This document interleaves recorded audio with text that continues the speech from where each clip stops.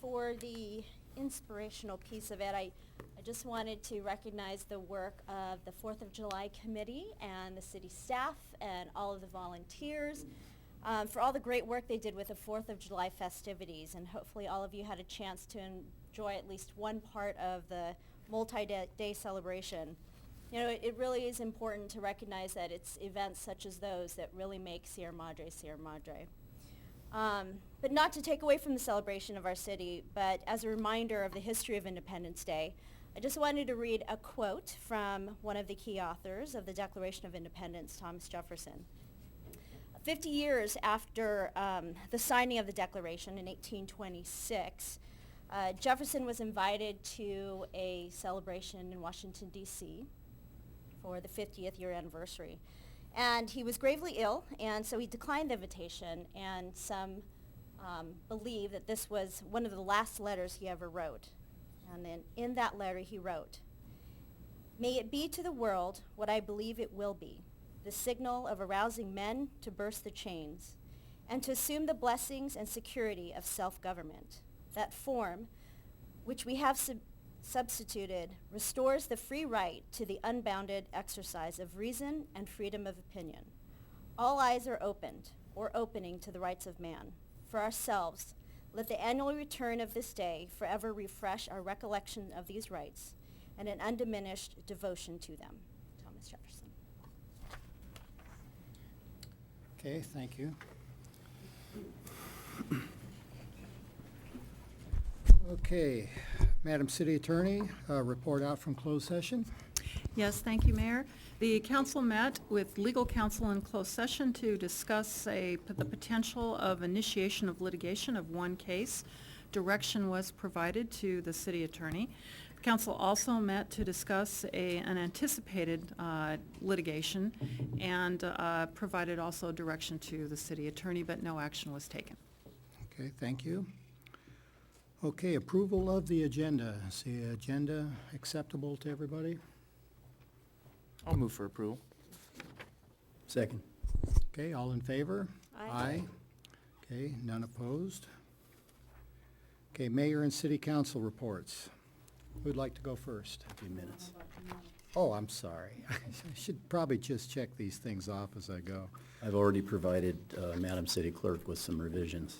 Okay. There's one little change. I have to, let me open it. Does anybody else have changes? I just have one on page 19. I think it was John Capoccia that asked that we put Marilyn Diaz on the police public safety. Was that you, or was it John Harabedian? I thought it was me, but I it wasn't was you. sure. Yeah, it Okay, was I wasn't sure.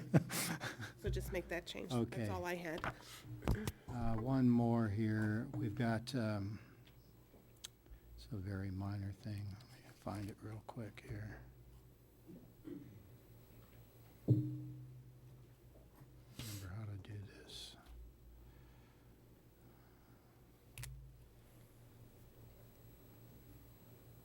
Okay, in two places you've got OPEG.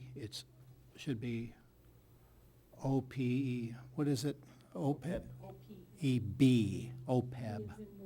Yes, so that's, one of them's on page 18. The other one is on,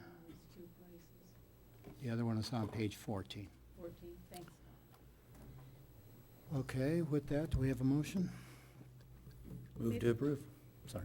That's fine. Second. All in favor? Aye.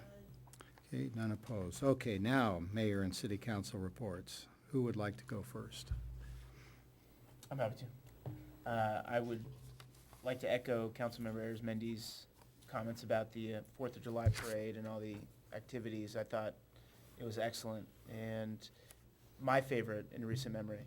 Yeah, I think the turnout was tremendous, and the activities and everything else were just spot on. And Councilmember Arizmendi and I were in the dunk tank, and Councilmember Del Mar was working it the whole time. So it was a lot of fun. But a lot of thanks go to 4th of July committee staff and everyone else.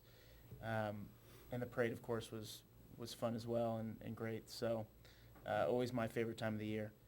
I since then went to a meeting with Collaborate Pasadena. It's it's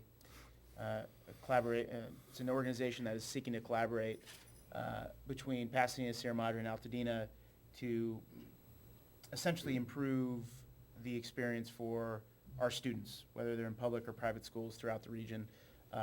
Our permanent representative is Councilmember Arizmendi. I filled in for one meeting, and it was the kickoff for the Executive Council, Leadership Council. And I think going forward, it's going to be a really important organization and something that's going to bring a lot of good to our community, and making sure, essentially the charge is to make sure that our children are supported and are set up to succeed in schools, not only inside the classroom but outside.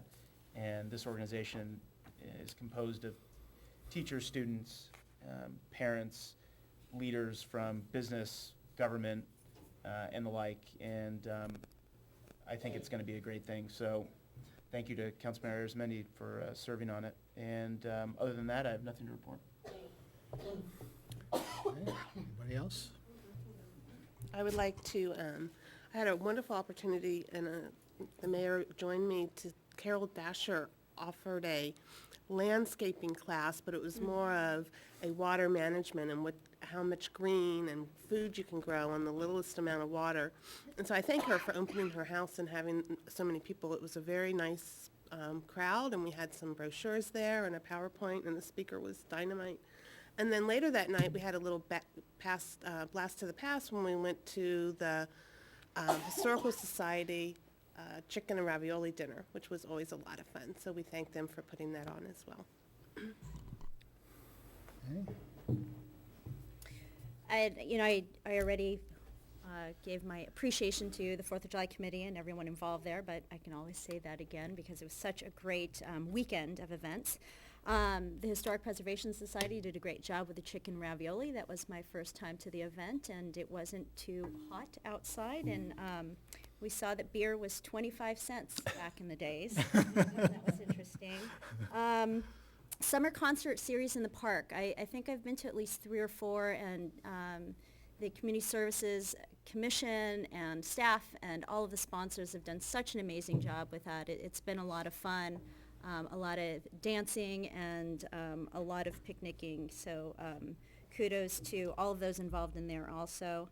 And then lastly, with Mayor Pro Tem Goss, we had a public safety committee, and it was a second meeting. From what I understand, I missed the first one, but I think we were able to get in the second meeting really the charge of what the committee will be doing and the purpose for what they will be doing in this upcoming 6 months to 12 months.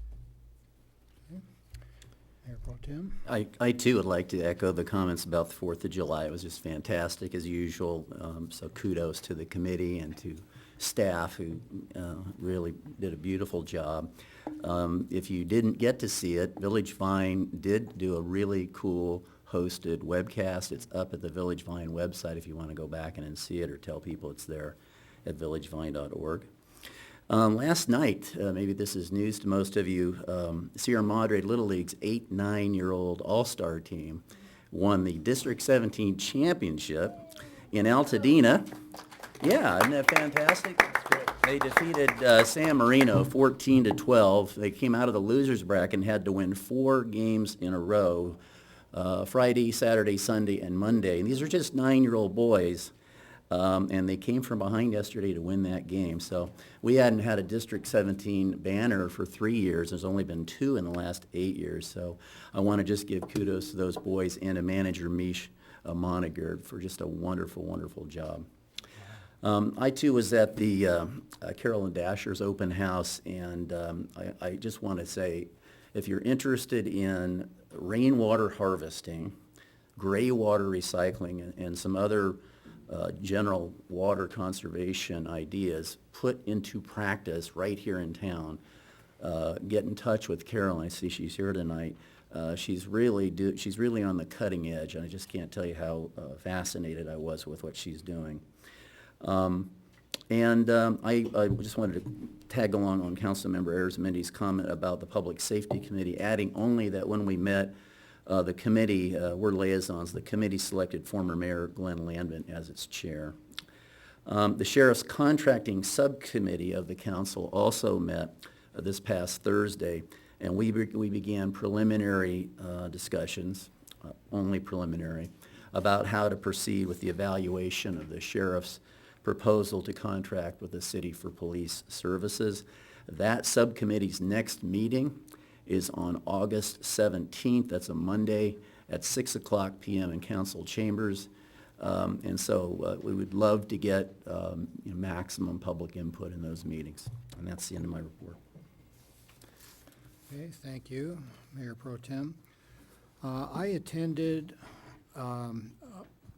a presentation for elected officials and city staff on understanding community choice aggregation. Aggregation, yeah, there's a lot of aggravation going around, but what this is with electrical service, is certain communities have chosen to find their own pure or raw source of electrical power, and then that power is transmitted on Edison's facilities to your house. So a couple of communities have done this, and most recently Lancaster, as a community by themselves, are contracting for their own power and having it delivered through Edison. And apparently there is a group working together on the west side, Manhattan Beach, and some of the others to look at this themselves. But the workshop was put on by Howard Choi's a general manager from LA County Office of Sustainability. I'm not sure what that office does at all, but he gave this presentation, and his charge was to determine whether it's feasible or not. And just personally, I'm just very, very skeptical of this from my career in a utility and doing that sort of thing.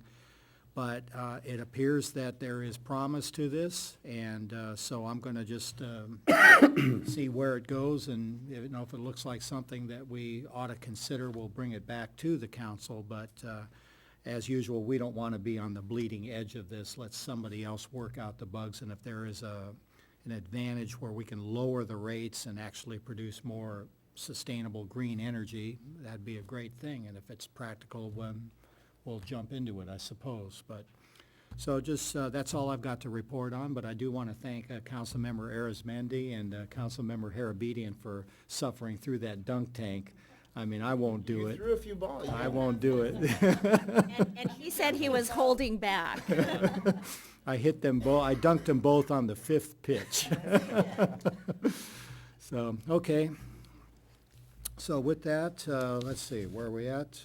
Let's open it up for public comment for any items that are not on the agenda. And again, I just would ask that you keep your comments to 3 minutes. And if you need more time, please let me know, and we'll, let you go if you need to. Okay. So.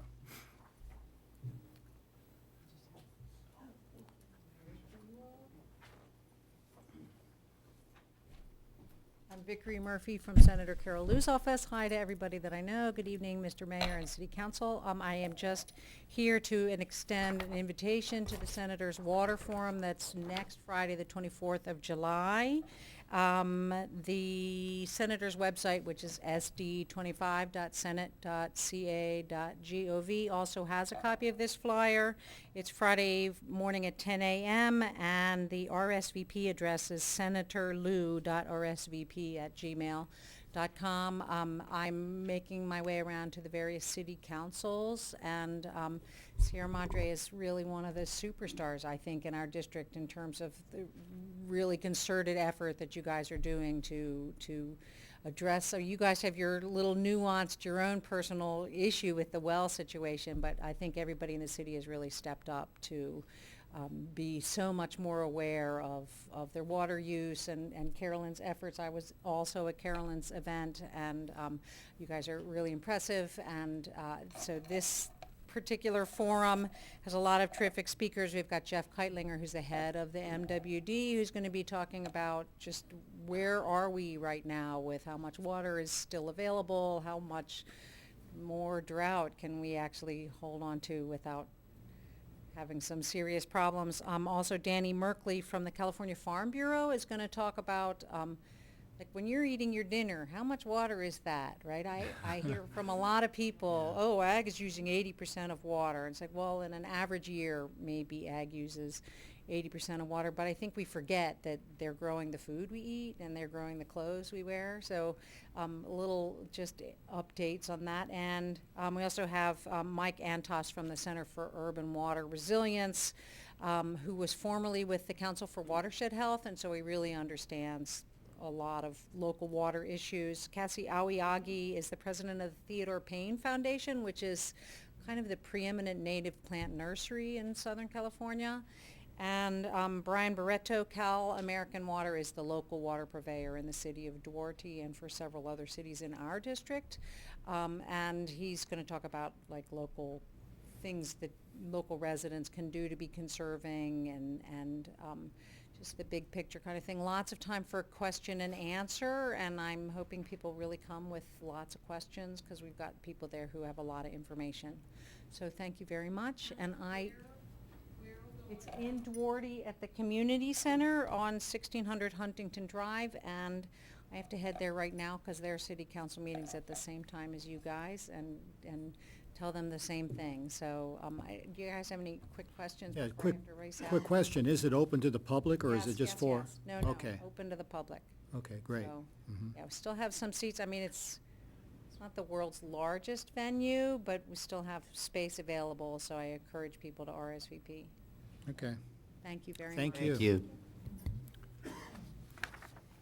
And I'm sorry I can't stay for the presentation because I know Mr. Inman is going to be talking about the city's water stuff, and I'm going to miss it, so anyway. Thanks.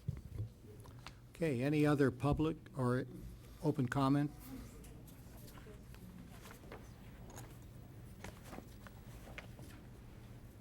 Hello, good evening. My name is Renee Estefan. I'm a student at Cal Poly Pomona, and I would like to extend an invitation to Sierra Madre residents to complete a water conservation incentive program survey as part of a research project that I am conducting at Cal Poly Pomona. This survey has been updated, revised, and reviewed by the Institutional Review Board at Cal Poly Pomona, and I would greatly appreciate it if some of you would be able to fill out the survey. It is an online survey, and I have a flyer with the link and the QR code if you would be interested in taking it. The survey will be open till the end of August, and we're looking at the efficacy of water conservation incentive program promotional efforts within the San Gabriel Valley. So I will leave some of these flyers in the back, and I can also drop some off at City Hall. So thank you very much. Do you have any questions? Could you leave one here Sure. for us too and get it? Absolutely. Yeah, we also have a Facebook page, so maybe if you want to post, on our page, if you Oh, want to leave okay. that link, people visit that, so. Okay, Might be a good way wonderful. of getting it out there. Awesome, thank you. Great, thank you.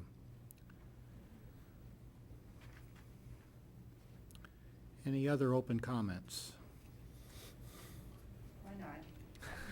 Hi, I'm Carolyn Dasher.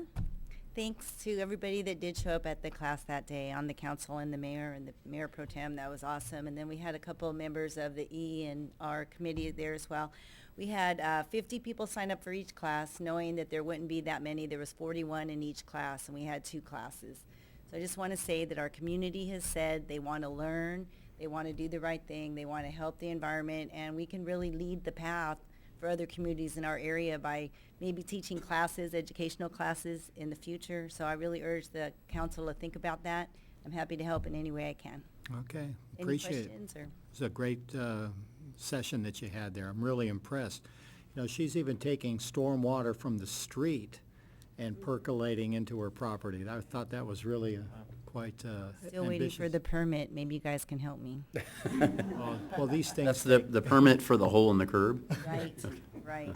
But I've got everything else. That's the I spent all key, right? money on the shut-off valves because I want to be prepared. I'm sure our city manager will look into that and see we can, okay. Carolyn, would you Well- like to maybe give a little shout out for the website of the Growing? Sure. So Rishi Kumar was our instructor there, and he's the person I took the class from at the Arboretum last summer, and he is the co-founder of the Growing Home and also the Growing Club. And the Growing Club is a community of like-minded people who want to eat healthy, who want to help the soil, enrich the soil, help the water conservation for our state. And it's a really great community. In fact, this Saturday they're having a class on fermentation, hydration, and canning. I'm so excited, I can't wait. Yeah. So, thank you. He's a very good presenter, too. I was really impressed with his Well, delivery. and yeah. that class was really basic. He can get really scientific, so I'd love it if he could teach classes here. It'd be great. And we should see if we can get something going at the city hall and have him come down and talk to a large group of people. I think it'd be worthwhile to do that. Okay, thank you. Okay, any other public comment? I'll send it to you tomorrow. Okay, with that, I'll close it, and now we have a presentation from our Public Works Director, Bruce Inman, on our water conservation.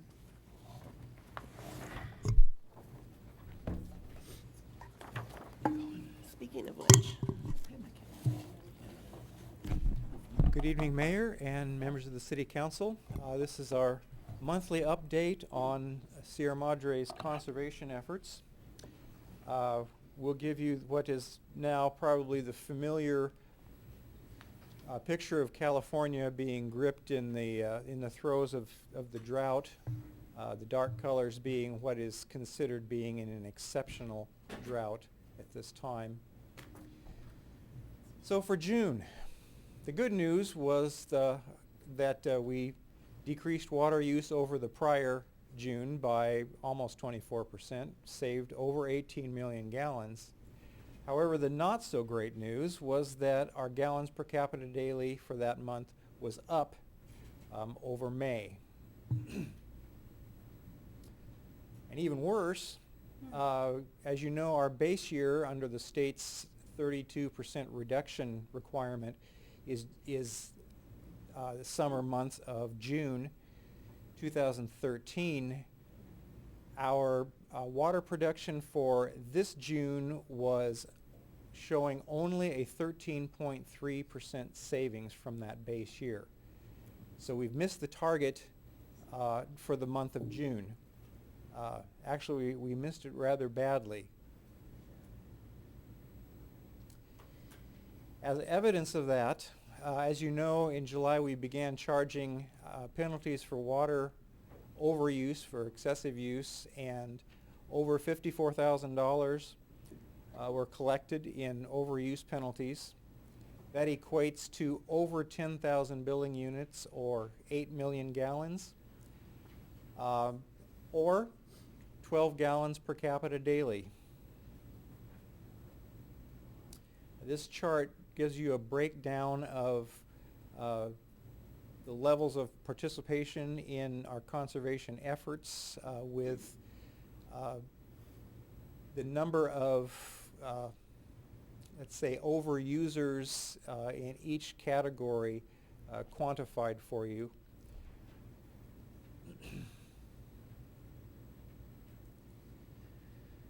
July, we're looking a bit better. Our water use has decreased almost 25% over the same period last year. Our 7.8 million gallons less used this year than last, and our gallons per capita daily are up a little bit, but our water use is down compared to July of 2015. We're at roughly 24 to 25% over that base year, so our conservation effort has improved for this month. Again, our goal would be a gallons per capita daily of 153. Right now we're at 179, but overall our production is down about 25% over July of 2013.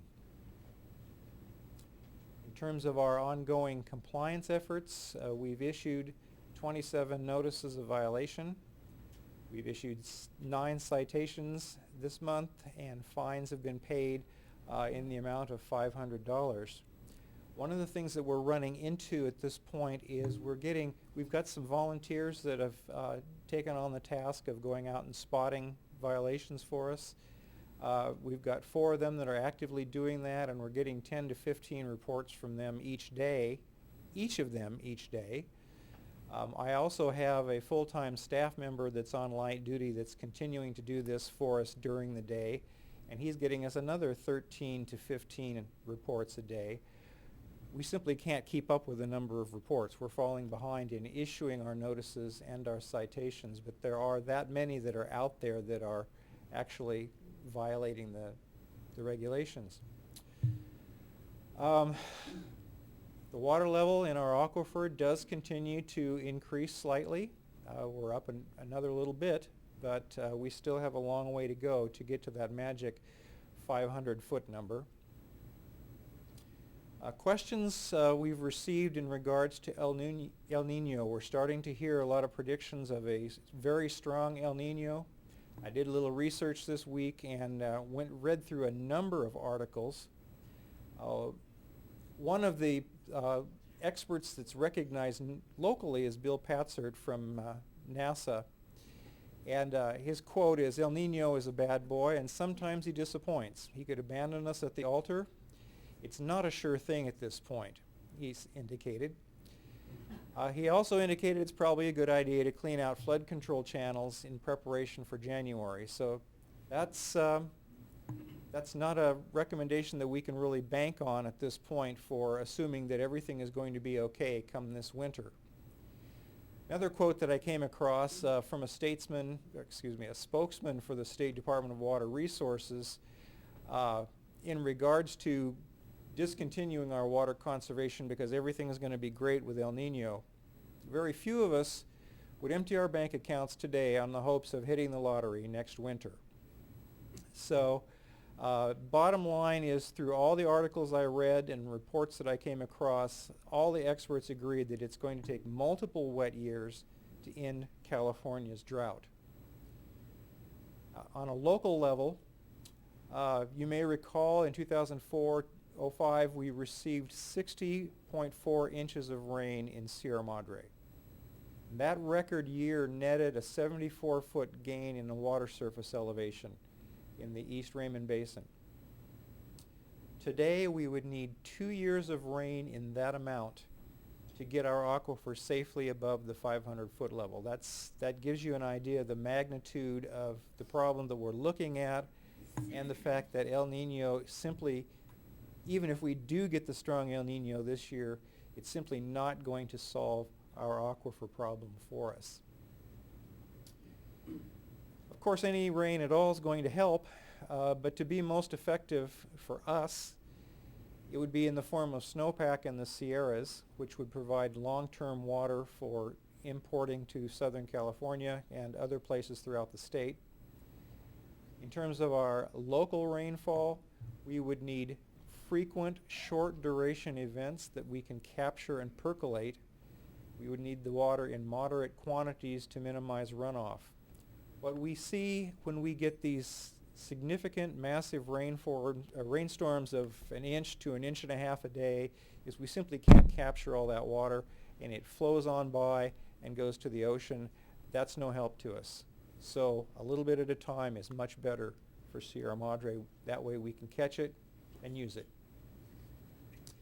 And again, as a reminder that to the community, fines are being assessed for violators of water day and overwatering restrictions, and penalty charges for exceedance of conservation goals are being assessed.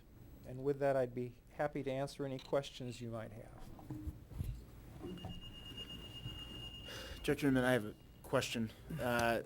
You had mentioned that when we get the 1 to 1.5 inches per day, a lot of the water rushes by, we can't capture it. Have we, and I'm going to channel my inner Ron Coleman here, have we done everything that we can anticipating an El Nino? Because everything I've read, while there are the experts that say don't bank on it, but it seems like it's very likely that it's going to occur. Have we done everything to make sure that when we do get the torrential downpour over a sustained amount of time that we are going to be able to capture as much as possible? Sierra Madre has done what we can do. We've been doing that for years. The county is actually assisting us in that process. Today, the County Board of Supervisors approved and certified the EIR for the East Raymond Basin projects that you've heard about over the last couple of years. That's was the next big hurdle to getting those water capture and water harvesting projects online. So we're going to see some progress on those. The Santa Anita diversion structure that will capture more water for us, that will be able to withstand these major storms, which in the past have simply washed it out. And the modification of the Santa Anita Dam that will allow the county to capture more water and let it out to us at a measured amount that we can actually use. So there are things that are being done, and our department has also started using some green streets techniques to increase our own capture. What about the gate at Camillo that we've heard about so often? The gate at Camillo, that's something that we'll be working with the county on to get a permit to modify that. That is a project that was identified in the same study that identified the 3 projects that the county is working on right now. And we'll be needing to work with the county to get permits to rebuild that structure. Is that county property? I mean, we couldn't Yes. is it? That channel is a county Okay. flood control structure. Well, that's good to know. I have other questions about other stuff, but. Questions? Can I just follow up on what you just said? Can you, just for the public's benefit, just remind us of some of those projects, those Green Street projects that might help us capture some of this runoff this winter? Yeah, right now, what we're doing is we have gone around, we've installed 3 dry wells in the city, and we're planning on doing more this fiscal year.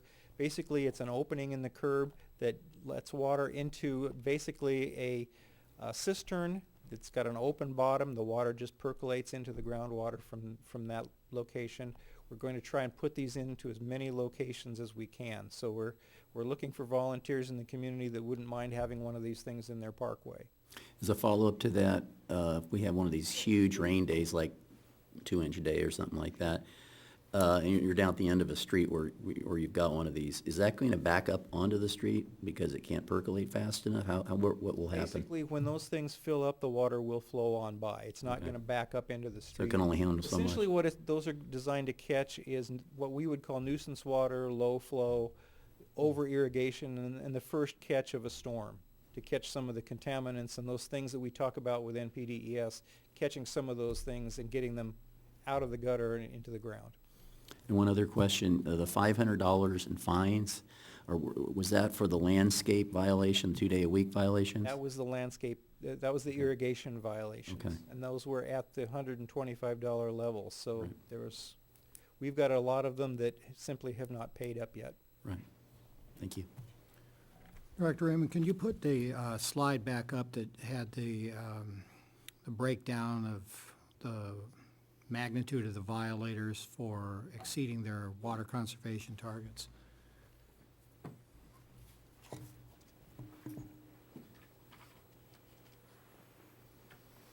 So, I mean, the conclusion, I know we can't draw too many conclusions from what we see here, but, I mean, what it does show is that there are a good number of water customers that are grossly over their allocation. And, but what bothers me too is, I know Madam City Manager sent out another graph that showed it by percent. It was shocking to see how many people were exceeding their target by a large percent. And, how could that be? I mean, the targets were based on on their consumption back in 2003. And if they were going along fine back then, they must be using more water than they were in 2003 to get to those kinds of exceedances.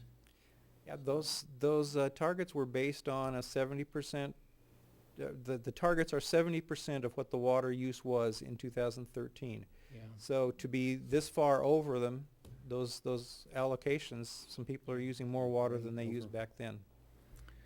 Okay, then, it raises the question, are the penalties that we've put in, are they effective in driving down the usage? Now, maybe from the other slide that showed in July, how July is looking good so far? Is that because half the city got their notices and with their penalties on it, and also the increase in rates that happened simultaneously? I'm wondering if that has driven some... There's no way to tell, but there's definitely a lot of communication Yeah, one side of town telling the other side of town, watch out. I yeah, think it's too early to tell. This was the first time, for 2 years, bills went out just with numbers saying you've exceeded by X amount. yeah. But there was nothing tied to that, no penalty tied to that. Mhm. I think we'll need to get through at least 2 billing cycles Yeah. for each side of town before people realize that they are being penalized now for exceeding. Mhm. And, we can hope that these numbers get a lot better. I think, no matter how much we advertise that we were going to start assessing penalties in July, Still, people still just, people don't know or yeah. didn't realize it, and once they see it on their bill, they That's- realize it, and they realize they need to change their Yeah. behaviors. Okay. To also address your question, one of the things I'm going to do in changing these presentations in the future is I'm going to eliminate the comparing this month to the same month last year, because Yeah. some of that information can be somewhat misleading. What we're going to do is focus on how we are doing compared to 2013. Because Yeah. that's the critical number, that's what the state is going to be looking at, and that's what we'll be paying penalties on if we don't comply. Yeah. And because one of the things you're seeing with all the fluctuations in these numbers is the impact of weather, and you're seeing the impact of the water use is never the same from one month to the next. You don't see straight line increases from one month to the next. So the numbers can be somewhat misleading. Yeah. Okay, any other questions? Director Inman, do we know what our penalty will be because we did not comply in June? I've heard nothing yet about what the penalties might be or if there will be penalties. Thank you. Can I ask a quick question about, not to spend too long on this, but have the complaints about water quality kicked up a little bit over the summer months because of the heat?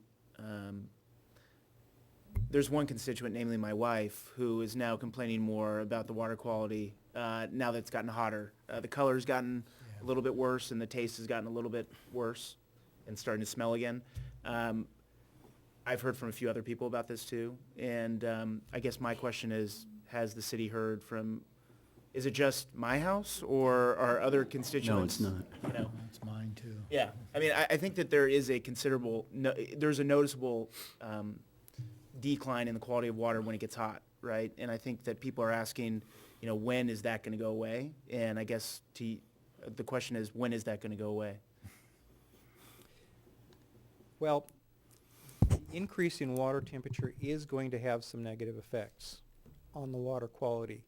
You may have seen articles in the press about another city in Southern California that released 500,000 gallons of water for water quality issues. It was the same thing. The water quality had gotten to the point, or the temperatures of the water had gotten to the point where it had severely impacted their water quality, and they simply had to let the water go. They couldn't do anything else with it.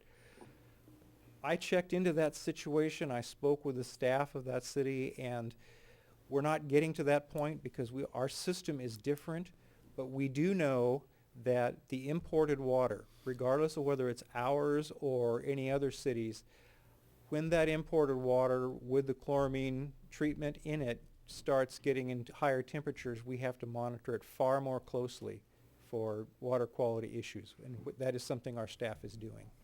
But to answer your specific question, your comment is the first I've heard. First I've heard also. I mean, I've heard from other folks. I mean, I know it's not just me, so maybe they haven't reached out to you. So we've been now treating the water with, and I'm blanking on the natural occurring element. Zinc orthophosphate. yeah. Zinc ortho. We've been treating that now for Right. 6 months, and I'm sure it's having some effect. But I guess my question is, are we doing enough? And is Dr. Baribeau, Dr. Baribeau is still working on it. And Okay. again, the issue that we're talking about with temperature is not so much really impacted by the zinc ortho.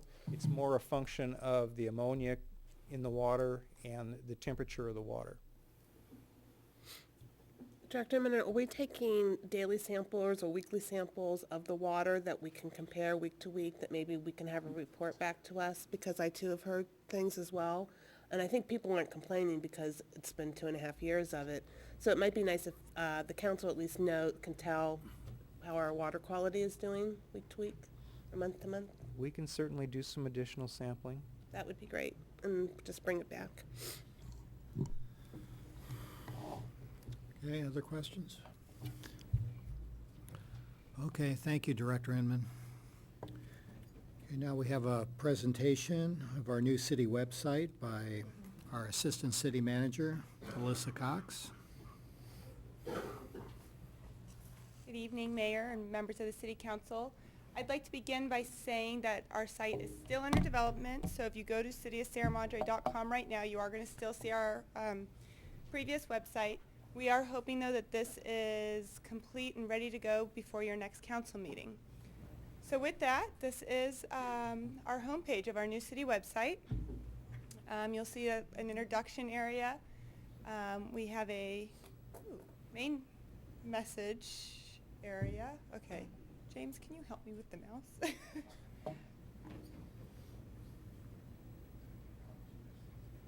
Okay. Sidebar. Okay. I apologize.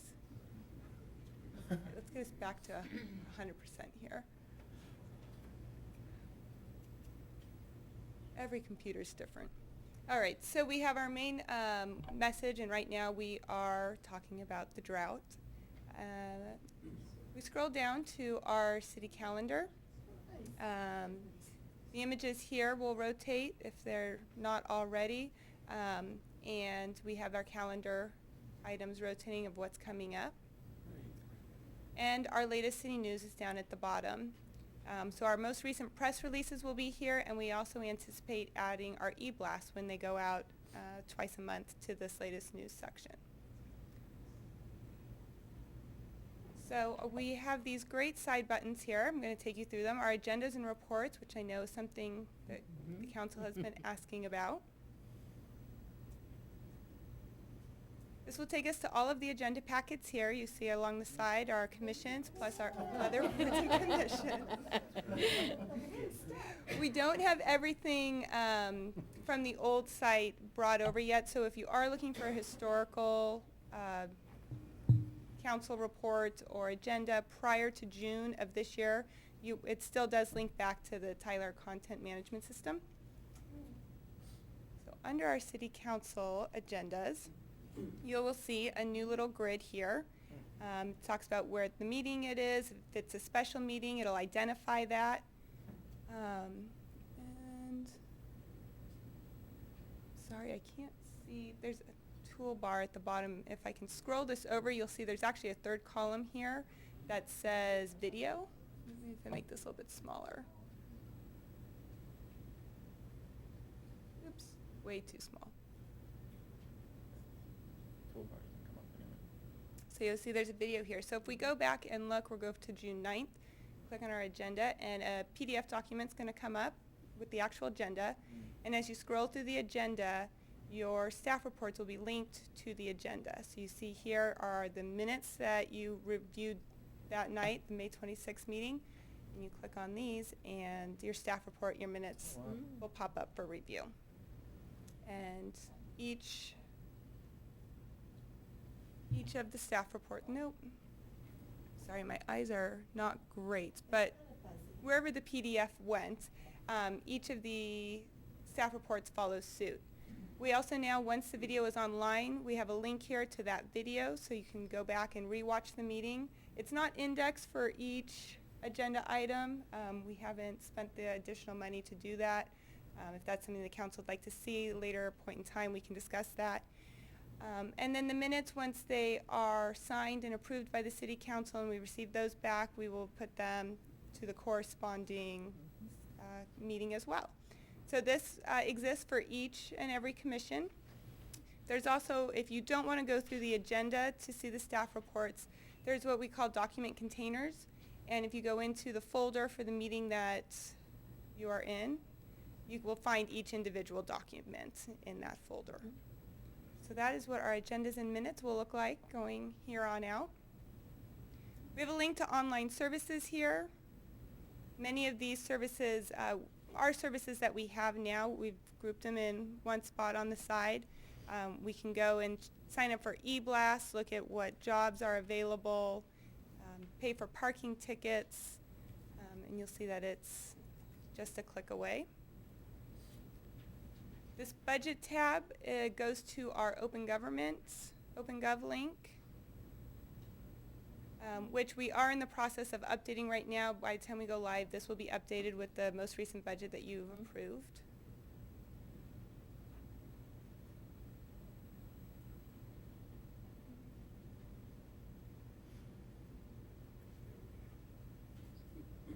It really wants me to get started here.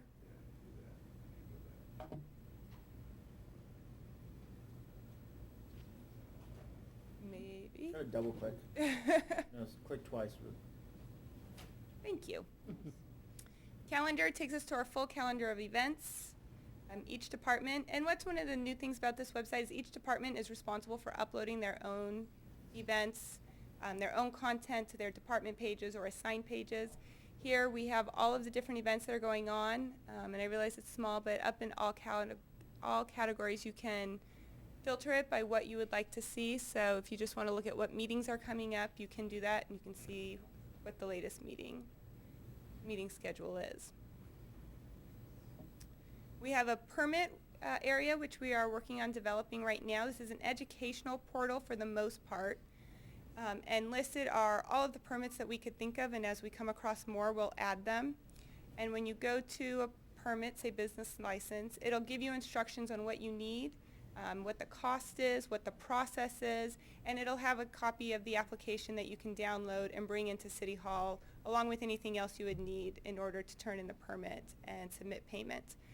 There are a few that you will be able to do online, mostly ones that are currently done online, like your parks and facility reservations. As we progress and as we see what the money situation is, we may be able to add more online, but most of those do come with a cost once we start collecting the fees online.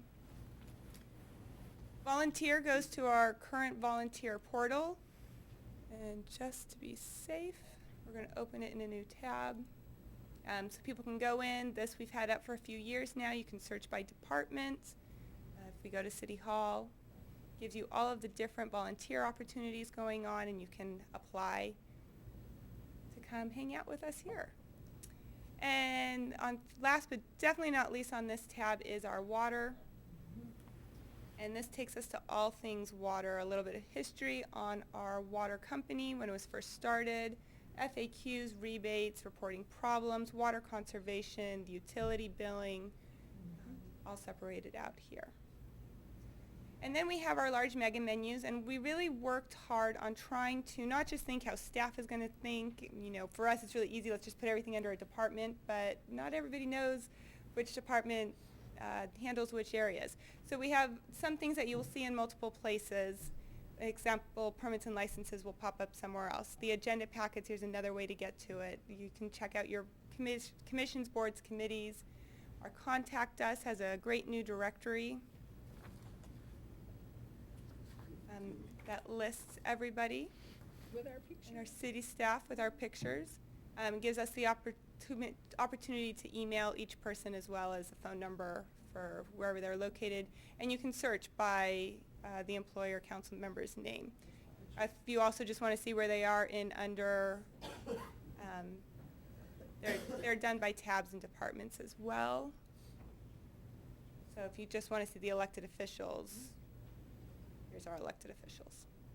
We gotta get the treasurer to get a picture on there. Come on. I did ask him, so if anybody sees him, Take his have him picture. come in, we'll take a great picture of him and add it to the site. Again, services, parking, permits, again, and licenses, transportation, special events, seniors, residents gives another plethora of areas you can look at, community groups. We have a great, let me see if it's up here yet. We're adding a great directory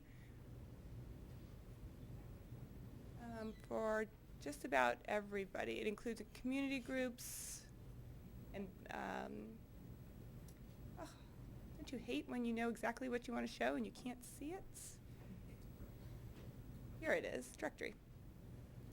It's got access to a number of different, the schools are listed, the utility companies are listed, so people that are moving to town have a one-stop shop of which utilities serve Sierra Madre.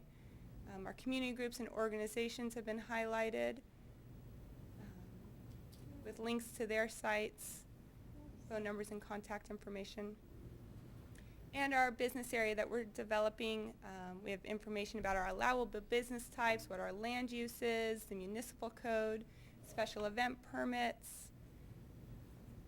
And the last thing I'd like to show you before we move on to the rest of the meeting is our, I already did show you, I showed you our permits already. We looked at the business licenses.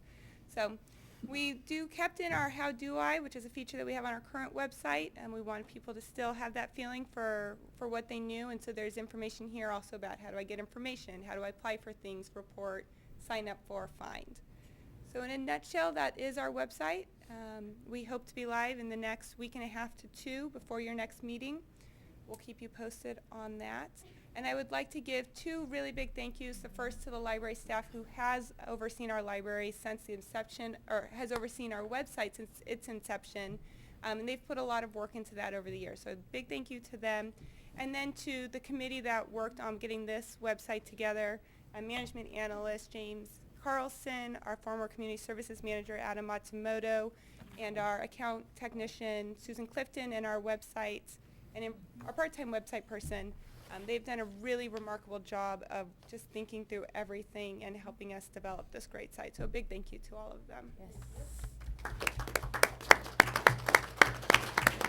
If you have any questions, I'd be able to answer them. If you're hoping that there's a feature there that you didn't see, I can see if it's hidden somewhere. Looks really fantastic. Great. Yeah. Thank you very much. Excellent. So, I like it that it's going to be easy for people who are moving into the community or wanting to move in, that they can easily find that information and have a link to everything. That's a great feature. Okay, thank you. Thank you. Thank you. Okay. All right, now on to the consent calendar. Madam City Manager? There are only 3 items on the consent calendar. Item number 1A is adoption of resolution 1540, approving our demands.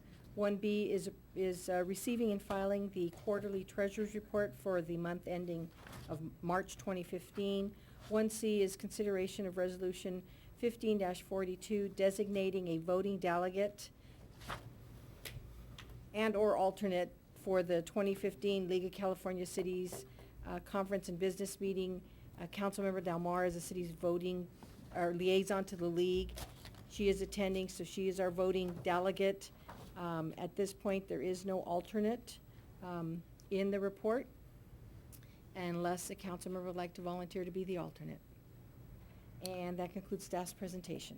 Didn't we have an alternate listed for the, Yes, we- I'm the alternate. we haven't- I can't go to Right. the actual to the week to the conference. So if someone else would like to go, please sign up and be the alternate. I can't get away because of work, unfortunately. So did the 3 of you? I plan on attending, so I'd be happy to serve as the alternate. Great.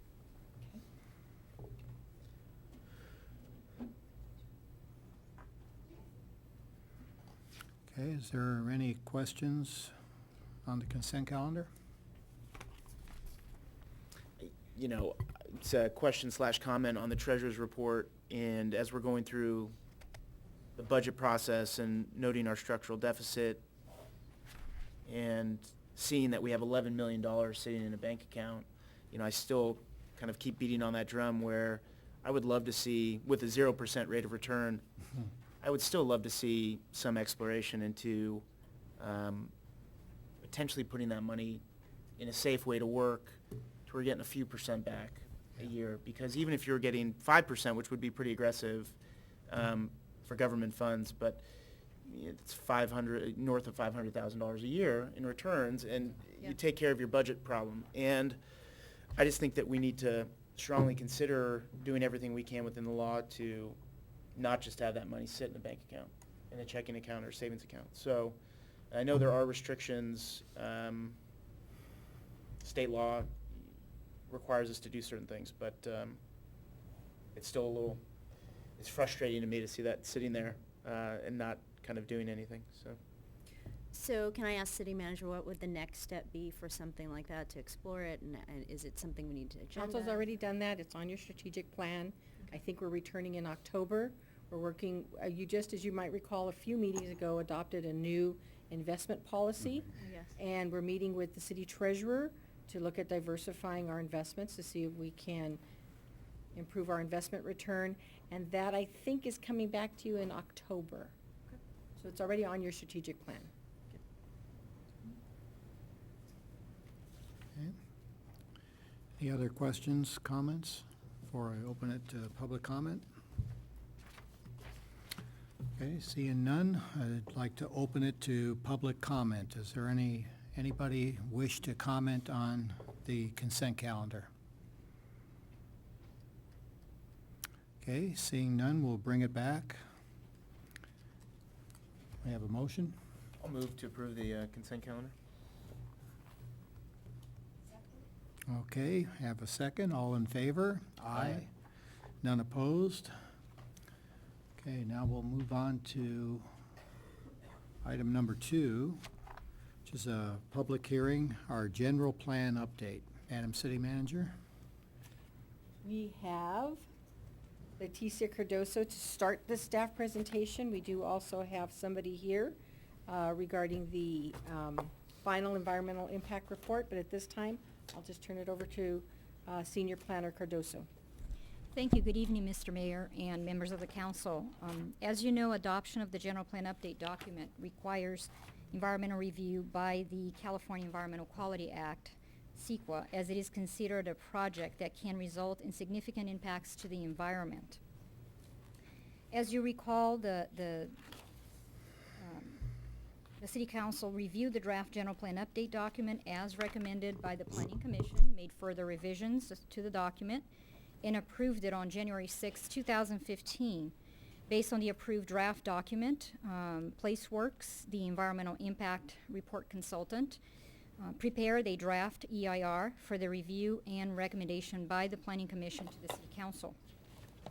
At their meeting on May 21st, 2015, the Planning Commission held a public hearing and reviewed the draft environmental impact report, took public comments, and recommended that the City Council consider it along with all comment letters and responses as the final EIR pursuant to Planning Commission Resolution 1507. Upon closing the comment period, PlaceWorks prepared the final EIR, the findings of fact, the statement of overriding considerations, and the mitigation monitoring program for review and consideration by the City Council tonight, as well as the adoption of the general plan update document. George Estrada and Bill Hulligan from PlaceWorks are here tonight and will provide a presentation with more details on each of those items that you're going to be considering tonight, and will also answer any questions you might have regarding the EIR. The general plan update document that you will be considering for adoption tonight reflects the revisions requested by the council during your review of the document and as approved at your January 6, 2015 meeting. No further changes were necessary as a result of the environmental review process. In consideration of the council's discussion a few months ago regarding the preparation of a citywide historic survey, staff would like to point out that several general plan policies require that such a survey be conducted by the city.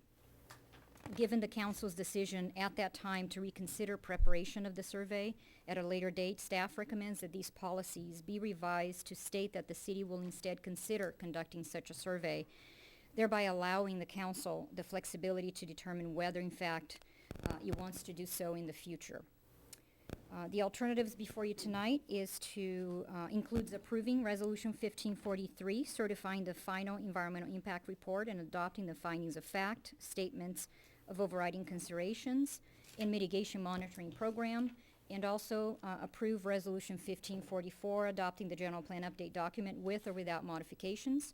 Alternatively, you can also deny Resolution 1543, not certifying the final EIR, in not adopting the findings of fact, statement of overriding considerations, and mitigation monitoring program, and concurrently then deny resolution 1544, not adopting the general plan update document.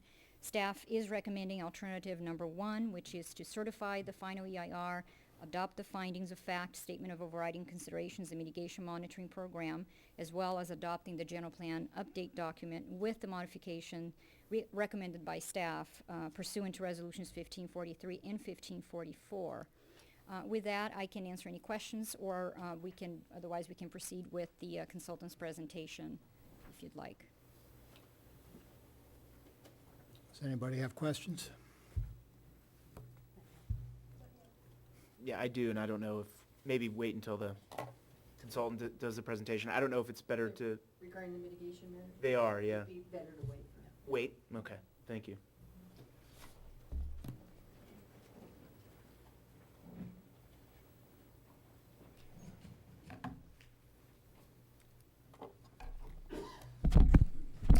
Good evening, Mayor and members of the City Council. My name is Bill Halligan with PlaceWorks, and we were the firm working with the city on preparation of the environmental impact for the general plan update. So I'm going to be giving a brief presentation on the EIR process. We're going to cover the purpose of CEQA, the EIR process, and go through the various steps in the process. The purpose of CEQA is to disclose project impacts to the public, identify ways to avoid or reduce environmental impacts, analyze project alternatives, and it also fosters interagency coordination and review. Here's an overview of the EIR process. We are at near the end at the City Council hearing, and if the EIR is certified tonight, we'll file a notice of determination with the county clerk and the state clearinghouse, and that will begin the 30-day statute of limitations for any CEQA litigation. We started the process with release of the notice of preparation. It was a 30-day public review period which ran from September 23rd, 2013 to October 23rd, 2013. And that just lets people know, lets agencies know that the city is undertaking preparation of an environmental impact report.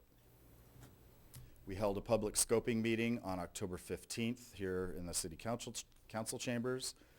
There was a number of residents that were here, and it was to present the general plan update and the EIR process and receive public comments and suggestions regarding the scope and content of the EIR. Can we go back? Sure. Was that 2013 when you did that? That was 2013, yes. So that was before the EIR was put together? Correct.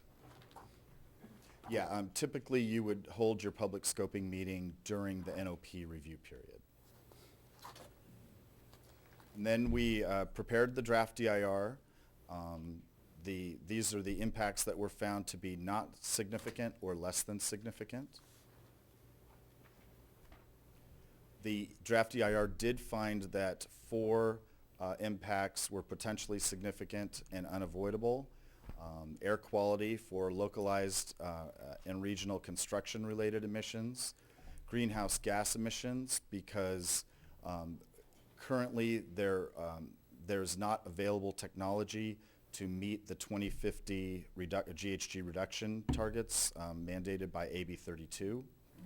Also, the EIR found that construction-related noise and vibration was significant and unavoidable, and then also water supply due to the ongoing drought. After the close of the 45-day public review period on the draft EIR, we prepared responses to all comments. A total of 5 comment letters were received, and formal responses were made to those agencies and provided approximately 13 days ago, which is in compliance with CEQA and the CEQA guidelines. Because there were some significant unavoidable adverse impacts, we also prepared a findings of fact and statement of overriding considerations, and Those are part of your packet, and the statement of overriding considerations basically states the reasons why, although there are significant impacts associated with the project, the benefits of the project outweigh those significant impacts. Also, as required by the CEQA, a mitigation monitoring program was prepared, and that is intended to ensure that implementation of all mitigation measures adopted through preparation of the EIR are successfully implemented. And then with that, I'm available to answer any questions.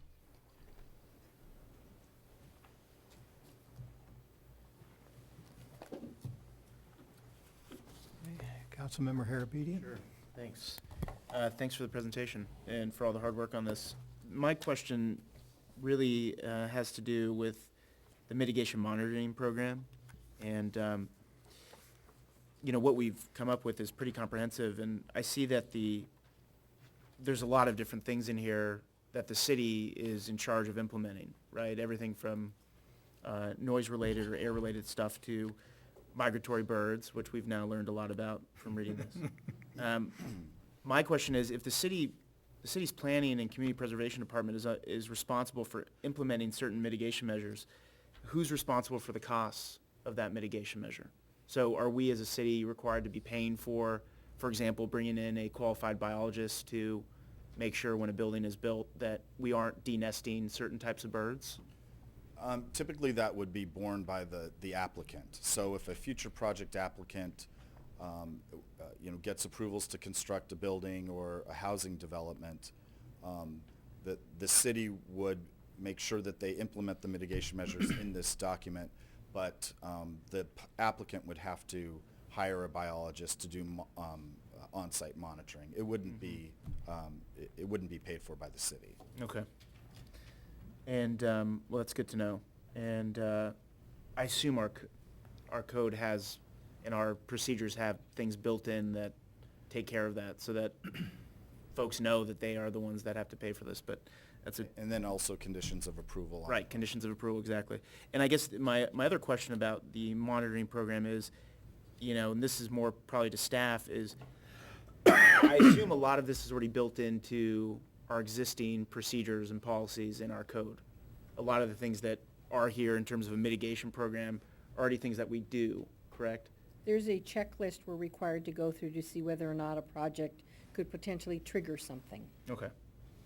And I was going to say, there's nothing in here that's new that would require some sort of change in policy. I keep going back to the migratory bird issue, but so are we aware of whenever a project that could potentially cause this issue, we have a checklist saying, okay, we know that this does or doesn't, and now we will contact the applicant and tell them to hire a qualified biologist to do that? That's the process. So we do that, okay. To me, that was just it's great on paper. I just wasn't sure if we were making sure that we were, avoiding any liability in terms of implementing the monitoring program. So, but thank you very much. A lot of work here, and You're welcome. Okay, Councilmember Arizmendi? And I must say, well, number one, I can't believe the 8-pound, 10-pound documents that were delivered to our homes. When I saw this as a whole, I was just really amazed at all the work that the General Plan Committee did, that the staff did, so kudos to all of you. This is my first exposure to a general plan, and the mitigation monitoring program really surprised me, and I just wanted to get a bigger understanding of it, I guess, in comparison to how it works with other cities and the expectation to complete the monitoring program in its entirety.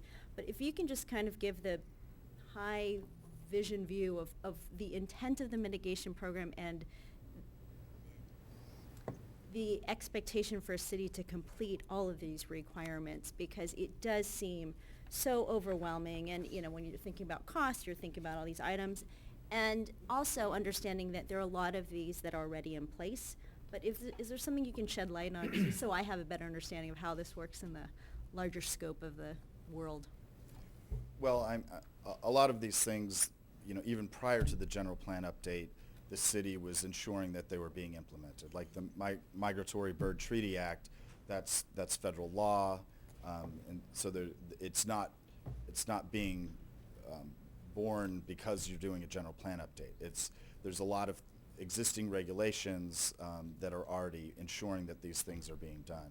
So when we did the EIR, it's just kind of capturing all of those things and putting it into the mitigation monitoring program. So what you see in here is very typical of any general plan update. So something like the, when we're looking at the traffic for Baldwin and Orange Grove, is there an expectation that that's going to be done within a certain timeline, and what would actually trigger that project to start? It gets triggered by a project, so a developer would have to come in proposing something. There's a checklist that the planning department goes through, and if it looks like this might trigger X number of additional traffic, we require them to do a traffic study as part of their plan. And that's how we get the data. Oh, that is very helpful, because again, when you see the mitigation monitoring program, it's really quite extensive and very comprehensive, so it's helpful. Thank you. I could just add one thing. The majority of this is already in place. So we really didn't, because we really aren't undergoing any new developments. It really remains the same, but it has to be included when we submit our general plan update. And all of this is triggered by a project. An applicant has to come in and say, I want to build on this land, or I want to do this, and then it's up to our staff to go through all the different lists that they have to go through to make sure the application is complete. And so they already have a process for this, and I don't know how they do it, because it's quite overwhelming to me too, what they do. Thank you. Yeah, I think the Orange Grove Baldwin project is actually a good one. I mean, we get a lot of traffic there as it is, so I don't know if you'll have room to put in the right turn only lanes, but I scoped it out and I'm thinking, where's it going to go? I was gonna say where you can put it, but there's some pretty practical things that came out of it. So. Okay, other questions? Okay, thank you very much. Thank you. Okay, any other questions for staff on this? Well, just on the whole, just the whole general plan update. I do have a comment, if I can make that, or do you want to go to the public first? But my comment would be regarding the historical survey. I would not recommend us changing. The language really doesn't make a difference if we say consider or it's in there. This has been in there, the same exact language has been in there since the 1996 update was done, and we still haven't done a historical survey. So we're not guaranteeing we're going to do one. We don't have an implementation plan, what time we're going to do it. We just say we're going to do it. So I think we should discuss that after Yeah. we do public comment. Okay, well, at this, I'll open it up for public comment, and the comments can be anything from the EIR, the mitigation monitoring program, or the general plan update itself, so feel free.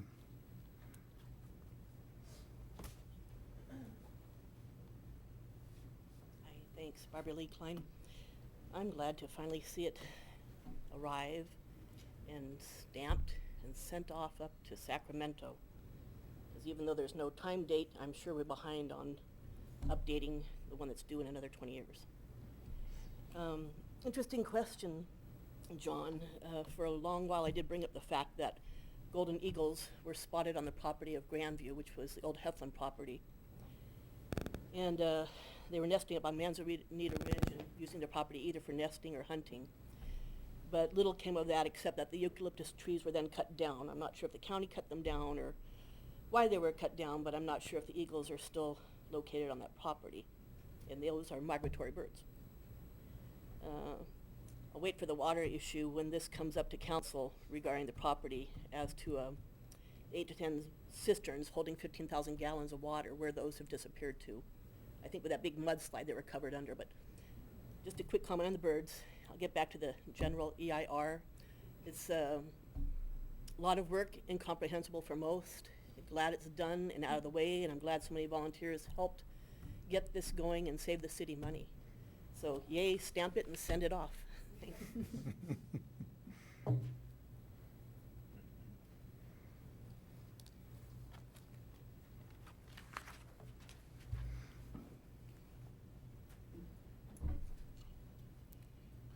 Good evening. My name is Father Michael Higgins. I live at 700 North Sunnyside in Sierra Madre, and I serve there as the retreat director of the retreat center. And yesterday I sent a letter to the members of the council expressing a concern, and I would like to enter it tonight into the record of the discussion of this issue. If I can get my eyes to focus, I'll read it for you. Dear Mayor Capocia and members of the City Council, we wish to call to your attention a mistake in one part of the final general plan update draft and ask that it be corrected before you consider adopting the general plan update. This mistake was not present in the drafts that were received and approved by the Steering Committee and Planning Commission, and therefore was hidden from public review and comment. Fortunately, the mistake is easily corrected by simply reinserting the language that was present in the drafts before the Steering Committee and Planning Committee into which the final draft that you consider. The 1996 General Plan land use element at pages 37-38 contains the following policy.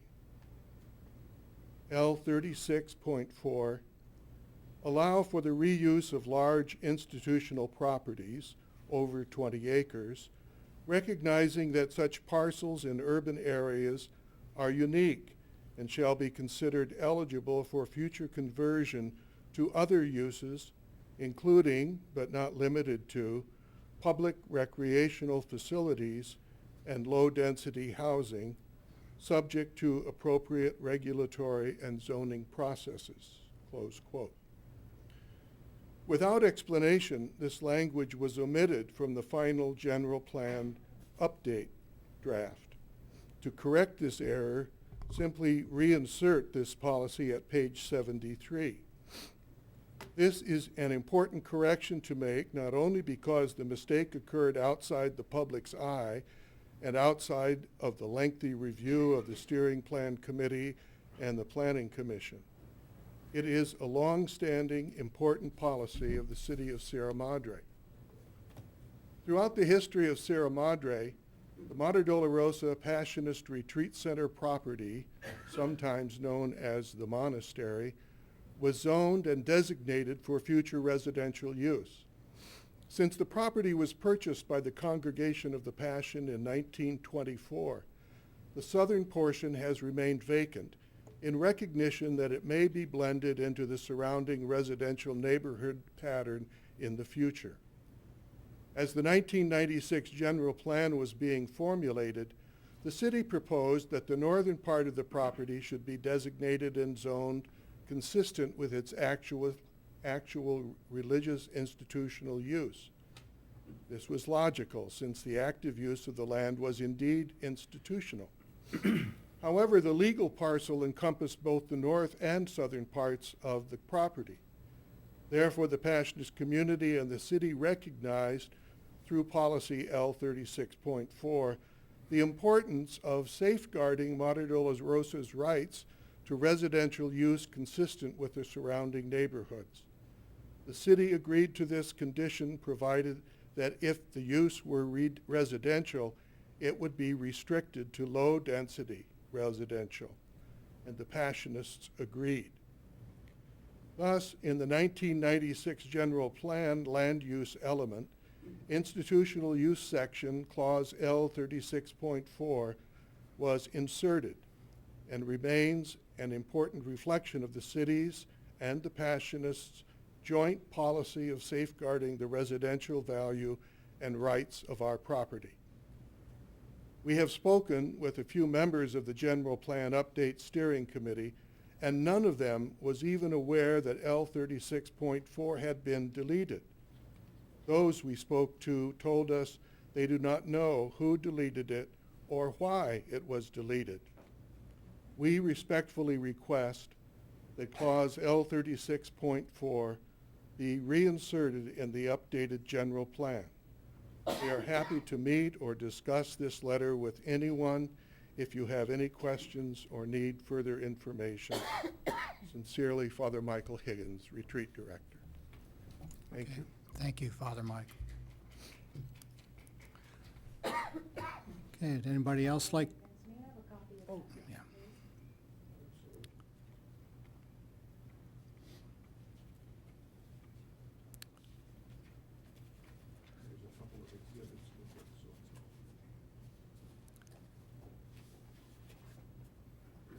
Okay, would anybody else like to comment on the general plan? Ms. Lee, you commented once I know, already. I wish I had gotten up after Father Higgins. I just wanted to Please, get on record. really, really quick, please. I attended all the meetings very carefully to monitor exactly that section. Ms. Lee, we really That don't, meeting did not, I'm we did sorry, not we- take it out we that don't- particular night. yeah, please, we don't need you to I comment know, on but I that. don't want the city to be opened up to a huge lawsuit. We'll worry about the lawsuit, thank you.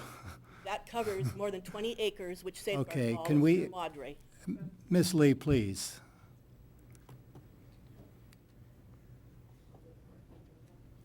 Matt Bryant, Edgeview Drive. The Madre de la Rosa Monastery is appropriately zoned for institutional use because it is an institutional property. The reason Madre de la Rosa wants that language in there, back in there, is because it removes the city council's discretion to deny what could be one of the largest housing projects that Sierra Madre has seen in decades. Now, it seems to me that when you have the institutional use properties that are basically the largest parcels in the city of Sierra Madre that can have the most impact on the city of Sierra Madre, the city council should retain as much discretion as possible. Certainly at least the same discretion you folks would have over my little piece of land if I wanted to rezone it.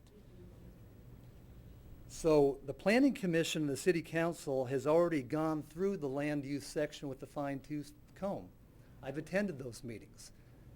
And the Madre de la Rosa Monastery had ample opportunity to protest that change if they wanted to do so, and they did not do it. So I would urge you to, can I please not have any comments? Can I please not have any comments when I'm up here? Okay. Yeah, I would just ask the audience to please respect the speaker and not comment from the back of the room. Thank you. And so I would just urge you to retain that discretion, and if any institutional user wants to put forth a good project, let them apply for the normal zoning change that everybody else has to go through. But that language in there is very bad language. It invites a lawsuit. It's ambiguous. And so that's why it was taken out. And I hope you would just not mess with that again and approve the general plan as it stands. Thank you very much. Thank you.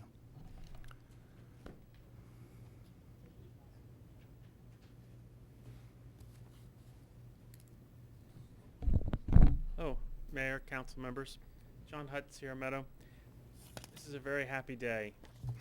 Many years in the making, countless meetings, all sorts of public workshops, public hearings at the committee level, planning commission and city council.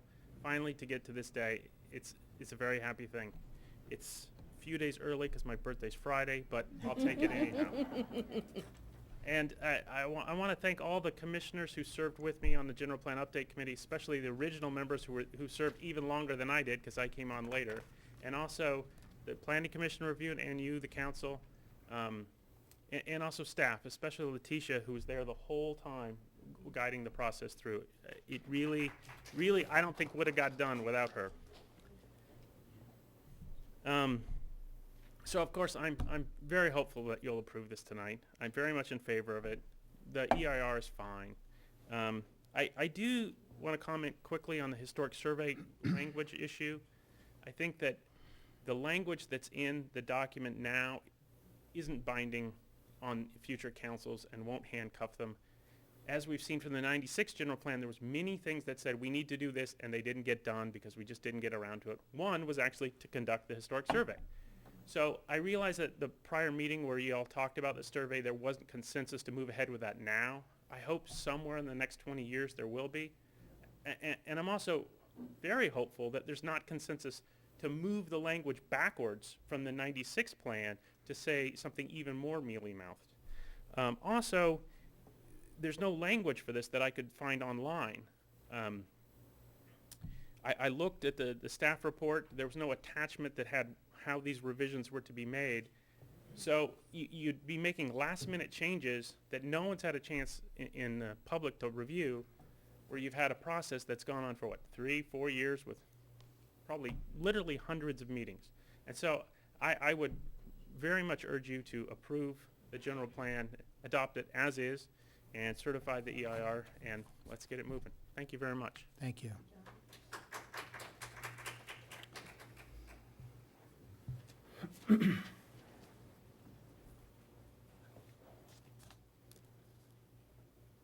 D. Alcorn in Grandview. As a longtime resident, I just want to say my appreciation for the hard work and the dedication it was shown. It gets gone on for, I don't know, forever, it seemed to me. And to have the finally fruition, it's people just have, the chairman and so on, just have to have a great sense of good accomplishment. There was a lot of work, participation by any number, I mean, a great number of people. I mean, countless hours. If you count all the time that people put in there, it's sort of priceless because you had the input from the citizens and you had a good response. I mean, it wasn't roughshod over anything. Everything was considered in great detail. I attended a lot of those meetings, and it was just, I was really impressed with the caliber and with the intent and the dedication shown. I'd just like to say thank you to all of you for the good work and for finally the fruition to come through. I do appreciate the hard work and the dedication that was done there. So thank you very much. I appreciate that. Thank you.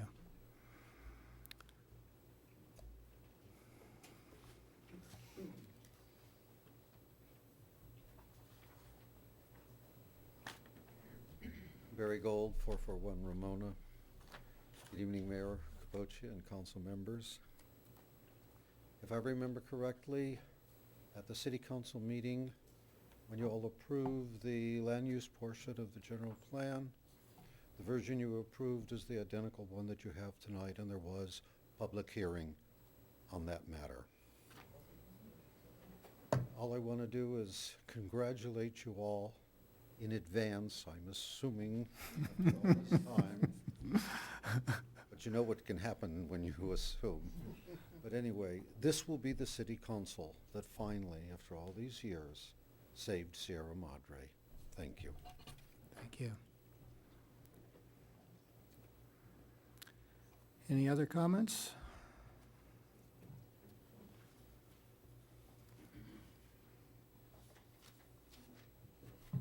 Jerry Pearson, Arcadia.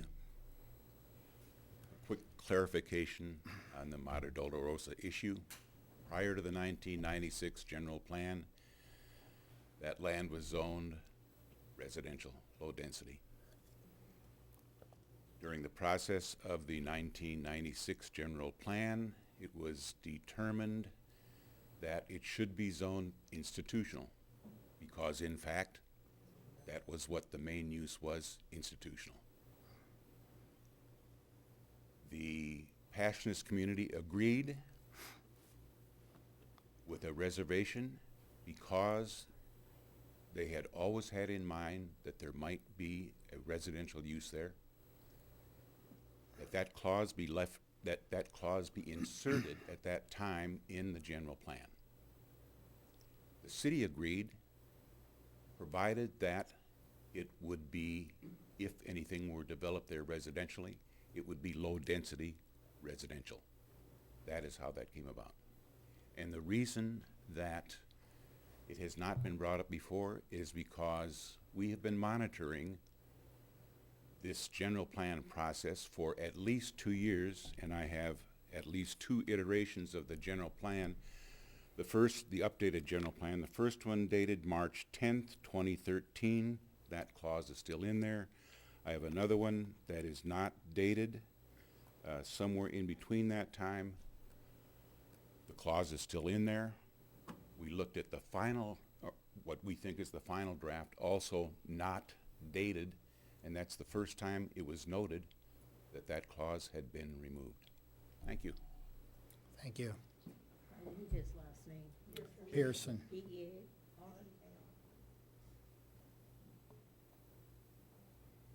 evening, Carol Willis, Carter Avenue. Nothing has been hidden. Aren't we all tired of this material? Haven't we all seen it forever? It's gone on for years. Nothing has been hidden. There is nothing in those words that prevents the monastery people from coming forth with a project to you. Nothing. Thank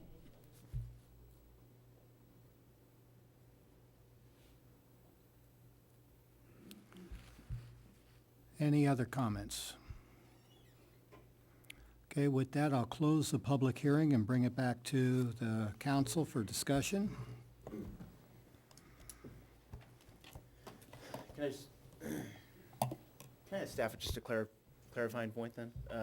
When, it was my understanding that the planning commission had a full hearing on the draft land use section and took that clause out, and then it came to the city council, we reviewed that version. Is that correct, or? Okay. Yeah, your mic isn't on. I just want to, no, go ahead. I just want to make sure it's, for the record, this was considered by the planning commission, it was considered by us, right? That's correct. The planning commission looked at this when it reviewed the land use plan and policies, I think back in September of last year. That was done, and then it came to the council.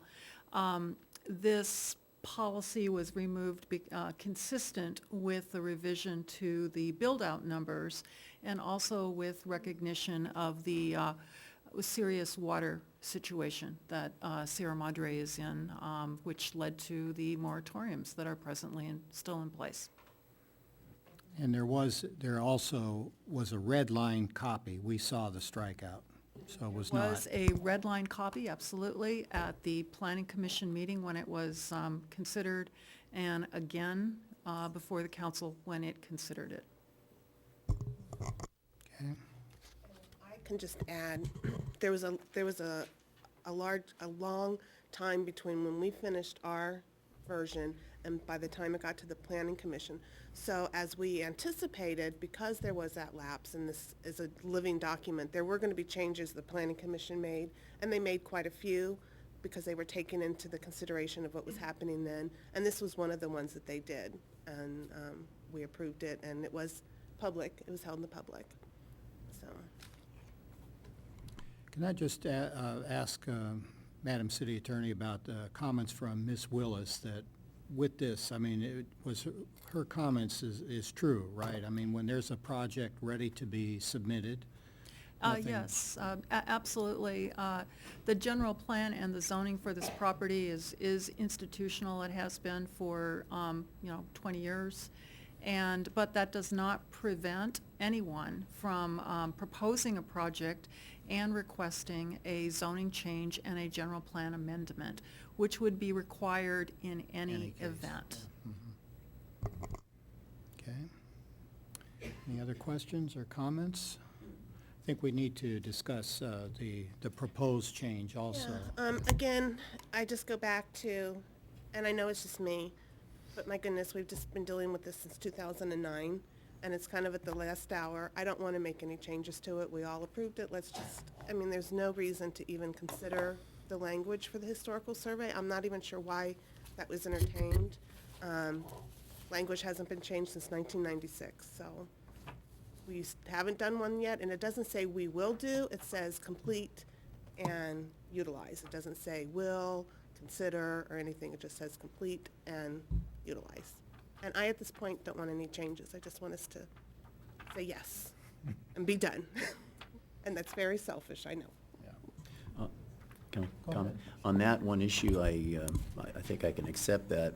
I think because I was opposed to doing the historical survey and we decided not to do it, having it in there, I think, doesn't really harm us, and it may be something that future councils want to do, and there will be opportunities for the public to drive that if they really want it badly enough. So I'm in agreement with you on that, Councilmember Delmore. If I am correct, we don't have it in the implementation plan, do we? We don't have a date or anything? There's no date. Yeah. No, in there's no fact, date. we are coming back to you in a few meetings to formalize our implementation plan, and Yeah, so we didn't This say isn't in you the had to next complete within year. 5 years or 10 years like we did a lot of them. It was just, there. Well, the way I see that too, it just would be something to be agendized, and I think at that time, if the council really was not willing to do it, then it'd be appropriate to perhaps make a general plan amendment at that time to say, change it to this, we're not gonna do that. So at least we dealt with it in the implementation plan though, formally, you know. And I'm comfortable with the discussion we had during the historic survey meeting, where what would the impact be in the general plan. I think we concluded at that time too, if it was not changed in the general plan, that council in a future time can still have the discretion to do what they want with it. So I'm comfortable with keeping the language as is. Okay. I do have a rather big change here. There's a hanging comma on page 4 after Anita Delmer. And we're gonna leave it, we're gonna leave it. I was gonna say, We're gonna leave it, John. that is, there, other than that, I'm fine with the general. That was intentional. Yeah. that hanging thing. And it went through a lot of different reviews, and everybody approved it. With that change, it's good to me. I would just like to thank everyone for all their hard work. I mean, the list of folks that worked on this was quite impressive, and I mean, it's been 6 years. So I'm good with it as it is, and you know, the survey. I have my personal views on it, but I think it's fine staying in the general plan. So, and to Father Higgins' point, you know, I think that that issue had its hearing. It had a debate. There was a public hearing, so I don't think that it was hidden from anyone. So I'm okay with the general plan as is. Okay, any other comments?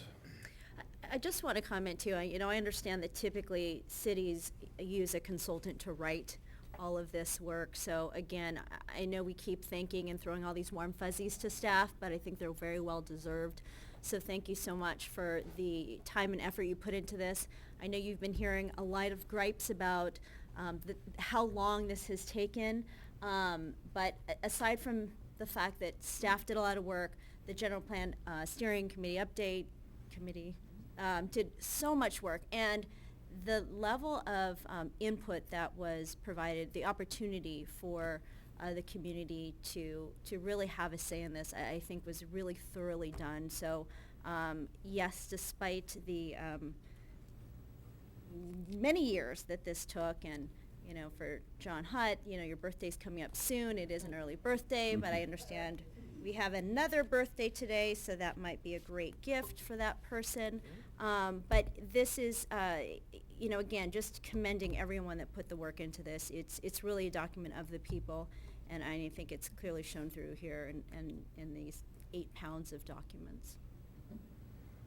Can I? I have one last thing before we formally do this. If I could have Letitia come up, please. Okay, Letitia, please.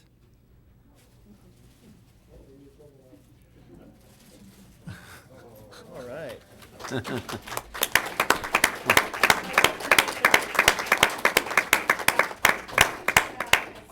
With us all of these years. She's been patient and kind and never had a bad word to say about any of us to our faces, maybe. But Letitia, along with our committee members that are here tonight, we have John Hutt and Tara Willis and Deb Sheraton. And I have a little something for you if you come up afterwards and get it. But on behalf of us, we say thank you so much for all your work. It's beautiful.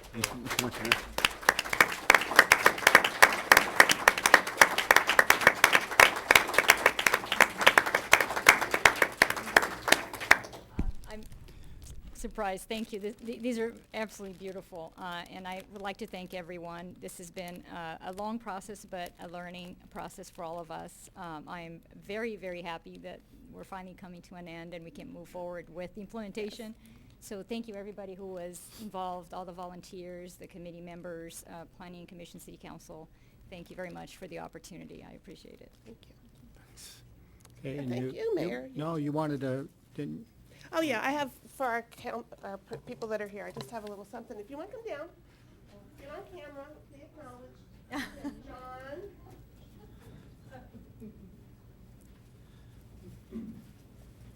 Carol Willis.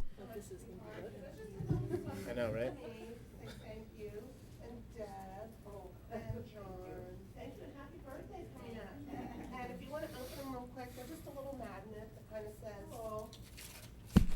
Sierra Madre's the best, or I'm a really fun Sierra Madre girl. So they can, every time they look at the magnet, they can think of all the fun times we had doing this. Beautiful. Thank you. Now, I'm the mayor, so I get the last word, right? Yes, you do. Okay, I want to just reiterate all the other comments. I mean, this is just a long process, and when I see the final result in that big binder and also the environmental impact report, and I look at the names of all the volunteers that participated, I read the letters of the kids that wrote, the survey that was done to get input, and I just want to thank one person in particular, and that's Councilmember Del Mar, Thank you. who chaired that committee. And she did a fantastic job in just creating the tone, and a lot of the ideas about how to get feedback came from Councilmember Del Mar. And working with staff, again, everybody just did a fabulous job, and I'm glad that I won't be around when this thing gets done again, because I want nothing to do with it. It's an incredible amount of work, and I don't know how a city like Pasadena or Los Angeles does it, because little Sierra Madre had to go through all this, and it's incredible. And also I want to remind people too that we did this basically on a shoestring budget. A lot of that was because of the volunteer effort that was put in here and the staff effort that was put into it. We kept our consultant costs relatively low. So again, just thanks to everybody. It's fantastic, and I'd like to just ask for a motion. Oh, that would be me. That would be me. So let me see if I can find it. So I would like to move to approve Resolution 1543, certifying the final environmental impact report, FEIR, and adopting the findings of fact, statement of overriding considerations, and mitigation monitoring program. Approve Resolution 1544, adopting the general plan update document with no modifications. Well, who's going to second that? I'll second it. Friendly amendment with that comma. I'm going to have to. I'll second it. Okay, all in favor? Aye. And I'm proud to say that it passes unanimously. So thank you. Thank everybody for staying up and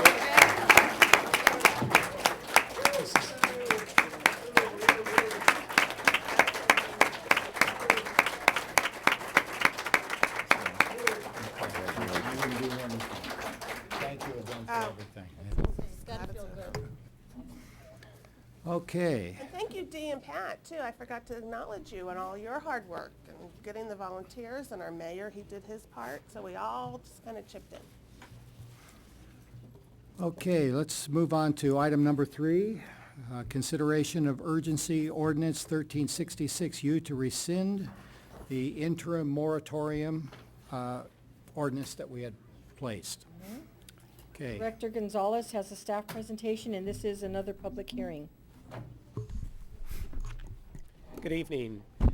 On January 27th, 2015, City Council adopted an urgency ordinance, 1360U, establishing an interim demolition moratorium of single-family and duplexes constructed prior to December 31st, 1940. The demolition ordinance was further extended for an additional 6 months on February 24th, 2015. That is ordinance number 1362-U. That ordinance would also remain in effect until August 24th, 2015, unless City Council took further action to rescind that ordinance. The demolition ordinance was established by City Council to impart, or would remain in effect until, as I mentioned, the 24th. The City Council has since then adopted both the moratorium demolition, made changes to our R1 zoning standards, and since that time, and because of those additions and changes we've made, the moratorium has been accomplished, and the desired modifications of the municipal code have been completed.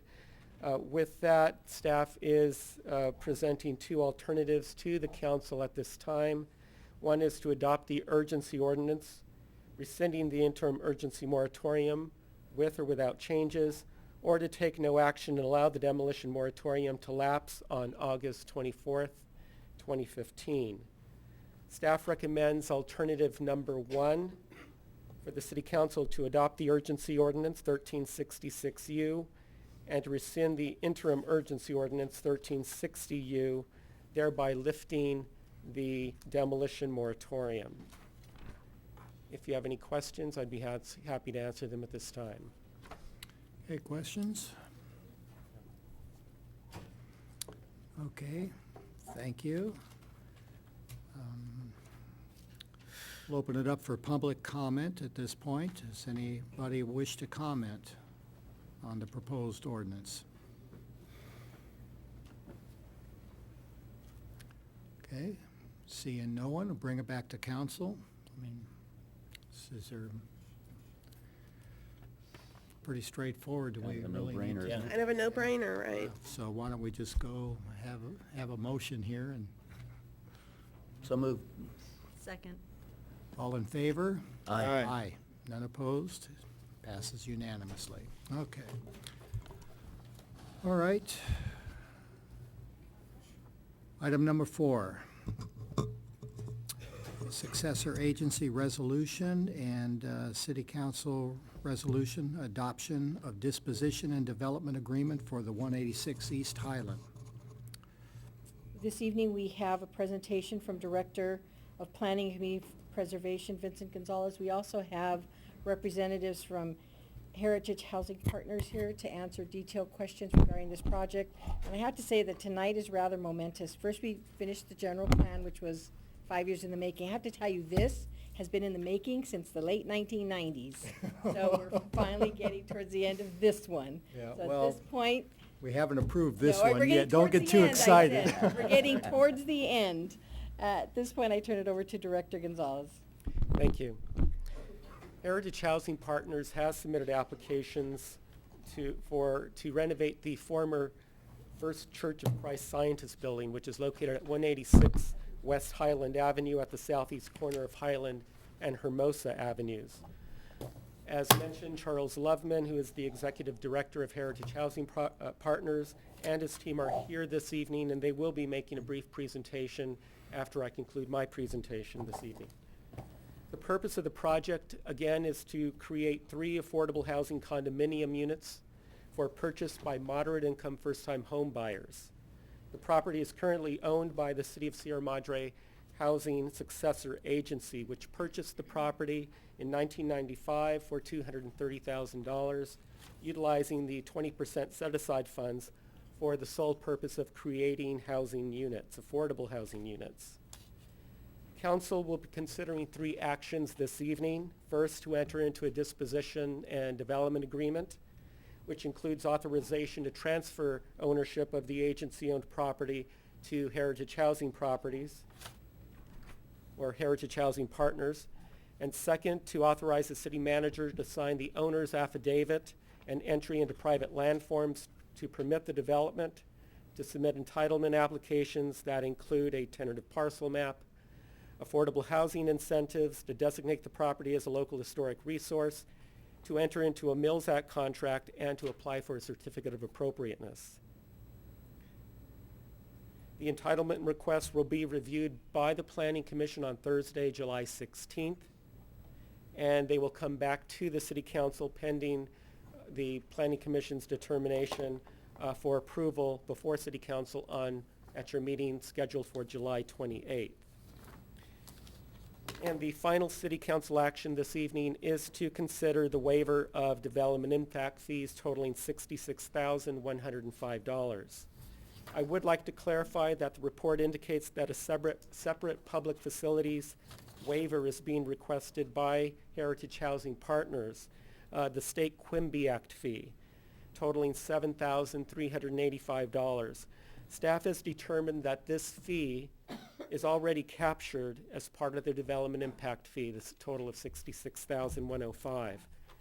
And the City Council Resolution 1541 has been amended to reflect that change. I would also like to point out that the development impact fee is a function of the developer's pro forma, prepared specifically for this project, and without this waiver, the economics of the project would be substantially harmed. The disposition and development included in your packet is Exhibit C. And the purpose of the DDA is to capture a number of items. First of all, to transfer ownership of the agency-owned property to Heritage Housing Partners, to construct 3 condominium units for purchase by qualified moderate-income first-time home buyers, provide an affordability covenant on the units for 40 to 5 years, which restricts their resale to other income-qualified purchasers, and to require the monitoring of the units for compliance with the covenants services in the event that release or resale is desired or necessary. The DDA also includes city and agency protections that staff worked and our city attorney worked very closely with Heritage Housing Partners in the event of default. Some of these remedies include the 45-year affordability covenant restricting that, which means that they cannot be resold to anyone other than an income qualified purchaser. Again, the 45-year affordability covenant will be recorded in priority position on title, and all lender liens, including the temporary construction loan lien, shall be subordinate to it, ensuring that the units remain affordable for the entire 45-year period. Once the units are sold to the initial buyers, it can be anticipated that the new owners may at some point also desire to sell the units. The disposition and development agreement requires certain notice obligations of the new owner regarding the intent to resell their unit. I'm going to refer to it as the DDA, Disposition and Development Agreement, also provides for a right of first refusal, which is attachment 8 in your DDA, which may be exercised by Heritage Housing Partners, which acts as a remedy to facilitate the resale of the unit in the future to future income qualified purchasers. The DDA also provides for a servicing agreement by which Heritage Housing Partners will take on the responsibility to annually monitor the unit use and occupancy to maintain compliance and to facilitate any resale of the units. The DDA also provides for damages in the event of default. Any default by the developer will still be subject to the priority of affordability covenant, which means that even if the construction lender foreclosed its lien, it would still need to work closely with the city and the agency to hire a new developer to complete construction of the project. The project is also subject to conditions, covenants, and restrictions, CC&Rs, and also a homeowner association. HHP will be the body to initially prepare the CC&Rs and also to establish the HOA, homeowner association, and set the monthly homeowner dues at an amount sufficient to provide required reserves and still fit within the monthly affordable housing cost. It is the intention of the developer to transfer the HOA to each purchaser of the unit to continue responsibilities for continued maintenance of both the exterior and interior improvements and landscaping of the property. The purchaser of the units are also required to occupy the property as a primary residence. The unit shall not be leased or rented by the purchaser to any other person or entity except provided in the hardship exemption, which is included within the disposition and development agreement. And also there is a provision in the DDA that it is anticipated that the number of applicants will greatly exceed the number of available units. And the program mechanics called the Marketing and Sales Plan is attached as Attachment 10 and provides that Sierra Madre residents and employees of Sierra Madre-based businesses will be given priority in the homeowner selection process. Moving on to the next component of your actions this evening is the waiver of development impact fees. As I mentioned, the developer is looking to obtain $66,105 in fee waivers, development impact fee waivers. And again, that fee relates to the impact or development may have on public facilities. This building has been constructed or was constructed in 1921 and is connected to existing public facilities and has been since its construction. So the addition of 3 condominium units does not necessarily intensify either the appearance of the development on the site or intensify the use of existing utilities. City of Sierra Madre does have policies in support of a fee waiver, and the Sierra Madre zoning code and the general plan provide the authority to waive development impact fees, specifically for affordable housing projects. Under the city's affordable housing ordinance, the city's planning and community preservation department may provide waivers for the production of affordable housing. The housing element also supports the removal of government constraints through the reduction of development fees for affordable housing, stating that the waiver of the city fees can lower residential construction costs. By right, the applicant does have the ability to utilize a density bonus. The project could permit, or the site could permit, up to 5 condominium units in this district. And the applicant has chosen not to utilize the density bonus, but rather maximize the density for the site. Instead, seeks a waiver of development fees in recognition of the lesser impact. Again, more importantly, the impact fees help to make the project more affordable and consistent with the general plan and housing element. At this time, unless you have further questions, I would like to introduce Charles Loveman to provide a brief presentation. I do have a question, but maybe would it be best after the second part of the presentation? Well, I'll just ask it really quickly and you can let me know if it's better afterwards. With respect to the DDA, if in the scenario where the first owner decides to sell, HHP has the first right of refusal. If HHP refuses, what happens? Well, the first right of refusal as structured in the DDA, Heritage Housing Partners does step in, and they are acting as behalf of the agent to make sure that that unit is sold again to a qualified home purchaser. I don't anticipate, since it's structured as part of the DDA, that could be considered, I would imagine, a breach of contract if the city attorney would like to clarify. Okay. One of the exhibits to the disposition and development agreement is a servicing agreement. I think it's the very last exhibit.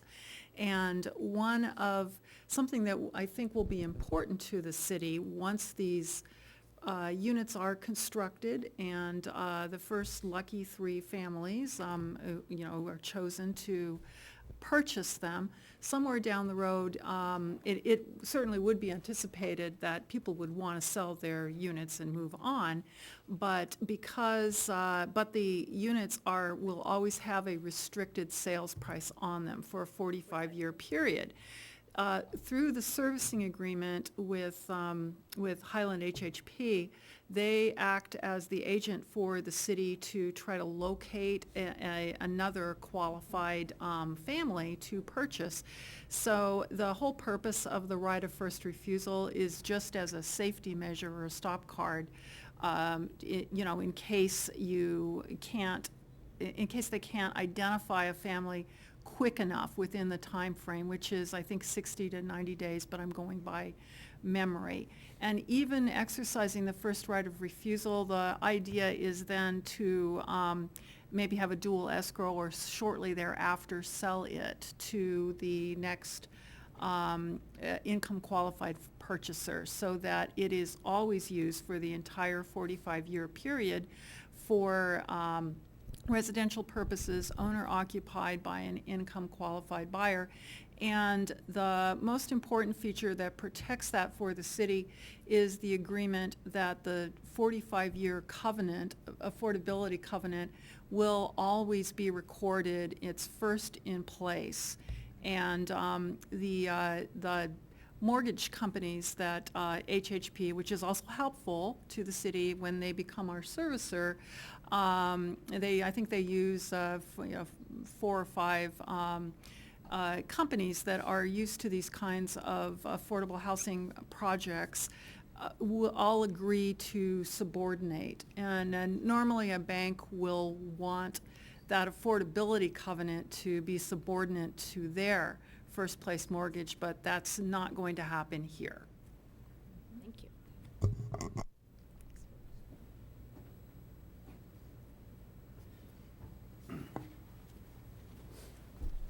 Good evening, council members. My name is Charles Lubman. I'm the Executive Director of Heritage Housing Partners. Like Elaine, I'm very happy that this day has come, and hopefully it'll be a happy outcome for this project. We are a nonprofit affordable housing developer based in Pasadena. We've been doing this since 1998. We're founded as a subsidiary of Pasadena Heritage, so we particularly seek out projects that put affordable home ownership in historic buildings. And you can see we've done about 130 units that we've developed since 1998, with 50 units in our pipeline today, including these 3 units. I wanted to, I think the project has been before you, so you know the sort of the details of the project from a program standpoint.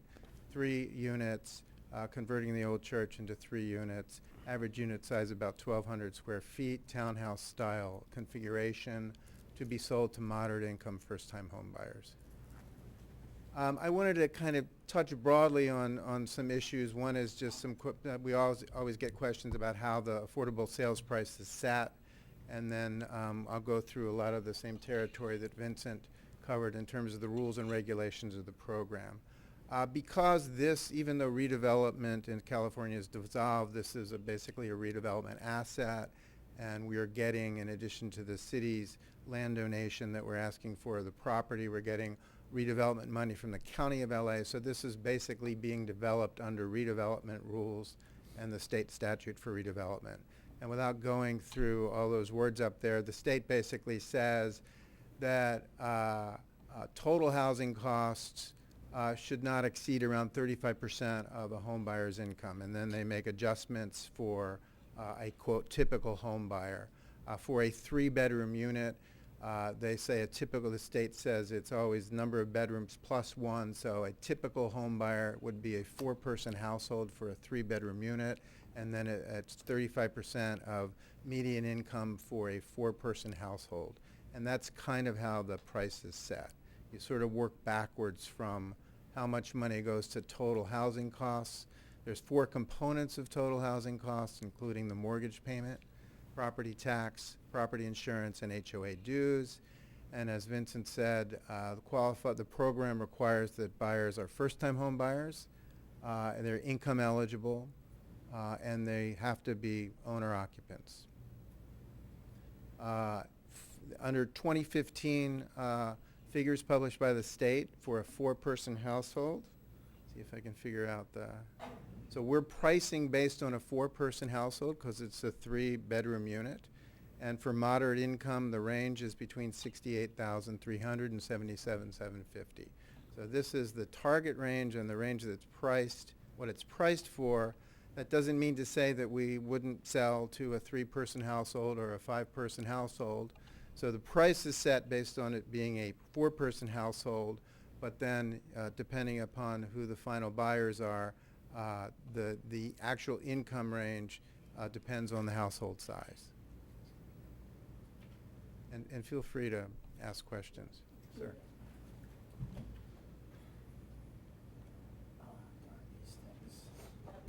Yeah, no, is that working? Okay.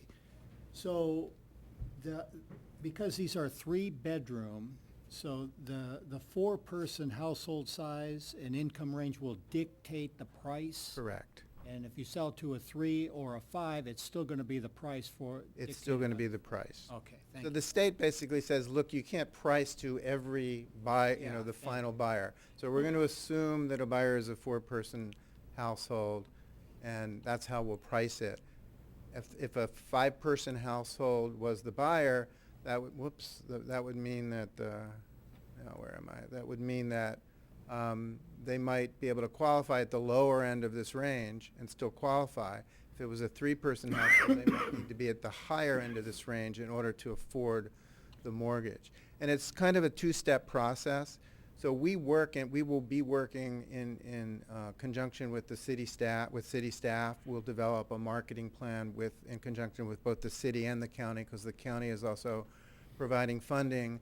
And we will set criteria to pick the home buyers, and then we'll select buyers who are program qualified. And then we will send those buyers to a lender, and then the lender will do a credit qualification. So it's a 2-step process with the city and HHP really managing the first part of the process, which is program eligibility. And one question of clarification on the program qualifications, it must be a resident but not in a rental, is that? No, so basically it means it's owner occupancy. So if you are buying a home. Owner must reside in the home, not Correct. renting, okay. It's what Vincent mentioned, that there's no rentals allowed except under certain hardship exceptions which are delineated in the DDA. Oh, I misunderstood that. I thought to qualify you had to be a resident in town but not renting, and I couldn't understand that. Understood. There's a preference for people who live and work in Sierra Madre, but that's separate from the owner occupancy requirement. Great, thank you. And just to clarify, so if they come in with 3 people and they have a baby, they can still stay in the home, because now it's a 4-person? Oh, yeah, once Okay. you're in, you're in. I just want to make sure we didn't kick them out because they had a kid or something. There's no mechanism to kick them out, at least not for an increasing family size. So these are, we've gone over this slide, and here's the income levels. So when you do all the math and you work backwards from 35% of an income, basically the midpoint of this, I keep doing that, the midpoint of this income, I'm not very good at this, 35% of the midpoint of the 4-person household, and then you work backwards. You get to an affordable sales price of $345,000 for these 3-bedroom units. The total housing cost, which is all 4 of those components, mortgage, property tax, property insurance, HOA dues, is about $2,100 a month. The principal and interest on the mortgage, the mortgage component is about $1,700 a month. So there's around $380 for the other parts of the housing costs. And again, owner occupancy, resale restrictions, which I'll talk about some more. The DDA requires 5% down from the home buyer.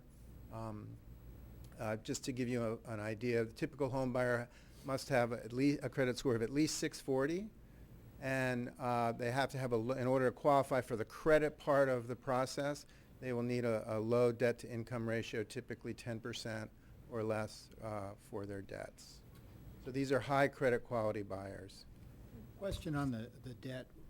You know, there's different kinds of debt. What if the debt was something that had to do with, say, medical expenses or something like that somebody didn't, foolishly take on, but they're paying off something like that? Is that I think it's basically Fannie Mae underwriting rules, and Fannie Mae, I think, considers debt.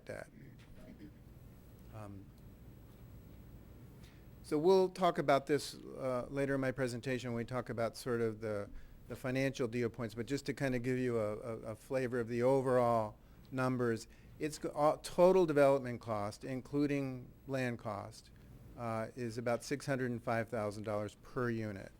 We're selling the unit for $345,000, so we have about a $260,000 gap, and we fill that gap a couple of ways. The County of LA has approved a $500,000 loan to the project, which is $167,000 per unit. So that will be a loan that will basically be a second position construction loan that will convert to a home buyer loan as units are sold. and the county will be in second position on title. And then we're asking tonight, as part of the DDA, that the city donate the land at its cost basis from the 1996 cost of $230,000, so that's about $77,000 per unit of subsidy, and then that subsidy will turn into a third position mortgage on title. And then there's because the costs, we still have an unfunded gap of about $16,000 a unit that we hope to make up as the deal goes forward. So to go through some of the protections, Vincent, again. Sorry, could you go back to that really quickly? So, just so I understand the total unfunded gap per unit, that's, those numbers, the numbers are they're a little weird, right? Because you're assuming that the city land donation is only $76,000 per unit, right? Based on the bases that we purchased it in 1995. Now, in reality, right, that land is worth far, far greater than that now. So is that total unfunded gap per unit, is that real? I mean, or is this something that was kind of made up on a spreadsheet? It's real because we only are carrying in the $604,000 total development cost, $77,000 for land. So we're not carrying in this cost current appraised value for the site. We're carrying the historic cost basis. Mm-hmm. So does that mean that, I mean, $600,000 per unit, the market value of the unit is not even that high, is it? If it was a straight market value? Well, I think it might be, but So would it be more economical, I know we're not talking about, but just to put it in perspective, to demolish the structure and build new, would that be? Our experience is it costs between $500,000 and $600,000 a unit total development cost in Southern California. So this might be at the high end of that range because it's an historic building and comes with a lot of requirements to preserve the building in a certain way. But So what I'm trying to get at though is, I mean, I know it's zoned for high density and the entitlement is to have up to 5 units, but just let's say it was just 3 units.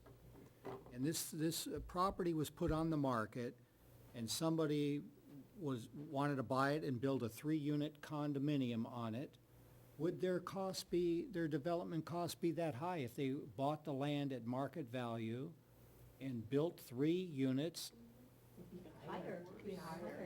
Then how would anybody make money developing property then? I mean, how could the, Because the units would sell for enough for them to make a profit. so that's what but that was part of my question here, is what would a unit like this cost, you know? Well, if you look, there's all these, and I did look before, your typical, in Sierra Madre, townhome of this 1,300 square foot range, you don't see anything for about 550 range up. So, but it So it's costs pretty close. It's $600,000 pretty to close. develop it, though, you know? But that's buying one already built on the ground. I don't know what the construction, that's just going out and buying one that's already been built. if I could, I'm sorry. Okay, go ahead, yeah. Well, most private developers aren't lining up to do 3-unit projects. I think that's one of the issues. There's no economy of scale in terms of this, so that's why the per unit cost is pretty high. Just the construction cost, we've had this bid. The construction cost is about $270,000 a unit for the hard cost, and then you add back in the land cost. Soft costs are expensive. It's expensive to do a DDA with the city. So there may be costs that we have that a private developer doesn't have, but most private guys would not be wanting to do a 3-unit deal, quite honestly. Your point is well made here, just reading the package, that you certainly have some administrative costs that a normal developer doesn't have. And the 5 years since we entered into an exclusive Yes. negotiating agreement. So we'll get back to these numbers later, but I wanted to kind of that the county is in second position, and the city's in third position. Right, can I'd like just to comment on the city land donation. The nearly $77,000 per unit, of course, is based on the original purchase price. And the reason that that is the number that's rolled into this project as opposed to today's market value, there is a good reason for that. The land was originally purchased with 20% set-aside funds, and that makes a big difference in these projects because for two reasons. Number one, it allows, if you're using property that was 100% purchased with affordable housing funds, it allows you to develop the project without paying prevailing wage, which would make this project even more expensive if they had to pay prevailing wage. And the other important issue is there's something called Article 34. It's a California Constitution issue that, with certain exceptions, requires a vote of the people if you are developing certain types of affordable properties. And with the issue with the using the affordable housing funds, you avoid that as well. But the biggest issue is probably the prevailing wage.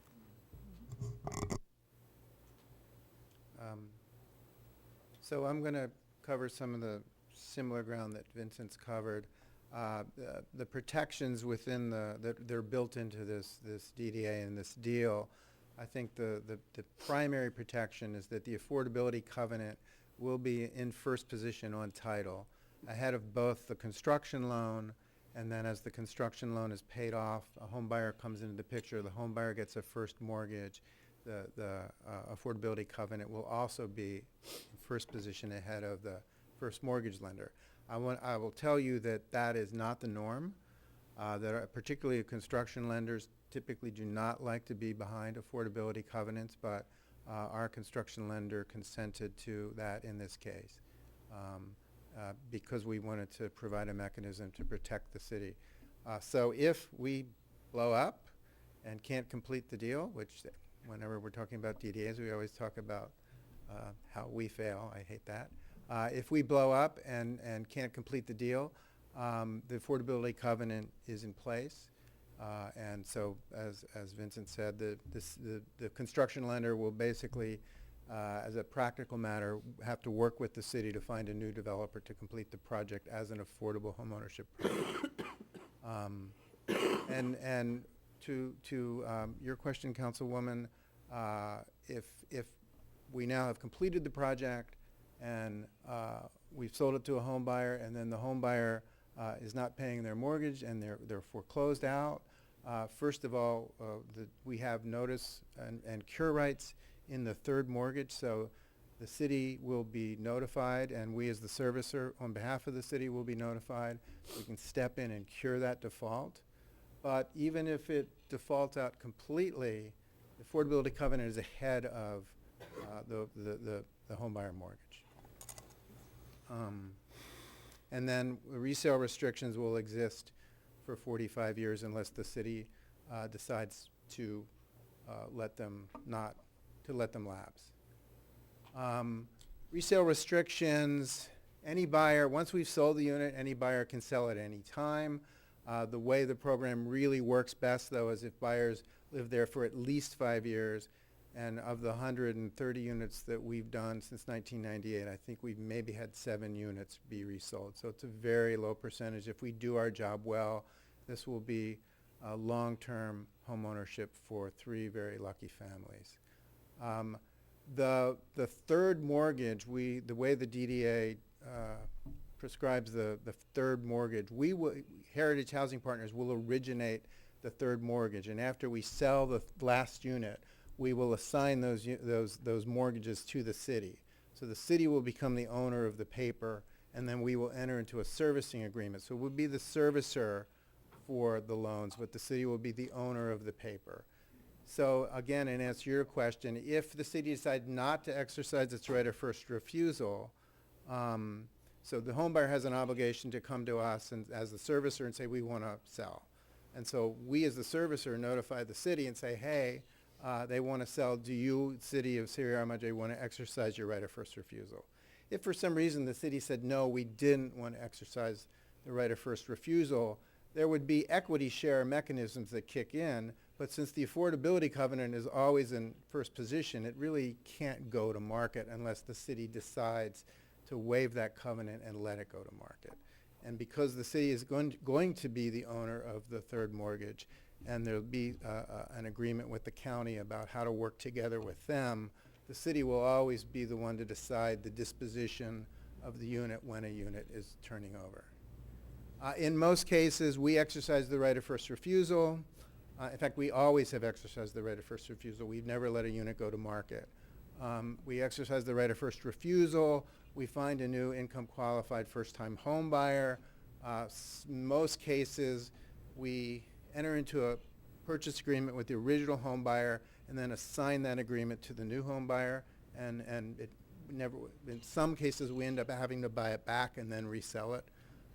But in this case, in the case when the new home buyer comes in, the city and county debt is assumed of the new home buyer. So they're basically looking at the new affordable sales price, which creeps up a little bit every year as the median income creeps up. And then this is the question about what happens if the city decides not to exercise the right of first refusal. There is an equity share provision, so then you get your money back in terms of if the unit's sold at market. But because the affordability covenant is in first position, that's really up to you. So even if you don't exercise your right of first refusal, it's going to stay affordable unless you do something different. Am I making sense? And then just in terms of who our home buyers are, we have an active interest list of about 3,000 households at Heritage Housing Partners. That interest list, that database, is organized by household size, by income, by where people live currently and where they prefer to live. So we think that we will easily be able to develop a marketing plan with the city and then do when we're ready and to sell units, to do an email blast, and we think we'll have many, many, many qualified folks who want to live here.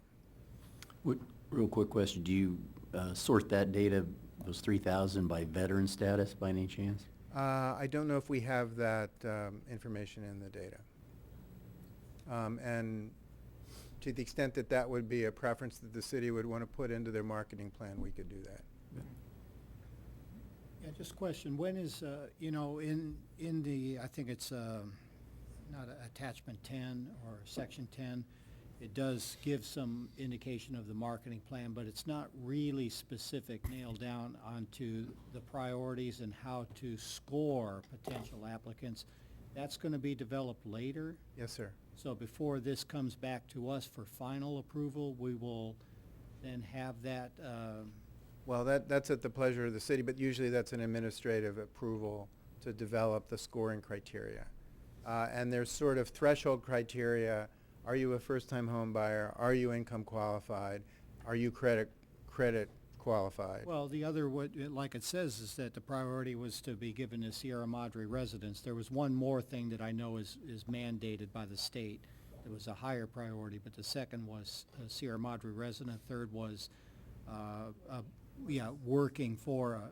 Right. Yeah, but. Living or working. As Mayor Pro Tem is saying, is that, we still would have the opportunity to put additional criteria as far as how we would rank.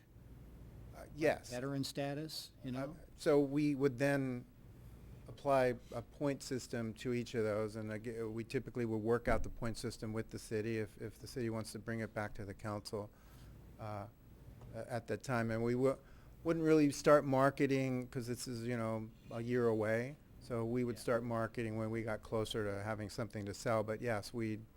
Well, I think that's what you're hearing, is that the council might want to give some input into how that is scored or prioritized. So, Madam City Attorney, do you have a comment?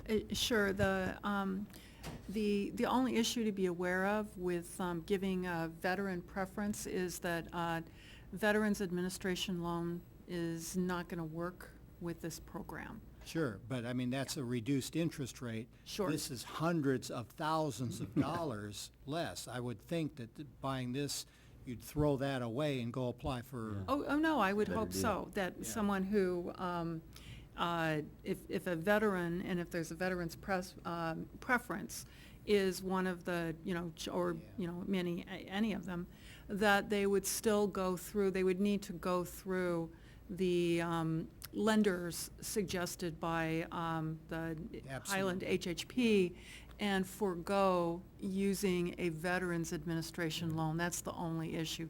So if we do that, we should draft that into the marketing requirements. Yeah, but we don't need to do that tonight. is We what do I'm not, saying. yeah. And so just now to wrap up and talk again about sort of the financial part of the deal. The numbers are pretty small, but this is the total project cost and then the per unit cost. So we're looking at 1.8 million, 600,000 per unit. The land donation is a key piece of the project. The county funding is a key piece of the project. I should say something about the county funding. This program, which is called the Infill Housing Fund, had gone moribund. And 2 years ago, Elaine and I went and met with Supervisor Antonovich's office, and we were very grateful that the supervisor's office agreed to bring that funding program back for this project. But that funding program has a hard cap of $500,000. On the normal course of events, we would have put in the development impact fee into our pro forma, and we would have asked for $566,000 of funding from the county. But because we're at a hard cap, we have to, continue to ask for some assistance from you in addition to the land donation. And the I do have a quick question on the pro forma. And because we're going to be talking about development impact fees, where is that reflected in your sources and uses? Well, it's in the total project cost. Okay. So it's not. We did not include it in the project cost. So if we did include it in the project cost, the 1.8 million would go up by $66,000. Oh, so you backed it out? So of we that. assumed, we hopefully assumed that based on what the zoning ordinance and general plan and so forth are saying about affordable housing incentives, that the council would agree to grant it. And what about with the Mills Act? Is that taken into account? Yes, so we also are assuming that we are going to get Mills Act for these properties. So the Mills Act is well, let me get to that. I have a slide on that if that's okay. So just on the impact fees, Vincent laid this out, but the fee is about $66,000. It's supported, the waiver of the fee for affordable housing is supported by the general plan and the zoning code. And as you heard, the staff supports this waiver. And because it's not in our budget, this would be, go right to the bottom line as a negative number. And then the Mills Act, which you're not being asked to vote for tonight, but if we come back to you in a couple of weeks, that would be on the agenda for then.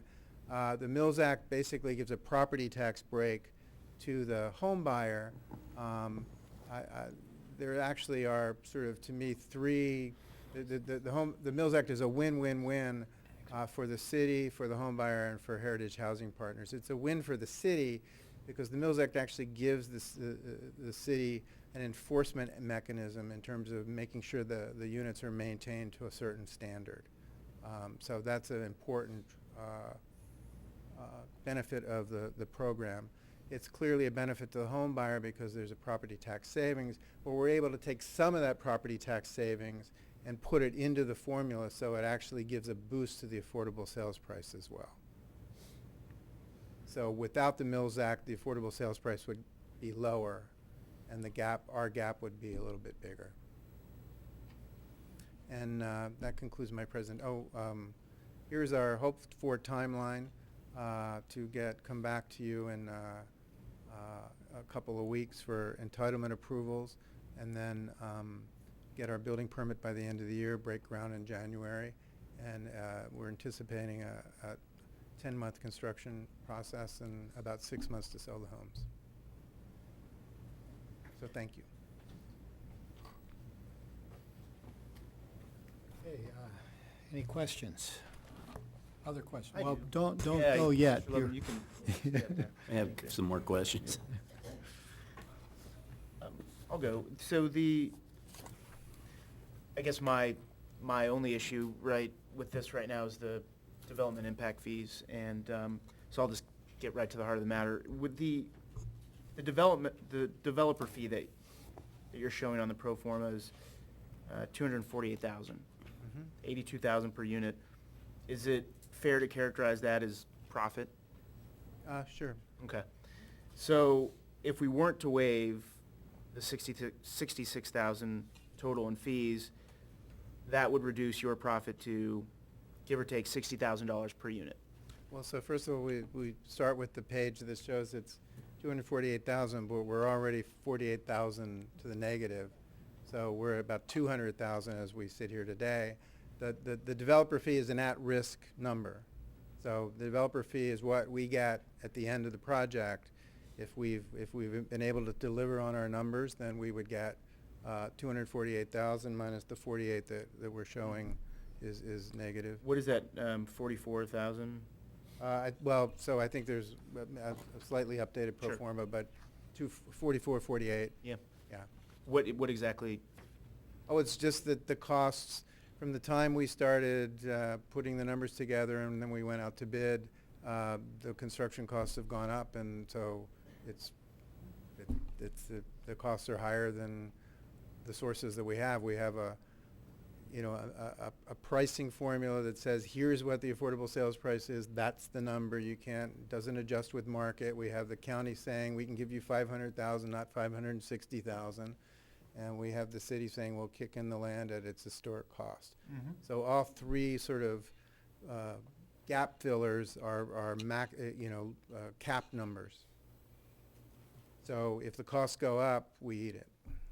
And, Right. and just from the time we started putting the pro formas together at the beginning of the DDA process and got our construction bid to today, we're showing a negative number. So I guess just to clarify, so that $604,000 per unit, that isn't an accurate number? It's actually No, that is with the new bid. So I guess I don't understand what the $44,000 deficit is. I'm still not understanding. If you're saying that's because prices have gone up, but you should have baked that into that $604,000 number, correct?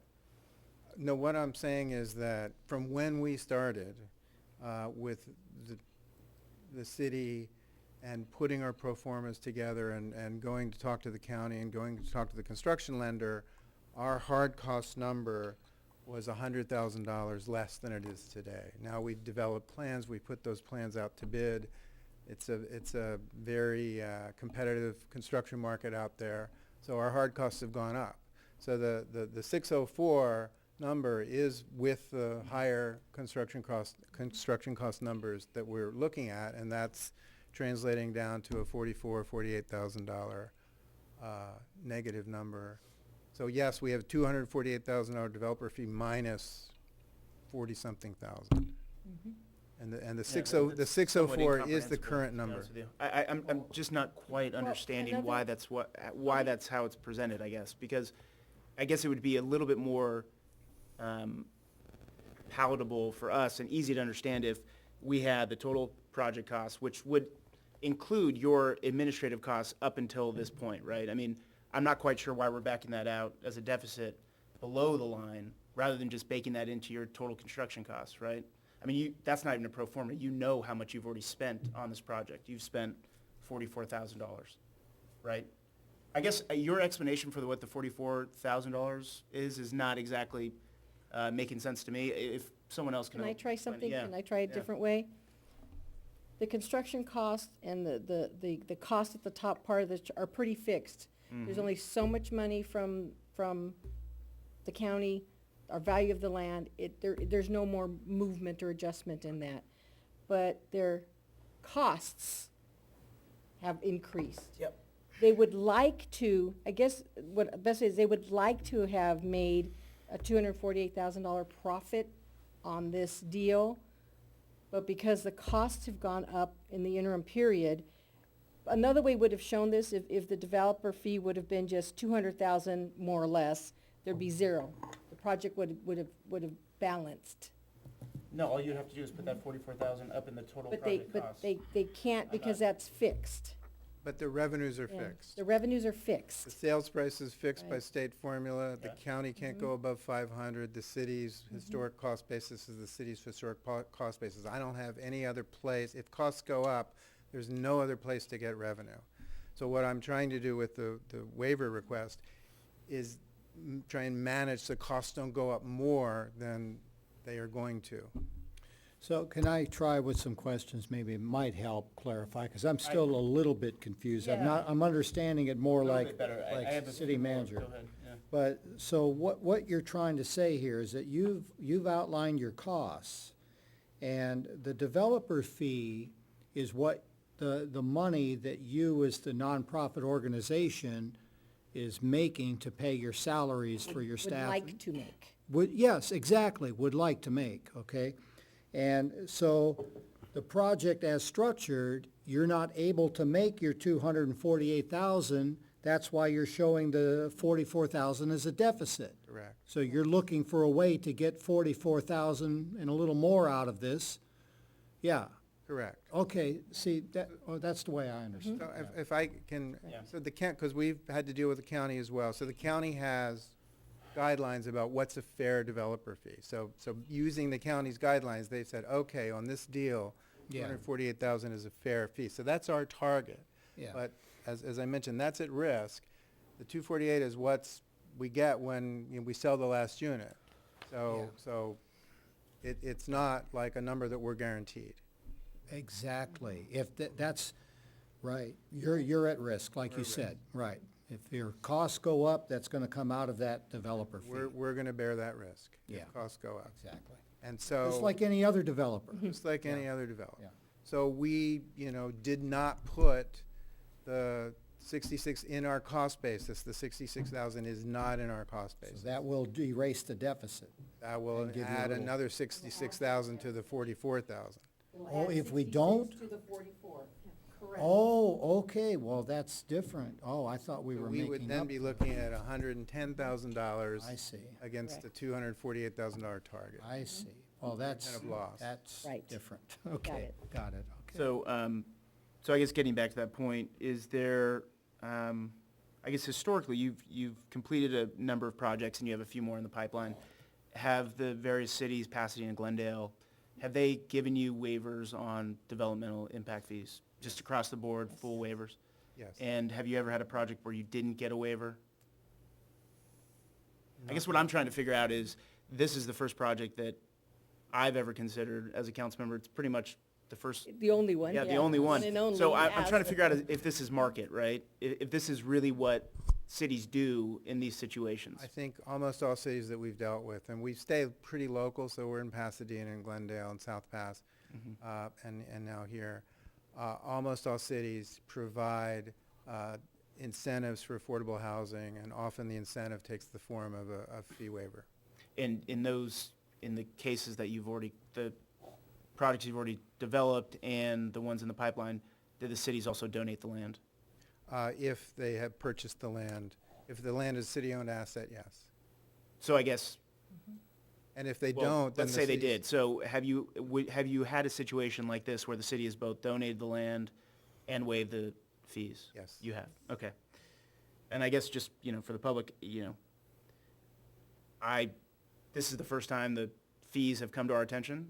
So when we agreed to donate the land, I guess I wasn't expecting another ask of the city, but, if the numbers, if the economics don't work out without it, it's good to know. So that's why I'm struggling a bit with it, but having this conversation helps. And I guess my last question is, if you weren't to get the waiver, would it no longer make sense for you to do this project? It would be very painful. I mean, I think we're going to do this project if this council approves the DDA, but to not get the fee waiver would make it very painful to do. Yeah. And do you think this 40, because one way to look at it is maybe split the difference, like why not give you a partial, fee waiver of 44,000, whatever the deficit is you're currently showing. But I'm already get that deficit, so I mean, But we'd be giving that back to you, I guess, right? No, a So- partial, let's, for example, But I don't have the fee in my budget Right, right. already. But then we would still get you back, I understand what you're saying. We'd get you back to 200,000, whatever it is, no, right? no. Let's say, let's use Just real laying them out. I numbers. mean, Let's that- use that real seems like- numbers. that It's seems like the math works. $66,000. Let's say you give them a 50% fee waiver, so it's 33,000. This deficit would be 33,000 plus 44,000 negative, for a total of $77,000 negative. Okay, so, That's the way and I'm you had asked that understanding before it. too, yeah, so if you don't get the fee waiver, it is 110,000. 110,000 against a hope for profit of 248. So the assumption, So almost half the profit is gone before we turn dirt. so the assumption when you were doing these was that we were gonna waive the cost. Yes, because. Yeah, so it's most not even cities- included in there. All the cities that we've dealt with have done that, and because you have it in your general plan that you're gonna incentivize affordable housing. So yes, we made that assumption. So in all of your costs, that $66,000 is really nowhere in there, Is right? not in the cost. Okay. And look, this wasn't your fault, this wasn't very well explained, in the report. That was not intuitive in reading this. No, report, I so, agree with you, um, yeah. I did not understand it until we talking about it also, yeah. So I'll just share that, I mean, I am coming from a unique perspective where I have seen deals done on the affordable housing side, so I think for me, I kind of grasp it. I think the way that I can justify this is that it is part of our zoning code or in our general plan housing element to provide these incentives. And when you're looking at the rate of return on this, when you're looking at other deals with affordable housing, it's actually not so good. There's definitely, I can understand where developers are coming from, and especially after a 5-year project. But again, going back to Sierra Madre and what we have already in the general plan, housing element and zoning code, we do incentivize it, and we have it in our code. Well, okay, any other questions? Maybe we can open it up for public comment, and I think we need to discuss it a little bit more too. Yeah. Okay, anybody from the public would care to comment? Where's the public? Where's all the public today, huh? Okay, all right, well, let's bring it back then. Can I start the discussion this time? Because I'm looking at it like in a real simple way. Is it, well, first of all, I mean, what are our options? We could sell the land and then take that money and give it back to the state, because we don't get to keep the money, right, if we sold the property. Is that correct? The city council, when the redevelopment agency was dissolved, assumed housing authority responsibility. Mhm. We would need to take that money and do another project just like this somewhere else. So we could not sell it and just give the money back to the state? Give it away? Well,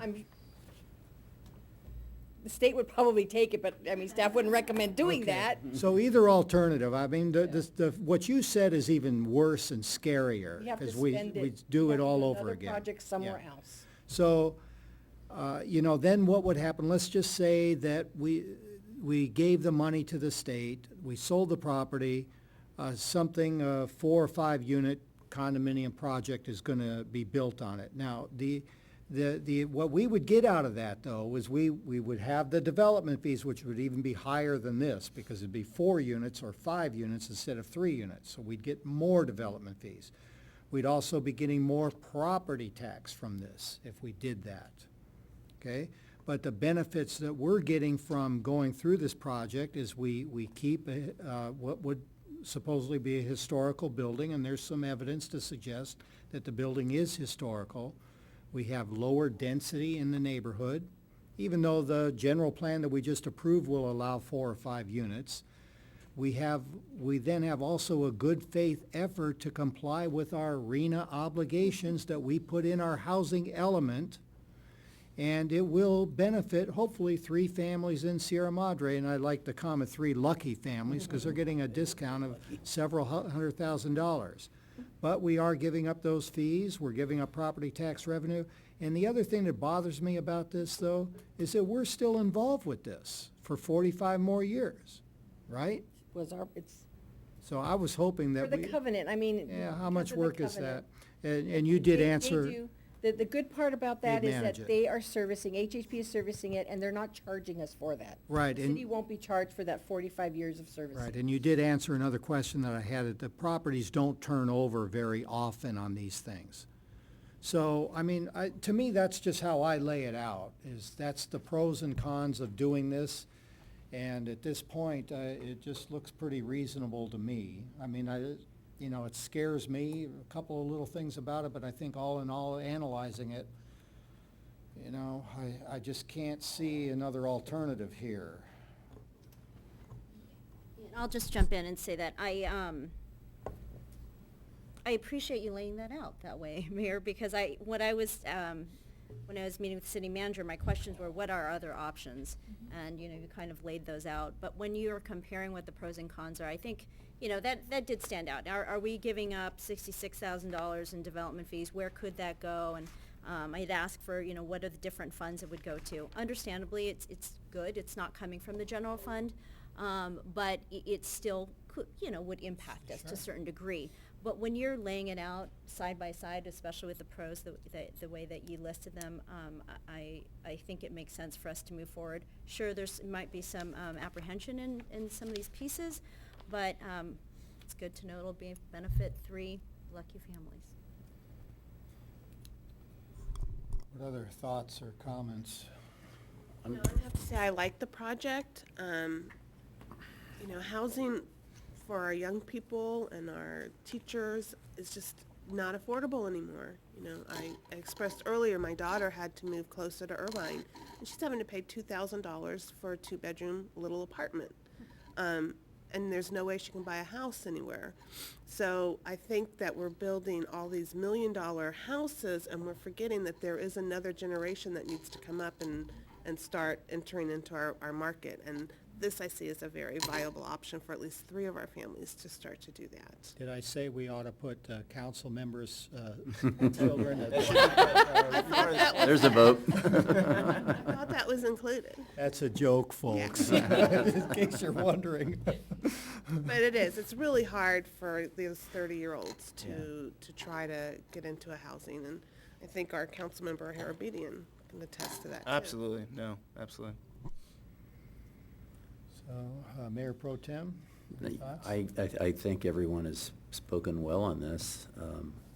I agree with what you're saying, Councilmember Del Mar, about the need for low-income housing. I put the budget situation that we're in as our background, as our context, and I know this is $66,000 and it's nothing compared to what we're looking at in terms of plugging that deficit for next year, but we're also trying to have credibility with our citizenry when we come to ask them for more money. And so I think we have to be very careful about the kinds of subsidization we do in those circumstances. So I could be persuaded to do some, the basic plan sounds fine. My only real issue is the fee waiver. Maybe I could support some of that. Maybe we could talk about maybe less of a fee waiver.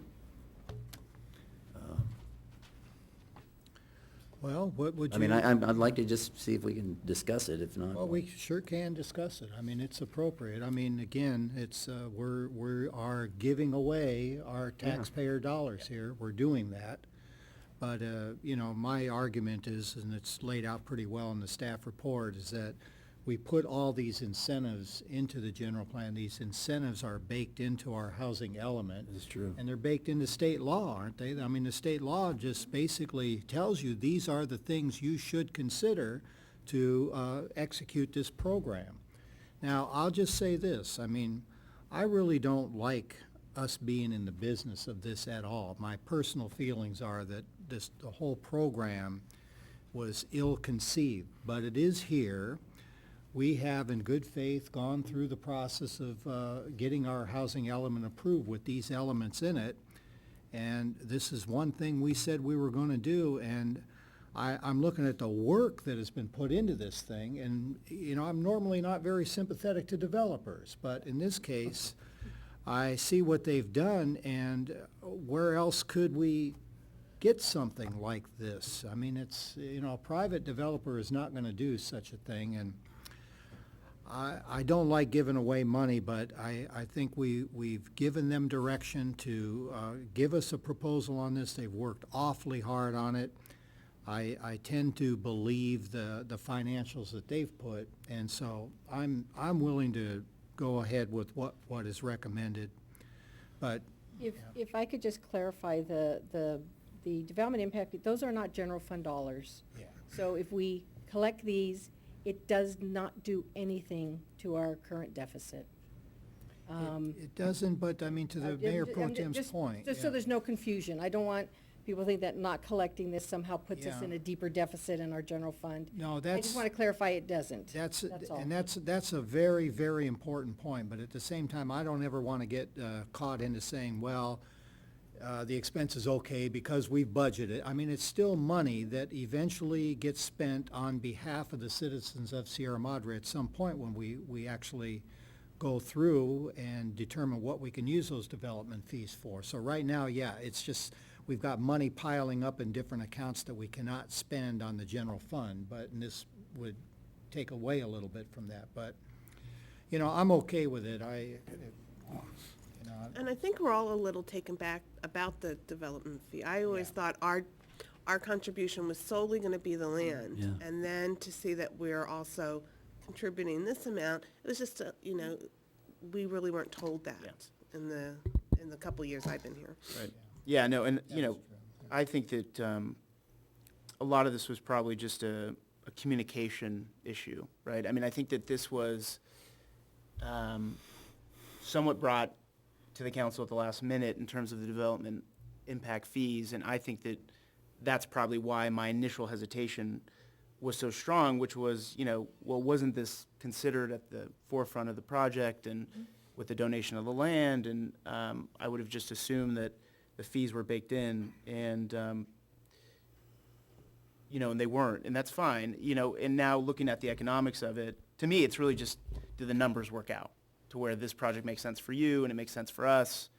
And, you know, I do think that although this is a, you know, affordable housing project, I mean, there is a market for this, right? There are developers that do what you do, other than Heritage Housing project partners, right? So we could conceivably get a new partner for this project. And, you know, we've been waiting for years, and what's another 5 years, right? I mean, I'm being somewhat flippant, but I think that there are other options. So I just want to make sure that the city's getting, you know, the best deal possible. And, you know, I look at the subsidy that we would give you and waiving the fees as changing the analysis from you getting 68,000 per unit to getting 46,000 per unit, right? I mean, it's, and my numbers have been completely off earlier this meeting, and maybe they're off now, but I think that I finally got it right. And, you know, that is a pretty sizable drop for you, and I understand that. You know, I guess to Councilmember Goss's point, is there a middle ground? I mean,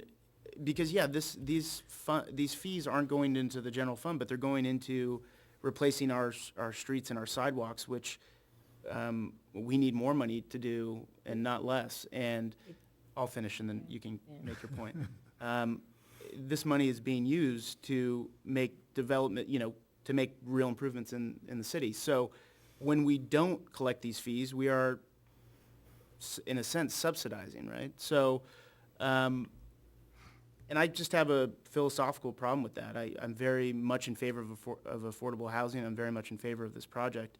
I just think that this ask needs to be put into perspective on what is market. And I asked you whether your other projects, you had received this, because I did research. I mean, depending on the county and the city that you're in, there's a real formal process that you go through. You have to go through an application process for a waiver, or a lot of cities or counties do deferral, right? They'll defer the fees, and you know, the developer will have to pay them, just not right away, or they will waive them. But, you know, there is a showing that has to be made during that process, and quite frankly, that showing wasn't made up until, I think, your presentation. It wasn't made in the report before us. So I just think that there is a little bit of hesitation to make a decision right now, because I still kind of do want to see, well, are these numbers, I believe your numbers, but what kind of showing do affordable housing developers usually have to make in order to justify waiving fees? And I just don't know. I mean, it's the first time that we've considered that. So, you know, to Mayor Pro Tem's point, you know, I don't know if I'm okay with the full waiver, or if we meet somewhere in the middle, or if we continue to discuss this, because I honestly don't feel like I have enough information to really know whether 68,000 per unit and 46,000 per unit, why one is necessarily fairer than the other in this market for this type of project. And that's really what I come down to, is what is market, what types of developer fees are being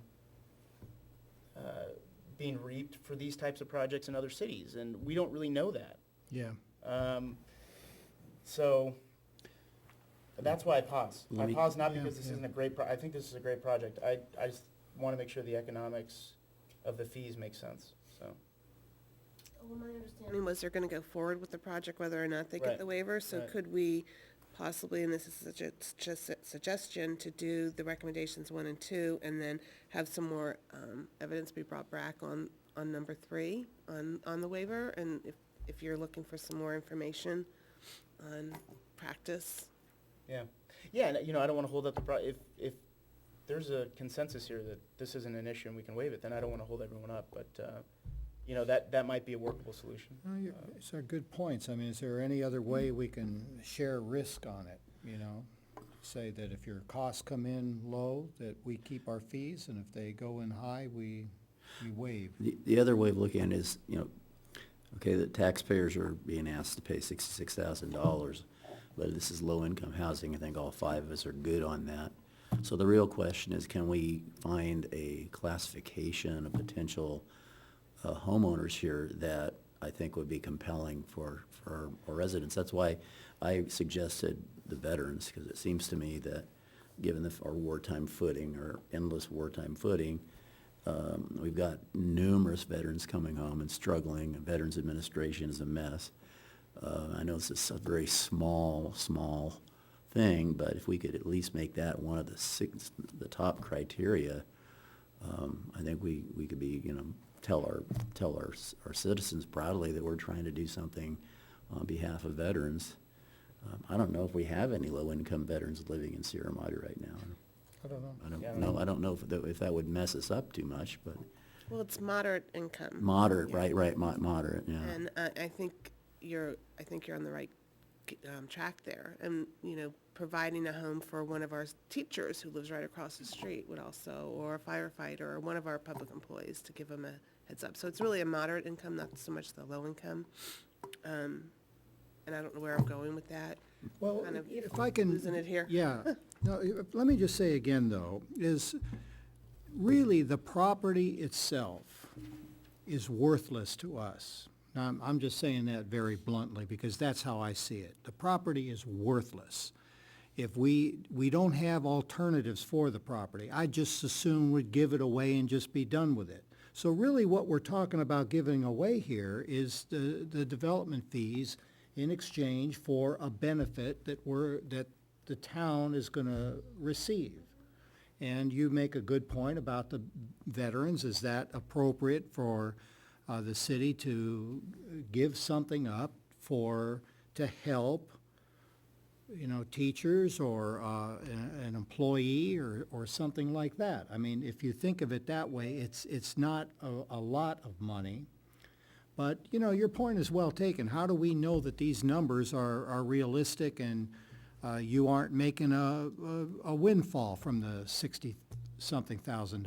You know, at what point I guess the perfect negotiation is when both parties are just close to walking away. How close are you, I guess is the question. If you didn't get the money, you say you still try to make it work. I mean, but we don't want to really, you know, I'm not trying to be hard line with this. I don't think Councilmember Harabedian is, but how do we know that these numbers are good? I think the way you know the numbers are good is this went through quite a review process at the county level to apply for the $500,000. They mentioned the profit was a formula the county used. So the county's gone through these numbers in detail. Staff has gone through these numbers. I did want to add that the council has, not this council, past councils have waived these fees. We did it for a commercial project downtown. So this would be the first time you've waived fees. This kind of, Mhm. It was for a commercial how project. big? How much of a fee were Oh, we? it was probably $70,000 range is my recollection. Yeah, and, Because the council wanted to incentivize that project. and I keep saying that this is, our general plan is full of this stuff, that we will do this, you know? I think another way to look at this too is if you are looking at what are other options, you know, can we sell it, give it away? Could another project like this come to us? Possibly, but possibly not. I think the likelihood, when you're getting county dollars to come in, please? I've actually been involved in numerous affordable housing projects, always from the perspective of the agency, of course. And one of the provisions that's in this DDA, and it was hard fought for, was the priority of that affordable covenant at the very top. That makes a huge difference. That's, and yeah, you might be able to find another affordable housing developer, but depending on their portfolio of banks that they work with, you may not get that affordable housing covenant in priority position. That is not common, even in my experience. And when you don't have that covenant in priority position, you get foreclosures. And sometimes people use their affordable units, I've seen it all, as an ATM machine. And there are all kinds of potential defaults that can happen in these kinds of projects, and I've seen them happen. But this particular developer, not only will they service the agreement for you over the long term, which takes the headache off of staff, but the willingness to place that affordability covenant in first position and have credible lenders that will subordinate to it means you will keep these units affordable for the entire 45-year period, and that's really worth a lot. The other thing to keep in mind is that all affordable housing projects, whether they're for rent or for sale, are heavily subsidized. It's the only way to build them, and that subsidy has to come from somewhere. The one place it's not going to come from is the developer. If this was a market rate project and a developer were just to buy the land, assuming you could sell it, which you can't for market rate because the affordable housing, which are restricted funds, was what was used to purchase the land in the first place. So your ability to then turn around and sell it, you could sell it, but you'd have to take the money and use it for some other affordable purpose, or turn it over to the county housing authority and let them do it. But the point is you would get no benefit from it. But that, yes, that's something that could have been done. The point I'm trying to make, I think, is that if this was a market rate project, there'd be a higher profit than a non-profit affordable housing developer is looking to make here. There'd be a much higher profit margin. And probably staff or the developer can bring back additional information to that effect if it would help you to see it in a couple of weeks. But Elaine is correct. The county has already vetted this information, or they would not have been willing to put their $500 of affordable money into the project. That's one of the subsidies. The other subsidy, of course, is the land. And apparently, because I don't know that any of us anticipated this, but apparently the length of time to get this project off the ground, the construction costs have gone up and interest rates have gone up for lending, et cetera. So I think that's why they're asking for the city to throw in that extra subsidy. And you're right, it's an ask. So thank you for sharing your experience. And I just want to make one point, is the argument about where the development impact fees would go to the improvement of our city. And I think it's important to note too that this project will improve our city. I just walked by it with my dog the other day, and it needs some attention, and it's been sitting there for all these years. So I think when you're thinking about increasing the quality of life here in Sierra Madre, that will definitely improve it. I guess I could support this. I really would like to see the veterans category included as one of the criteria if we could. If we could get an agreement on that, I can support. Well, we said we're gonna work on that later. We don't, We can do that. okay, well, noted. When it comes back, Yeah. when it comes back, we'll make sure it's on the, it's Yeah, near the top. okay. Yeah, no, I'll just, I guess, make one final point. I don't think the question is what would be the profit/costs of a private developer versus a affordable housing developer like the one that we're working with here. I think the question is, you want to look at apples and apples. If we didn't have Heritage Housing, if we had another affordable housing developer, what would that deal look like? And that's my concern. When I say market, I really don't think that it's fruitful to think about this, if we were to develop this as a standard non-affordable housing project versus that's really not helpful here. What I think would be helpful is to look and see what is market and what are different cities giving affordable housing developers for these types of projects. I'm taking Mr. Loveman at his word. I think that he probably, and Heritage Housing has probably gotten these types of deals before, and they've gotten the land and the fees. And I think that makes me more comfortable with it. Not knowing that coming in, I was less comfortable, but if that's what the market is, and if that's what cities and agencies are doing, then that seems fair for us to do that. And I guess that's why I think it's a great project again, but I can support the fee waiver knowing that this is something that is not kind of out of bounds in terms of Yeah. what I other think cities you also have staffs, I've done a few of these in the 3 cities I've worked in previously. Every deal I've ever done had this waiver in it, And in 3 different cities. I'm just going to make the point again, it was not reflected Okay. in the information we got. Okay. So this is the first, again, it's the first I've heard of that. So And I know I keep but I think it's important to say, when this project first started, it goes back 6, 7 years. It was a completely different financial, we didn't envision at that point we'd be in this position for the waiver. Right. Construction, the other huge difference is we still have the redevelopment agency, and the redevelopment agency could have paid these funds. The situation has changed with the dissolution of redevelopment agency. We no longer have that resource, which is why this is a very common request today, because we don't have the redevelopment agency funds anymore to subsidize this. Yeah. And I'll just add too, again, in the limited exposure I've had in this world, I've seen deals where it is 20% profit, 18%. People are sometimes happy with 5%, 11%. So I don't think this is all out of the realm of what I've seen, but again, my experience is limited. Well, I'm willing to go with the waiver of the fees. If everybody else says, let's move on. I think noting, Right. Mayor Pro Tem's, Yeah, about the criteria, I think it's fine. I'm fine with it, so. yeah. I think this was a very helpful conversation. I think I learned a lot about this, so. And this is why we never want to do this again. Seriously. Amen. I mean, really. This is Redevelopment agencies are This is gone now. crazy, crazy stuff, but it's going to work out. Well, so. I'll move for approval. And want to make sure I get all the, I would like to, there's a small typo. It is resolution 15-41, not 51. okay. So when you read into the record, it's resolution 15-41. Well, I will move for the recommendation with that slight change. I'll second. Okay, all in favor? Aye. Aye.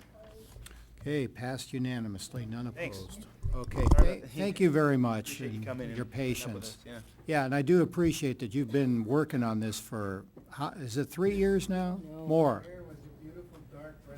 Yeah. It's been at least 5, Mayor, No, minimum of 5. well, yeah, but when I first heard of Heritage, yeah, but, It's been a minimum of 5. yeah, and I just want to acknowledge that was some risk on your part, because this was not a certain outcome that this was ever going to fly, so you've done that, and I hope it works out well, and I hope we wind up with a beautiful project that we're all very proud of, so thank you. Do our best to make this council proud. Thank you very much. Thank Thank you you. very much.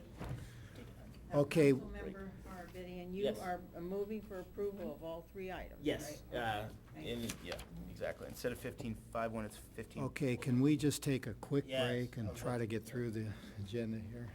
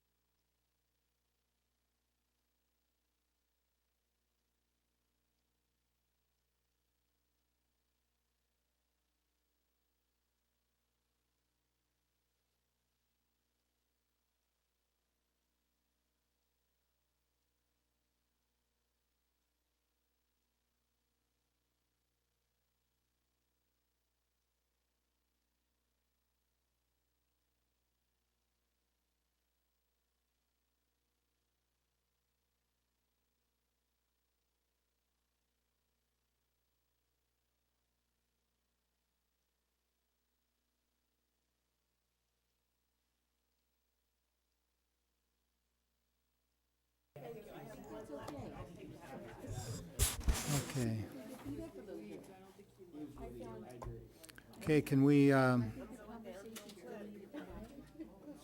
like, I don't know where I'm going with this, because I just realized. I'm trying. okay, can we bring the meeting back to order here? Okay, what's next on the agenda here? Next on the agenda would be number 5, discussion regarding proposed AMI meter purchasing program, and Director Inman has the brief staff report. A brief one, okay. Okay, brief. As you know, we've discussed AMI metering in the past on multiple occasions. We brought a proposal to the council, actually bids to the council, excuse me, in 2013. We didn't go forward at that point because of the cost. Again, in 2014, when we did the water rate study, we considered including that cost in the water rates, and council decided not to do that because it would have driven the rates up even higher than they already are. With the drought in effect and with our stressing conservation, I think it's even more important now that we make AMI metering available. But again, cost is going to be a consideration because this is still an expensive proposition. So what staff is bringing you this evening is a proposal for how we might approach making AMI metering available to our customers. It is, of course, just a proposal, and we're looking forward to receiving direction from the council on this proposal. Essentially, we're giving you two options. One would be to proceed with what we would call standard AMI. That is the type of program that we brought to you in 2013, which was equipping our existing smart meters with the register heads and radios that would allow the meters to communicate with a central receiving station that would have to be constructed or installed at City Hall. The cost of that backbone infrastructure needed to make that kind of a system work ranges from $168,000 to $190,000, and those numbers are based on those bids that we received in 2013. Since that time, however, there is new technology that's been developed. Transparent Technologies is a company working in conjunction with Metron Farnier. They offer a cloud-based system which dispenses with the, let's call it the $190,000 base station, and actually collects the data from the meters via Verizon's cellular system, stores the data in the cloud, and that data is then available to the customer directly or to the city or to the city for billing purposes. That cost would be considerably less for the city. There would not be the base station costs. The implementation costs for the city would only be the establishment or paying the first year's cost for the data of about $1,500. Unfortunately, that cost is considerably more expensive for the customer. The standard AMI cost for the customer would be in the range of $109 to $525 for the complete meter. For the Transparent Technology program, it would be $345 to $995 for the complete meter. That's assuming that roughly 50% of the meters in Sierra Madre would need to be replaced in their entirety. The remainder of the 50% would be simply radio upgrade costs, and those costs are shown in that table at the top of page 3. Staff is recommending that the council go forward with the Transparent Technologies program because of its lower initial cost to the city. We are also proposing that we go forward with a program very similar to our Sidewalk Partnership program. As you'll recall, under the Sidewalk Partnership program, we've always told the residents, the property owners, that eventually we'll get around to repairing their sidewalk when funding becomes available. And under the same kind of discussion, we could say that eventually we'll get around to AMI meter installation. when the funding becomes available. Like the Sidewalk Partnership Program, what we would like to be able to say is we'll go ahead and install this metering technology for you, and we'll share the cost in that program with you in order to make this available for you now rather than waiting until later. So we're proposing a partnership type of a program in which the resident pays for the radio upgrade on the meter, and that cost under the Transparent Technology Program would be $300. And further, our proposal would suggest that the council would credit or authorize us to credit that customer, particularly if they've already been assessed a penalty for water overuse or a penalty for watering the wrong day or excessive watering, to allow us to credit that fine or penalty against the purchase cost of the meter in order to make this program more attractive for our water customers. So with that, I've tried to make it as quick as I can and cut through as much of this as possible. Our recommendation would be that the City Council direct staff to develop, implement, and publicize a customer meter purchase program using the Metron Fournier Transparent Technologies Program, and include a provision that customer fines and penalties be applied to their meter purchase. And with that, I'd be happy to answer questions. Questions? Director Inman, the cost variance on replacement of full meters goes up to almost $1,000. Are most of them in one set range, or or is there a wide divergence of cost? Most of them are in the lower range. The 5/8 and Okay. 3/4 inch meters are in the 345 Okay. range. Yeah. It's when you get up into the larger meters, like the 2 to 4 inch meters, that you're seeing the $995. And we really have very few of those meters Okay. in place. And actually, those larger meters are typically for fire flows, for sprinkler systems in the commercial buildings. So those folks may not even want to have this. May Right. not even need this technology. So I'm sorry, you may have reported this, but the standard AMI technology is not cloud-based? It's not cloud-based. With that technology, we would have a radio receiving station here at City Hall that would receive the signal from all the meters out in the field. And incidentally, we have samples of both of these technologies in place in the ground and working today. Thank So you. they both work in Sierra Madre. Okay, just, why is the difference in the meter cost I know. for a standard AMI and transparent technologies? I mean, I thought these devices would bolt onto standard meters. That's not the case? I would have to get back to you on that because I don't have the reason for the difference in cost. I do know that the Metron Fournier meters are a different type of meter. They're a composite rather than the brass-based materials that we currently have in our meters. But beyond that, I don't know what the difference is. And I understand that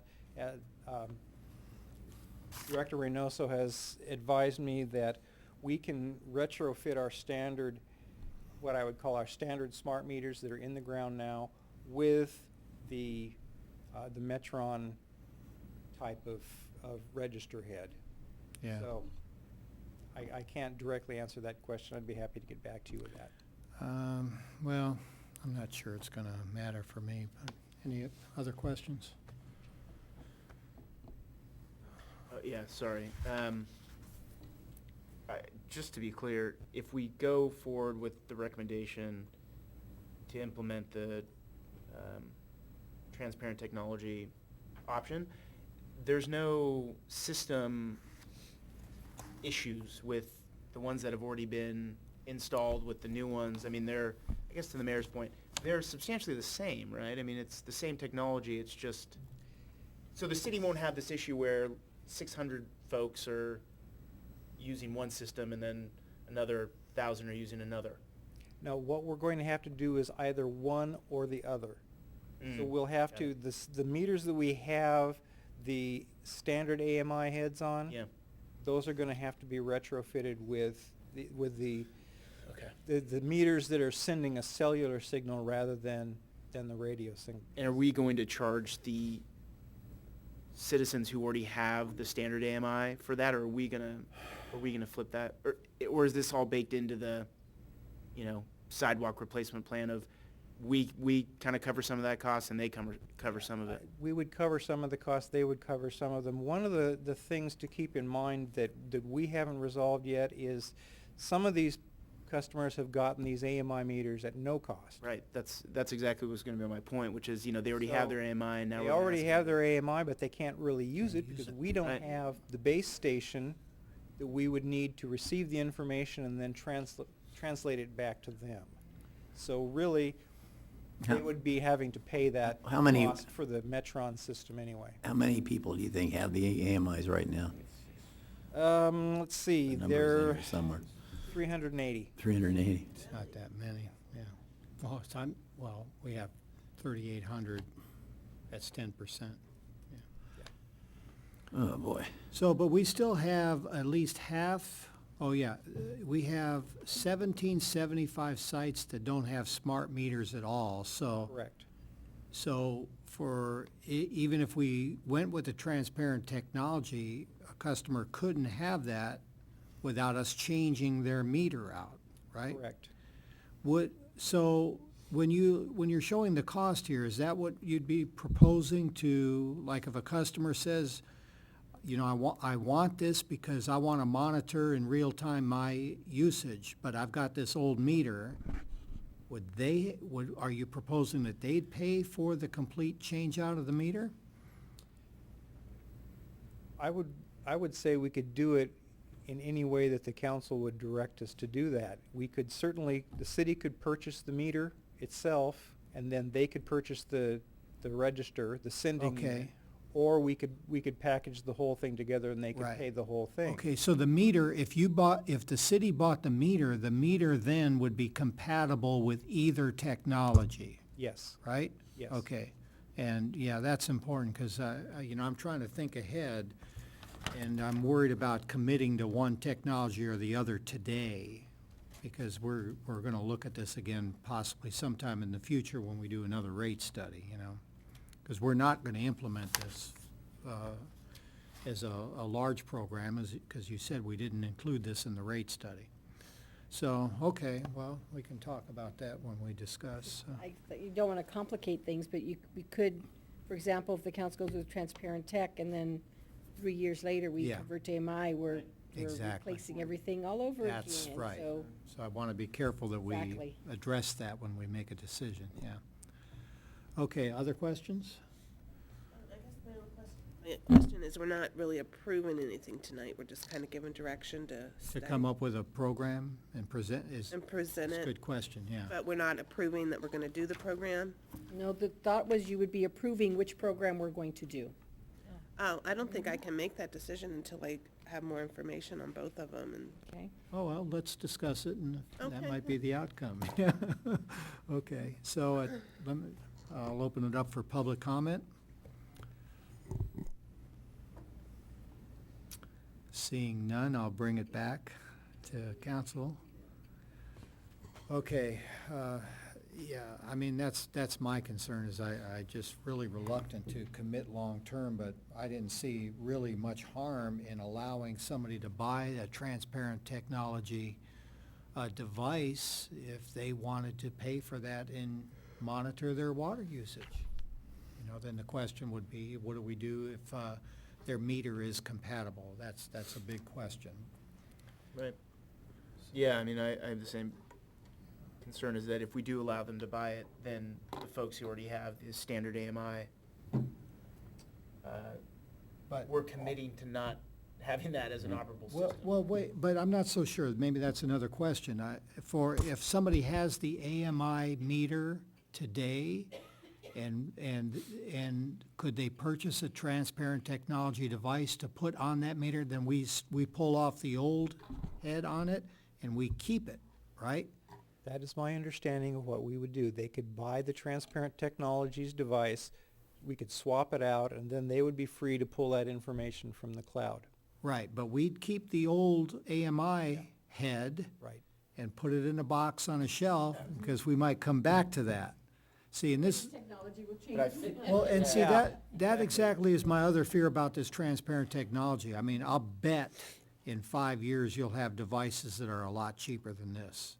But at least if customers want to, that's kind of my thought, we just offer this. If you're struggling and you want to spend the money, and we'll apply the fine to it, if you want to buy this thing, go for it, but no, we're not making any commitments or guarantees about what might happen in the future, you know?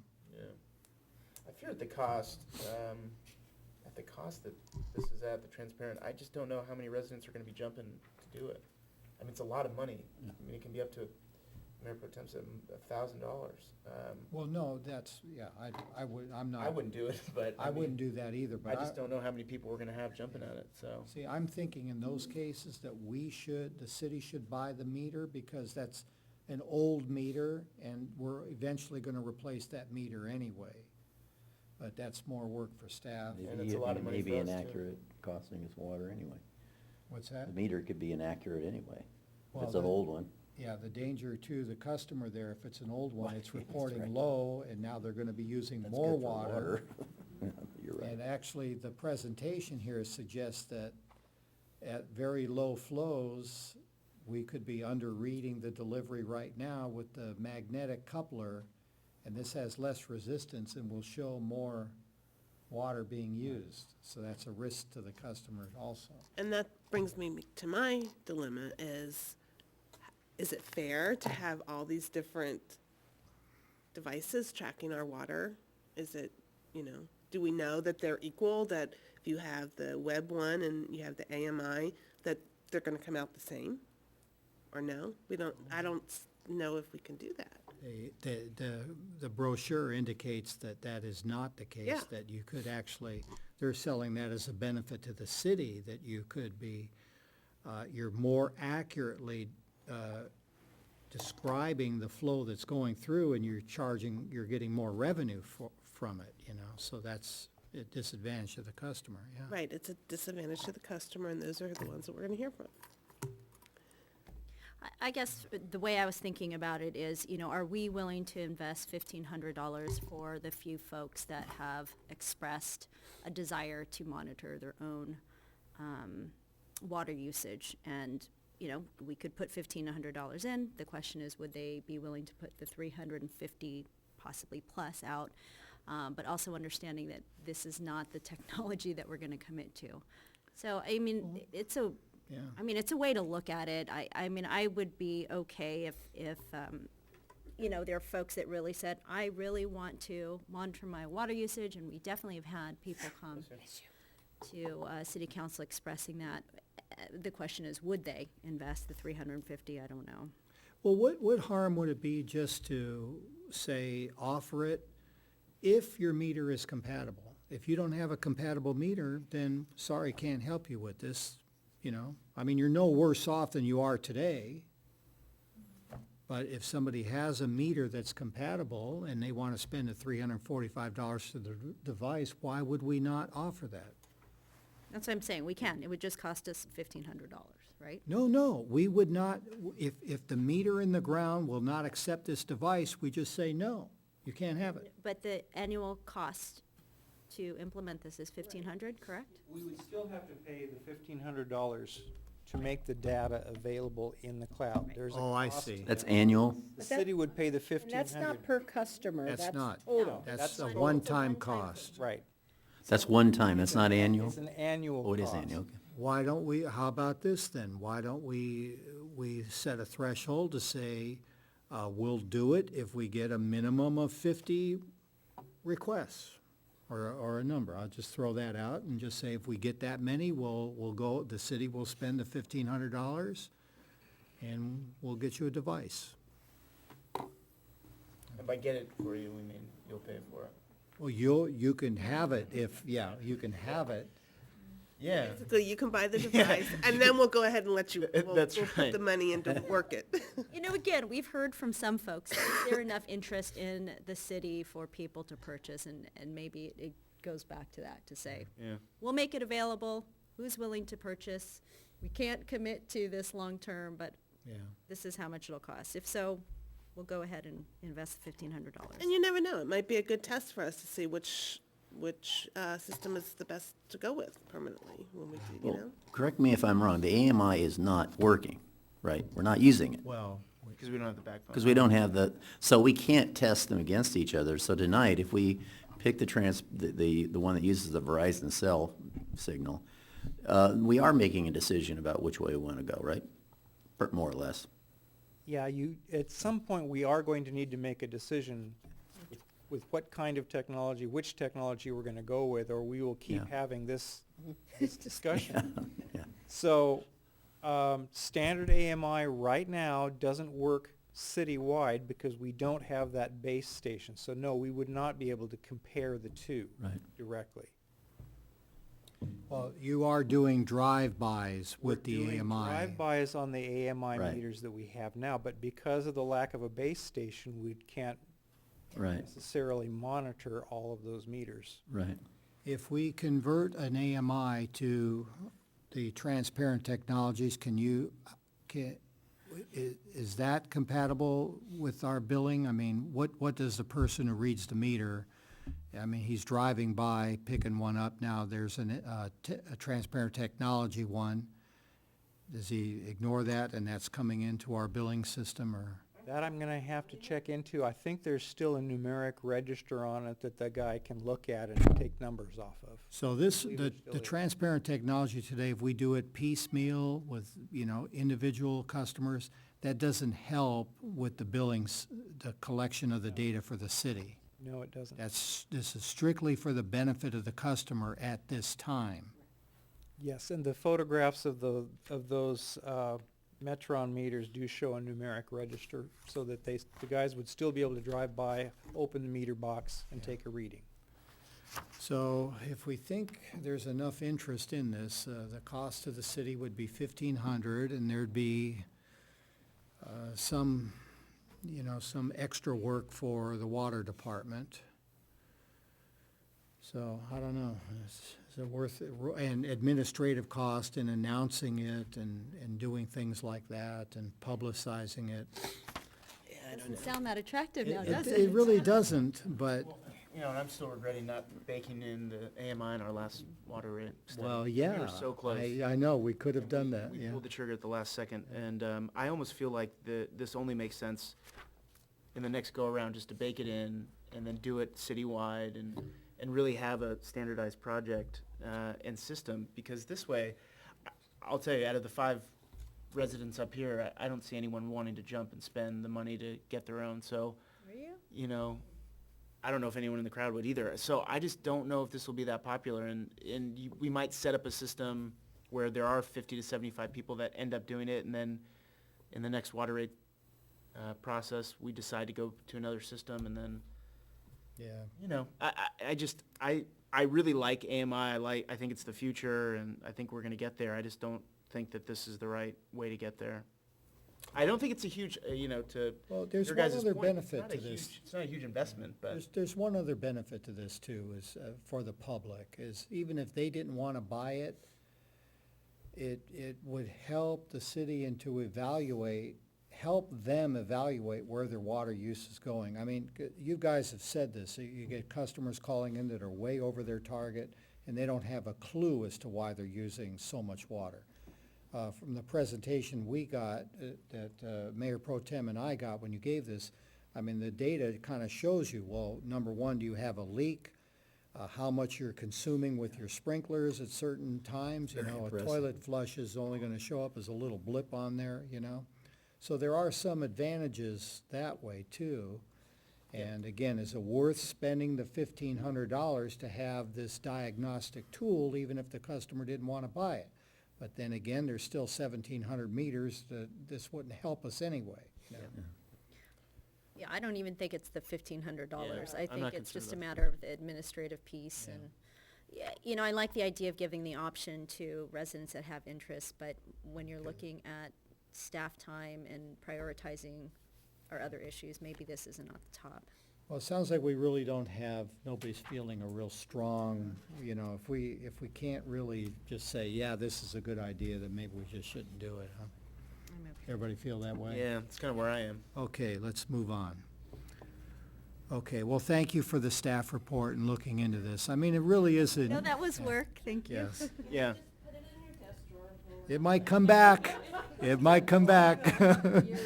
It really does. It'll be another date at the beginning. Yeah, we looked at it again in 2015. But it will be one of us staring at you, with a blank stare, like, have we talked about AMI? I know. We Yeah, should yeah. probably. it happens every time. What's that cloud technology? Yeah. Why didn't Okay. we do this before? Yeah. All right, so let's talk about the award of professional services to come up with water budgets. Okay. As we noted earlier, a large number of our water customers failed to meet their water conservation goals in the July billing. We might expect that that's going to repeat itself in the August billing. The initiation of penalties has triggered a new round of appeals, and we could expect that the appeals are going to pick up. And one of the things that we hear quite often from residents is a complaint about the water budgets, or the water conservation program being inherently unfair. One of the things that we're looking at to try and make that the water conservation program, I'm sorry, I can't even talk. I must be Late. One of the things that we've looked at to try and make the water conservation program more fair across the board is the development of water budgets for each customer. And council has directed staff to obtain proposals from consultants for the preparation of those budgets for use in setting new water use standards in the community. I've been in contact with 3 firms through the informal bidding process, and each of those 3 firms has a slightly different approach to providing water budgets for the city, and I've outlined those in the staff report. The staff is recommending that we go at this time with Statistical Research Incorporated. They came to us recommended very highly by Raftellus, which, as you'll recall, is the firm that did our most recent rate study. SRI is the firm that Raftellus works with when they do budget-based water rates for other agencies. One of the reasons that staff is recommending the use of SRI, and their partner in this program would be Raftellus, is that SRI would use 2015 aerial imagery, whereas the other 2 proposers are using 2013 imagery. So the measurements and calculations that SRI would be doing on the city's behalf will be based on the most recent aerial photography and infrared imagery that's available, making it more accurate. Another reason why staff is recommending going with SRI over the other firms is that SRI and Raftellus will do some additional calculations on behalf of the city to determine whether or not the initiation of these water budgets will in and of itself provide the necessary 32% reduction in Sierra Madre's water use. And if not, they will also calculate how much more we will have to ask of our customers to get to that 32%. Those are services that the other 2 potential vendors did not offer for the city. The other part of this proposal the other part of this report is in regards to temporary staffing. It's, I think, reasonable to expect that if we go with this change in our conservation program, there are going to be a lot of questions from our customers, a lot of confusion, and our existing level of staff is simply not going to be able to handle the volume of calls and drop-ins that we would expect to get. So staff is proposing that a temporary staff person be hired. We had the different vendors provide that as part of their proposals for them to actually provide that temporary staffing for us. Raftellus, I don't know why they did this, but they suggested that they'd send one of their upper-level staff people to come and answer the phones for us at a sum of only $91,000. That's, We quickly, first I asked if it was a typo, then they said, no, it's actually 91. So That would that be was an easy upper-level to rule person. that one out. But staff is proposing at this point to simply go to a temporary agency and hire staffing to provide that backup for existing staff, should we decide to go with these water budgets. And our recommendation then is to provide a professional service contract to SRI and Raftellus in an amount not to exceed $29,261 for the preparation of citywide water budgets, and to direct staff to obtain temporary staff from an agency at a cost not to exceed $14,499 to provide telephone and customer assistance during the implementation period for water budgets, and to approve an additional appropriation of $44,000 from water fund reserves to cover these unbudgeted expenses. And with that, I'd be happy to answer questions. Who has questions? I have a question on the temp staffing. I like staff's recommendation. I think the SRI Raftellus proposal looked good.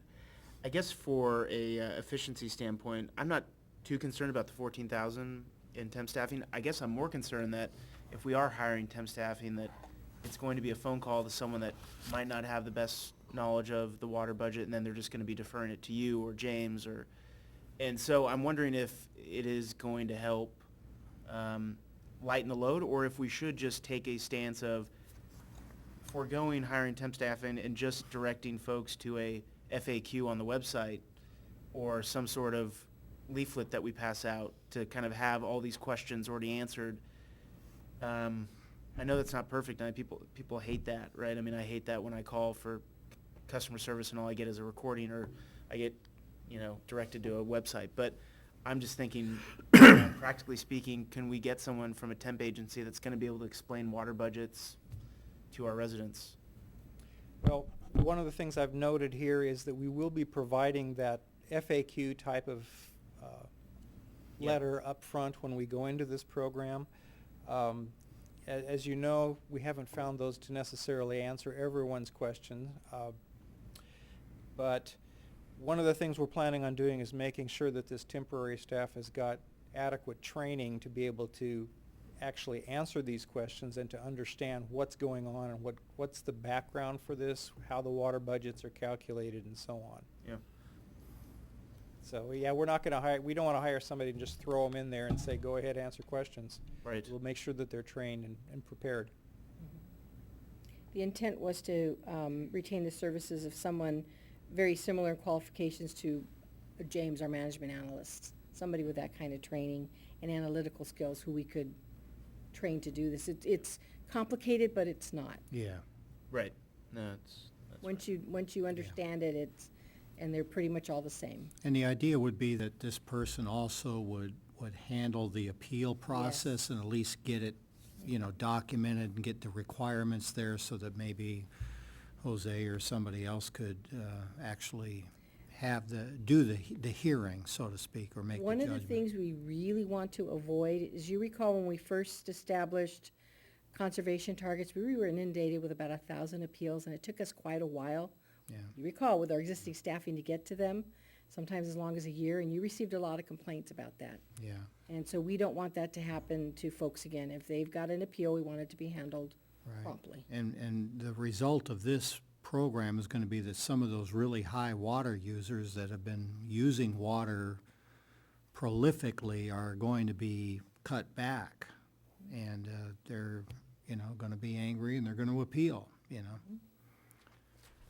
So I have another question though, but if I just want to make clear is Raftellus is also going to advise the city on how to set the targets so that we can meet our state target, right? That's correct. Okay.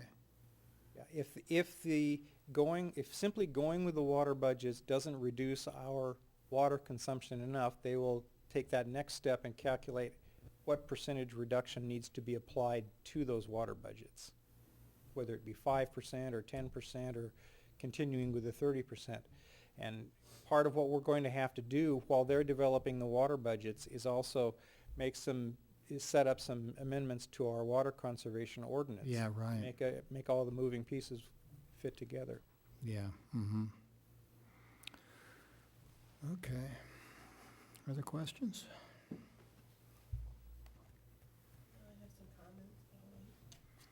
Okay, I'll go ahead and open it up for public comment. Good evening. Patiently waited. I didn't schedule this last. It's Angeline Moore from Val Vista, and I have a couple reactions to the proposals that I see. First of all, I continue to be surprised that we're pursuing any plan that incorporates differing crop coefficients or amounts of water for different types of landscaping. This came once before, and I know there were some questions. I wasn't at that meeting, but I watched the recording, and I'm surprised that's persisting into this plan. Basically, that gives people who have lawns or other thirsty type of landscaping more water for that type of landscaping.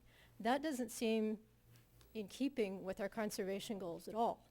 In fact, I have, this is a back cover from a Sierra Madre newsletter a couple episodes ago, and it tells me how to prioritize my landscape. Number 1, vegetables and fruits get priority. 2, water-wise plants and shade trees. 3, thirsty plants, lawn, high water use, and container plants. These plants are lowest on the priority list. So pursuing a water budget that has a higher crop coefficient for turf is not at all in keeping with our conservation goals. Also, I don't really think it goes to the stated goal here is fairness. And I don't see how it's fair to award a higher allotment to people who have not drought-tolerant landscaping.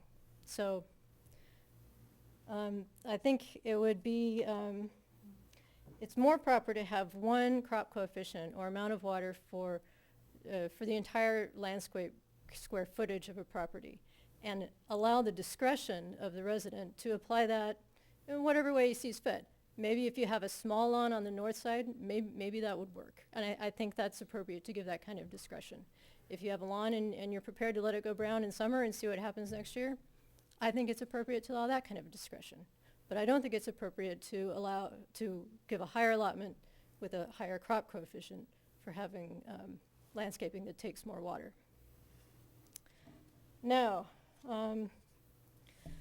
let's talk more generally.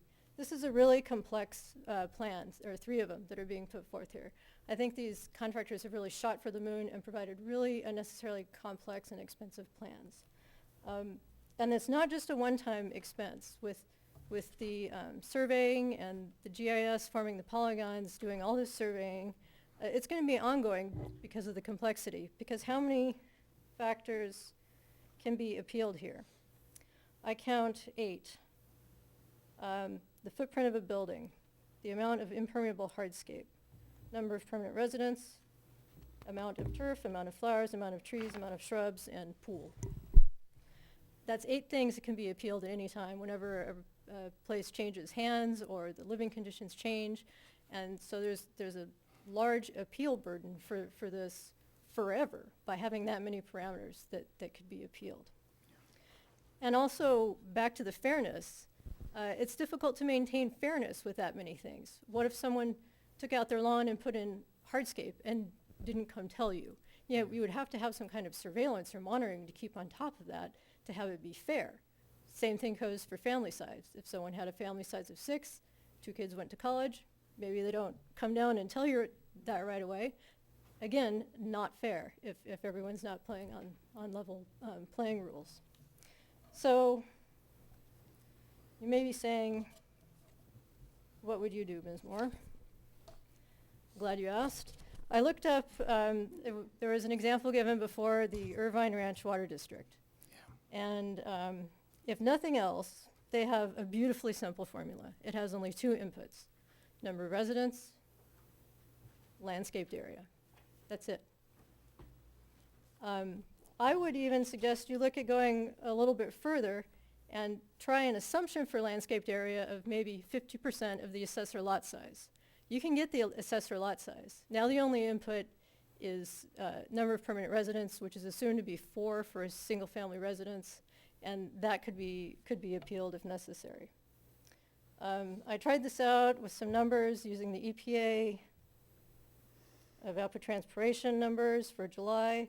A uniform crop coefficient of 0.55, which is somewhere in between completely drought tolerant and a lawn, and 4 residents per single-family resident at 55 gallons per day. That comes out for me to 33% reduction over the base year. So, think about it. Those Okay. numbers. Well, I appreciate now, you've talked a long time. Can you wrap up? I mean, appreciate the efforts you have. I wish you'd have sent that in an email before, it would have helped us a lot, but I don't know that we can take everything you say into consideration tonight. Okay, I think you need to dial back the complexity. Thank you. Thank you. Would anybody else like to comment?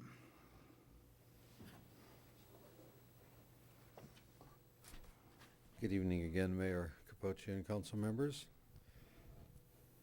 I do not think that we need to spend $44,000, money that we do not have, to recalculate every one of the 3,800 water customers' targets. We do not need outside consultants to take aerial pictures and to use a calculator tool to tell us that some of us need to use less water, and to tell us that we need to raise the water rates to compensate for the loss of revenue due to our conservation efforts. We have penalties for those who disregard the water problem and make no attempt to help alleviate it. As you saw earlier in Director Inman's presentation, we know who the people are who are using more water than their target. As a volunteer member of the city's water patrol, I have seen firsthand residents watering on the wrong days, at the wrong times of day, and wasting water by overwatering and letting precious water run down the street past several of the houses near them. These are the people we need to give our attention to. We have the same water calculator tool that the consultants use. If abusers persist in going over their targets or violating the water restrictions, the calculator can be used to determine if their target should be adjusted, up or down. Before we spend money we do not have on consultants, we need to find a way to get the abusers to stop abusing. Otherwise, nothing in this proposal will make any difference. We have, I think, over 80 violations in process right now to be sent out to abusers. We need to find out how effective that is going to be when they get these. Will they stop abusing? And if not, how can we get them to? Before we need to spend a lot of money on aerial photographs. Thank you. Thank you, Mr. Gold.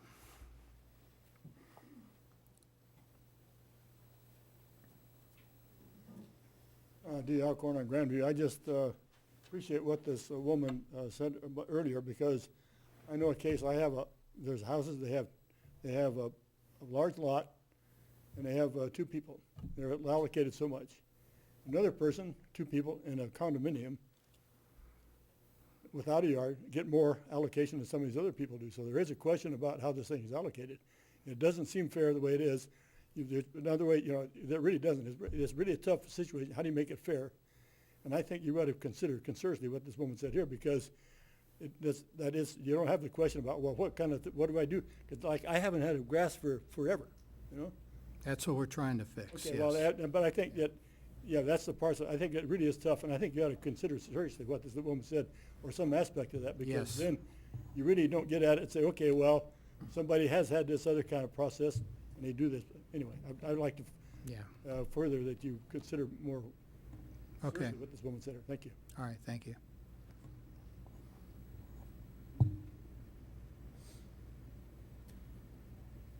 Debbie Sheridan, also Val Vista Drive.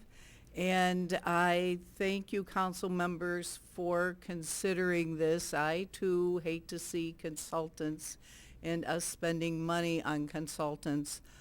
But on the other hand, I really feel that you must find some fair way to allocate what our water budgets are, and a quantifiable way, the size of the property, the number of residents seems to me much more fair than what you've had in the past, which I have stated, and so have quite a few other people, that those of us who have conserved every single time we were asked to conserve are the ones who are getting hurt from it.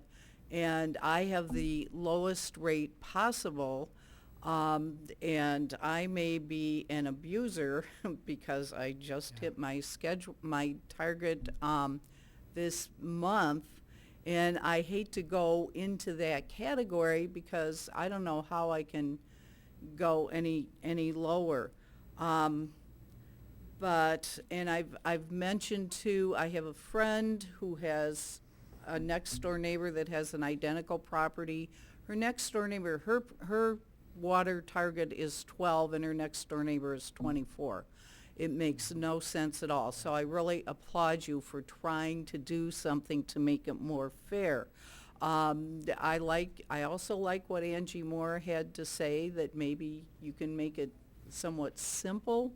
What I would like to see as well is for City Hall to make public what everyone's water target is. And as I said, because they are wildly different for people that make absolutely no sense. I've talked to quite a few of my friends, and and this is really, as we all know, apparently not all of us though, is a very tough issue, and I thank you very much. Thank you. Anybody else? I think we've covered everybody that's in the audience's comment. Okay. Okay. Director Inman, can I ask you another question? I really didn't realize that we were, I'm not sure if what Ms. Moore was saying there is true. I mean, were we going to allocate according to how much turf you have?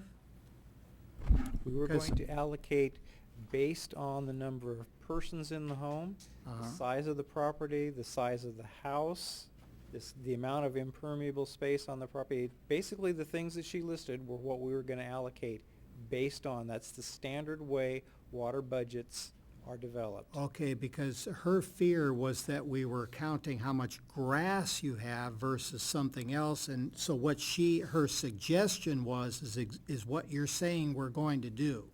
No, no. Her what we're saying we were going to do was, yes, there would be an allocation for turf. There would be an allocation for the amount of drought tolerance on the property. There would be an allocation for trees and for bushes and all that. It's all broken out on the property. See, and I agree with what she's saying, that doesn't provide you an incentive to get rid of your turf.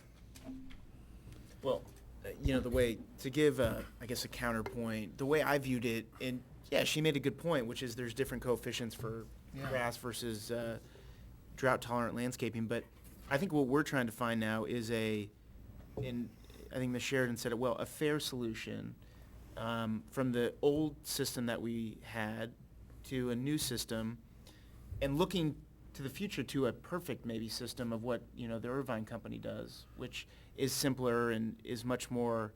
I think if we were trying to develop that now and institute it, I think it would be too much. I think folks would revolt maybe in the streets. I think this is kind of a happy medium, which is you do take into account that folks do have a lawn, and and you do take into account that they do have some drought-tolerant landscaping, and you do take into account that they have maybe a fair amount of concrete in their backyard or whatever it is. Because I think that that's starting from reality. That's not starting from kind of a SimCity view of this, which is everyone should disregard what everyone has in their yards right now, and we should start from a kind of utopian view of water use. I think that that's where communities want to get to, which is regardless of what you have in your yard now, regardless of what you've done over the past 5 years, this is what you should be doing. And I just think that is way too advanced for what we should be thinking about now, which is how do we incrementally help the water situation. I think this helps it, which is you develop a water budget that is realistic. And I think this is realistic. I think if you were just to if you were to strip this down to two factors, number of people in the home and amount of landscape, I think you're going to see some real punitive numbers, right? I think you're going to see a lot of folks that have lawns that, yeah, sure, I think we'd all love to see them maybe at some point scale back the lawn or maybe put in some more drought-tolerant landscaping. There are folks that just aren't going to do that. Folks that, for various reasons are going to keep their lawn, and we're just basically going to see folks blowing through their water budgets. And I don't think that's necessarily what we want to do right now. I think that the proposal as we have in front of us, again, is just I think a happy medium between what the Irvine company does, or the Irvine Water District does, what we do now, and that's finding a water budget that does take into consideration that folks that live in this town, a lot of them do have lawns. Sure, we want to incentivize them to get rid of them, but that's why we have lawn and replacement programs. That's why we have other things. So that's a long way of saying, and a long way to make the counterpoint of, I think that putting more factors in there and having different coefficients is still fair. It's not as aggressive in water conservation as it could be, but I'm not quite sure that given what residents have been through over the past 2 years with the water situation, with the drought, with the water quality, that we want to come out and completely stick it to them with these water budgets. And I feel like that's what we would do if we went to the Irvine model. So I understand what Ms. Moore, I think that she is on paper and objectively right. But I think that when you look at Sierra Madre's situation and the demographic we have and the type of households, I just think it would be really tough. So. Okay. I'll just say that, personally, when I read this, I thought, wow, we just took out our lawn, and now we are going to have, it almost felt punitive right when I read it. I'm like, oh, we're going to get punished for what we have done, and the intent was good. And then also, on the flip side, it could be incentivizing those to keep their lawns. But I think I'm thinking of two main points. One, is the timing right for this? And two, what is the intent of this? And the intent really is for people to understand what their conservation levels are, to be able to monitor it, and is this the right way to do it? I don't know now. I think there are a lot of things that were said here in public comment, and also as we're talking about it, have we really thought all of these things through? And I don't think the timing works, especially also considering, we might have to go through a rate study where we just hit the city with so many other fines, conservation, and a rate increase. I don't know if the timing's right for it, and I don't know if this is the model or the structure that will be the answer to that. Councilmember Del Mar.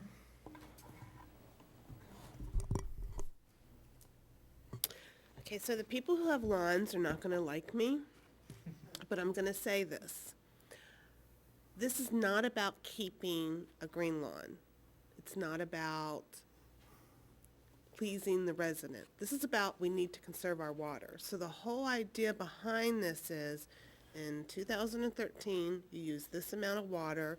In order for us to conserve, you have to have this amount of water in 2015. I don't think it's fair.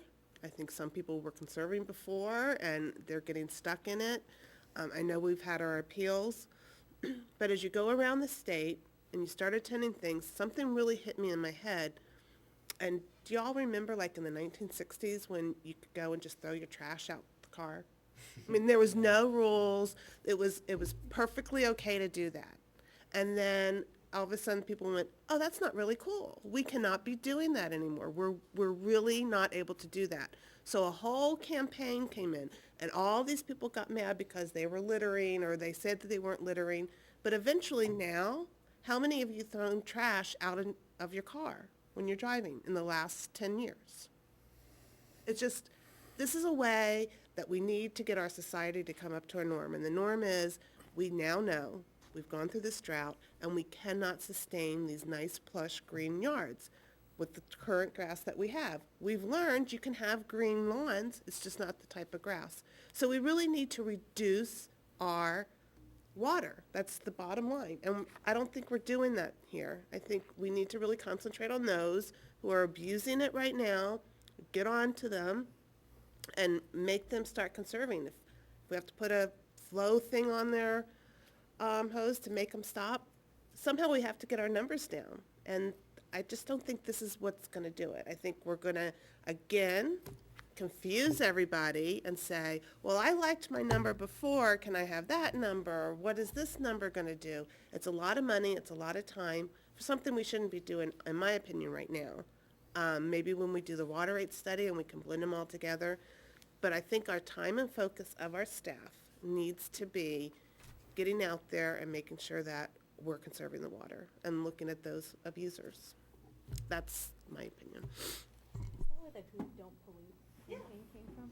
Give a hoot, don't pollute. I'm going to agree with you on that to a certain extent. I think what Mr. Gold is saying is true, and we've been kind of just pushing it out. But the fact is that it's not fair that a small number of people are driving our numbers up, and hopefully the drought ends in a few years, but maybe it won't. I mean, this could be, there's a great risk in what they're doing towards the common good. By the same token, I've heard Debbie Sheridan talk about her property before. I've seen it. I happen to think that she has a number that's not fair, and I know other people have big numbers that probably they don't need. And so I think the water budget that we see here goes not to conservation, and it's certainly not to Ms. Moore's kind of utopian, or not utopian, but kind of an idyllic approach. I think this is a good start towards fairness, as well, as long as we say whether we're using this or our current system, we're going after the abusers in a very significant way. And I'm open to any kind of discussion about what we would do, but I think we need to move on that fairly quickly. This we won't be implementing for some time. We're just doing right? They're just going to go out and do this. How long we're talking weeks? Yeah, how long Weeks? will it take to get this? Weeks, months to implemented? get this implemented? Time frame about 60 days. Yeah, so we're 2 months out on this, and if we're going to try to save water, we need to get rocking on this. I mean, so I see this as something that's useful from a fairness point of view. I have lawns; they're brown. I hope someday I'll get some of them back, maybe not all of them. I'm one of those guys that took some lawns out of commission. I took my parkway out of commission. I've lost shrubs. I have a couple of trees, knock on wood, that are in dangerous shape. I'm not ready to capitulate and say that lawns are bad. I think that certainly in the future, that may be the decision that we make as a city, that if we don't have a sustained long-term water supply, then we may have to do that. I think in the short term, we have clear sources of a problem. And we know, I don't know, but the staff knows where we can go to save a lot of water in a fairly short period of time if we have the nerve to do it as a council. I get the impression that Councilmember Del Mar is ready to do that. I think I am too.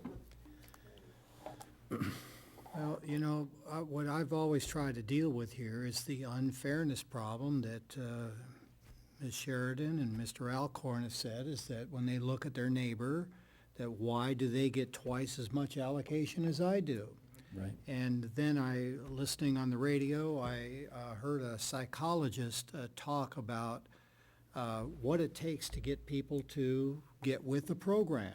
And fairness is very important. And when somebody sees that their neighbor gets more than they do, they say, well, why the hell should I, bust my behind to meet targets or even go beyond the targets when somebody else is, has this entitlement that I don't have. So that, to me, was the overriding concern. I mean, the people that I talked to, and I guess I talked to a lot of people, like Mr. Alcorn and Ms. Sheridan, that try to conserve, and they just feel that the program we have is inherently unfair. And that's why, you know, the timing and intent, that what you're saying, that is my intent, was to fix that problem so that the whole city can pull together to meet its goals without somebody getting some type of an entitlement that they don't deserve. So I was a little concerned that we, you know, are going to that level of detail. I, you know, didn't read it that closely to understand. I thought we were implementing something very similar to the way Irvine allocated, which you've got a certain amount for your landscaping, and how you use that water is up to you, you know? So that's my only concern, is that we're just getting a little too detailed here and maybe driving our costs up unintentionally by doing that. But I'm in favor of creating a water budget, and, you know, that's the only thing I'm concerned about there. So, I mean, But this process isn't fair. I mean, it doesn't address fairness, because yes, it does.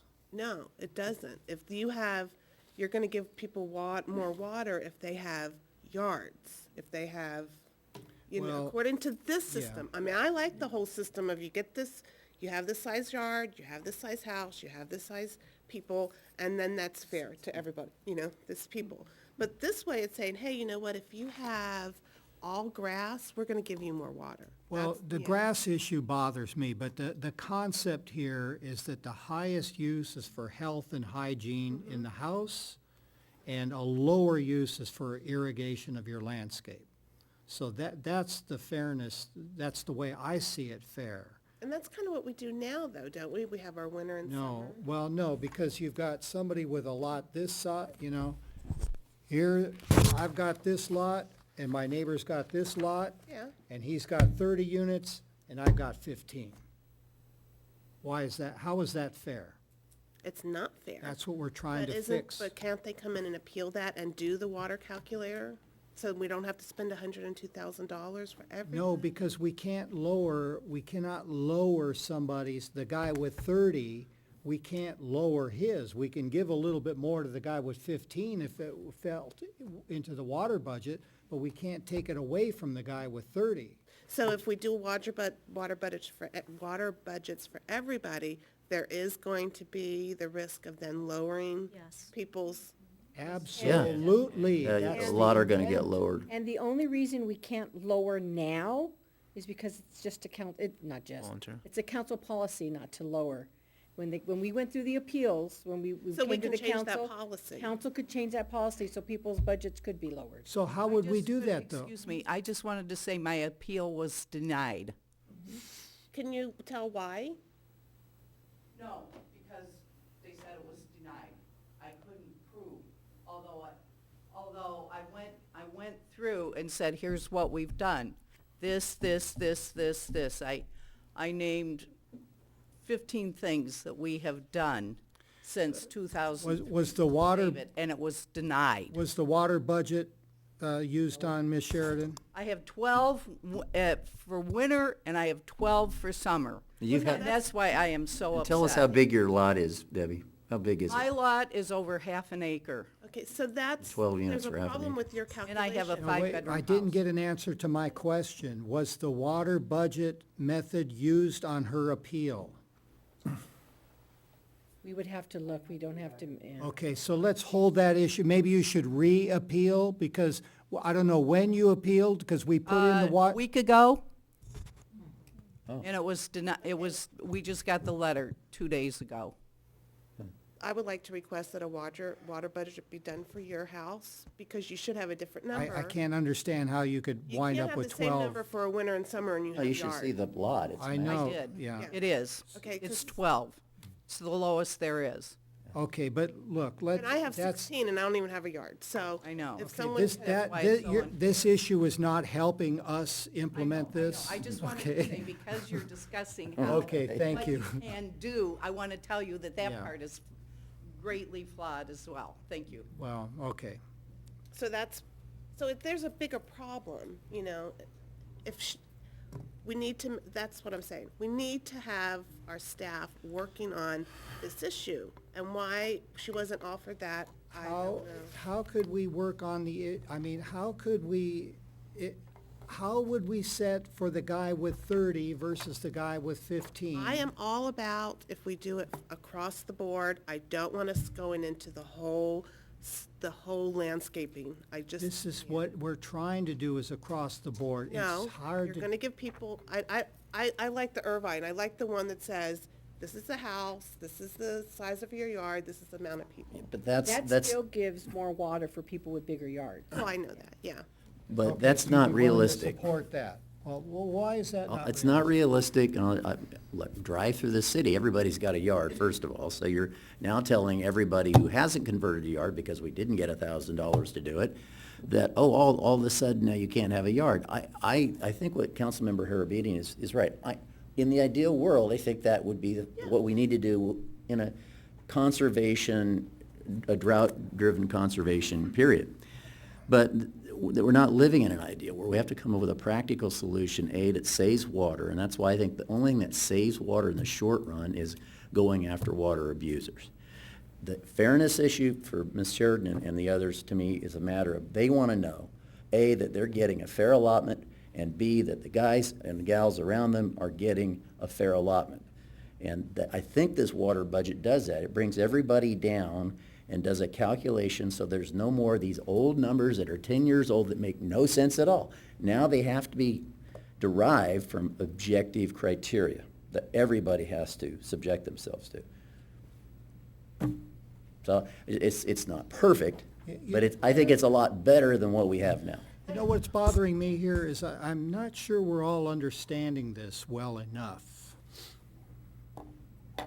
Maybe. So you want some more time? I'm thinking we need more time, Fine. because, you know. Because to me, this is not fair. This is, like Ms. Moore said, it's giving an advantage to those who have this nice green lawn. And to Councilmember Goss, we are in a conservation mode. That's what I'm But trying let's to go get. after the abusers. You made that point earlier. I thought you were right about That's why I that. don't really want to go to this point right now, because we are in Okay. conservation mode. Look, it's almost 11 o'clock. I think this is an important enough issue that we should take it up maybe next. Yeah. And we carry this. We can carry it over. However you want to do it. I mean, Oh, I'm not ready to approve this. Yeah, really, if we're gonna roll this out, I'd like to make sure that we're all on the same understanding of what we're putting in here. And, I just, I wanna be careful, Sure. okay? So, are you guys okay with taking it up again?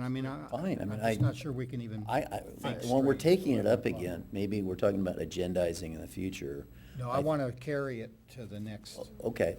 Could we add a discussion of how we can ramp up efforts to crack down on abusers into that discussion? Is that another agenda item? We have to, We it doesn't have to be in the Sure. next Why- meeting. why I suppose, can't then we we're done in discuss that? August. That's what I'm saying, we can amend to this, add to this report, and, there's, we know what the options are to deal Yeah, with the people numbers- who are exceeding their targets. The numbers Director Inman showed us are really, appallingly bad. We need to do better. And we don't have time to wait. And I agree with you. We need to do two things, yes, we need to crack down on blatant abusers, but the other thing that we're trying to do here is to make sure that everybody has a fair Right. allocation. Absolutely. The abusing problem has nothing to do with the fairness issue. Right. They're different issues completely.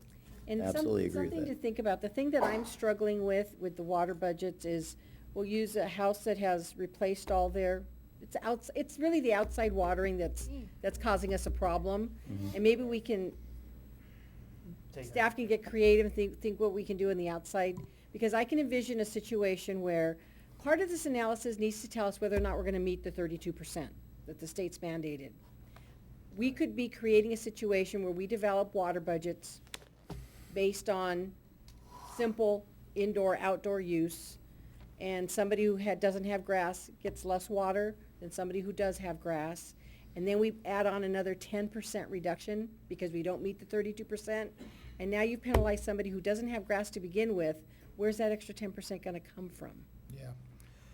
All right, There's not the But, let's, and I also would like to make a request that I would, at the next council meeting, I would like to know how many letters of denial have gone out that have asked people if they want to do the water budget calculation. I thought that was going to be included in all of our denial It letters. is. Well, It is? no, there's a three-step process. They are invited to participate in the next process. It's up to them to do it, Okay. and I need to find out whether or not, I just want to make sure that everybody is getting that. So maybe I can just have the letters, a copy of all three of the letters, or the process. we can't give you I the. don't want names, I just Okay. want to see what the letters look like, and I wanted to make sure that people are advised that they can go through the appeal process. And 'cause the we letters spend have many the- hours doing that. The letters have the appeal process and what the next step would be. Okay. We do include that in our letters. okay, so can we bring this forward at the next council meeting? Would you like us to bring back what we have here, plus what we can do to ramp up enforcement of people exceeding their conservation targets? Yes, yes. And what I'd like, information about the appeals. And of the, any other options for the outside landscape. You want the Irvine model also? I'd like that as an option to, allocate the water, the budget, similar to how they do. Now, again, it can be confusing because they're doing it for a different purpose. They're using it for rates, yeah. We're using it for conservation. But, if you can bring that back as a proposal, an option, is to at least use that as an allocation, because personally, I just think that's more fair, and we can discuss it. Let's all really let's all just do our homework on this and make sure that we understand, so we can explain to our constituents why or why not we're in favor of it. Sure. Yeah. Okay, Have that conversation. all right. Then, that's everything on the agenda. Just one more thing for future is, we all got an email regarding, the library committee and adding the historical, society Right. as a seat on that. So we- Is that something we'd need to, You need to agendize it. We okay, put it can on you the please next- bring that at the Sure. next? Also had one other item I'd like to agendize. Discussion of using the water penalties we're now getting for conservation purposes. Yeah, what do we do with the penalties we collect? Yeah, Expenditure of that money on conservation programs. Like turf replacement or something? Mhm. yeah. Okay, Move to adjourn? Second. all in favor? Aye. Carries unanimously. Okay. Thank you, everybody. Sorry it went so Long late. meeting.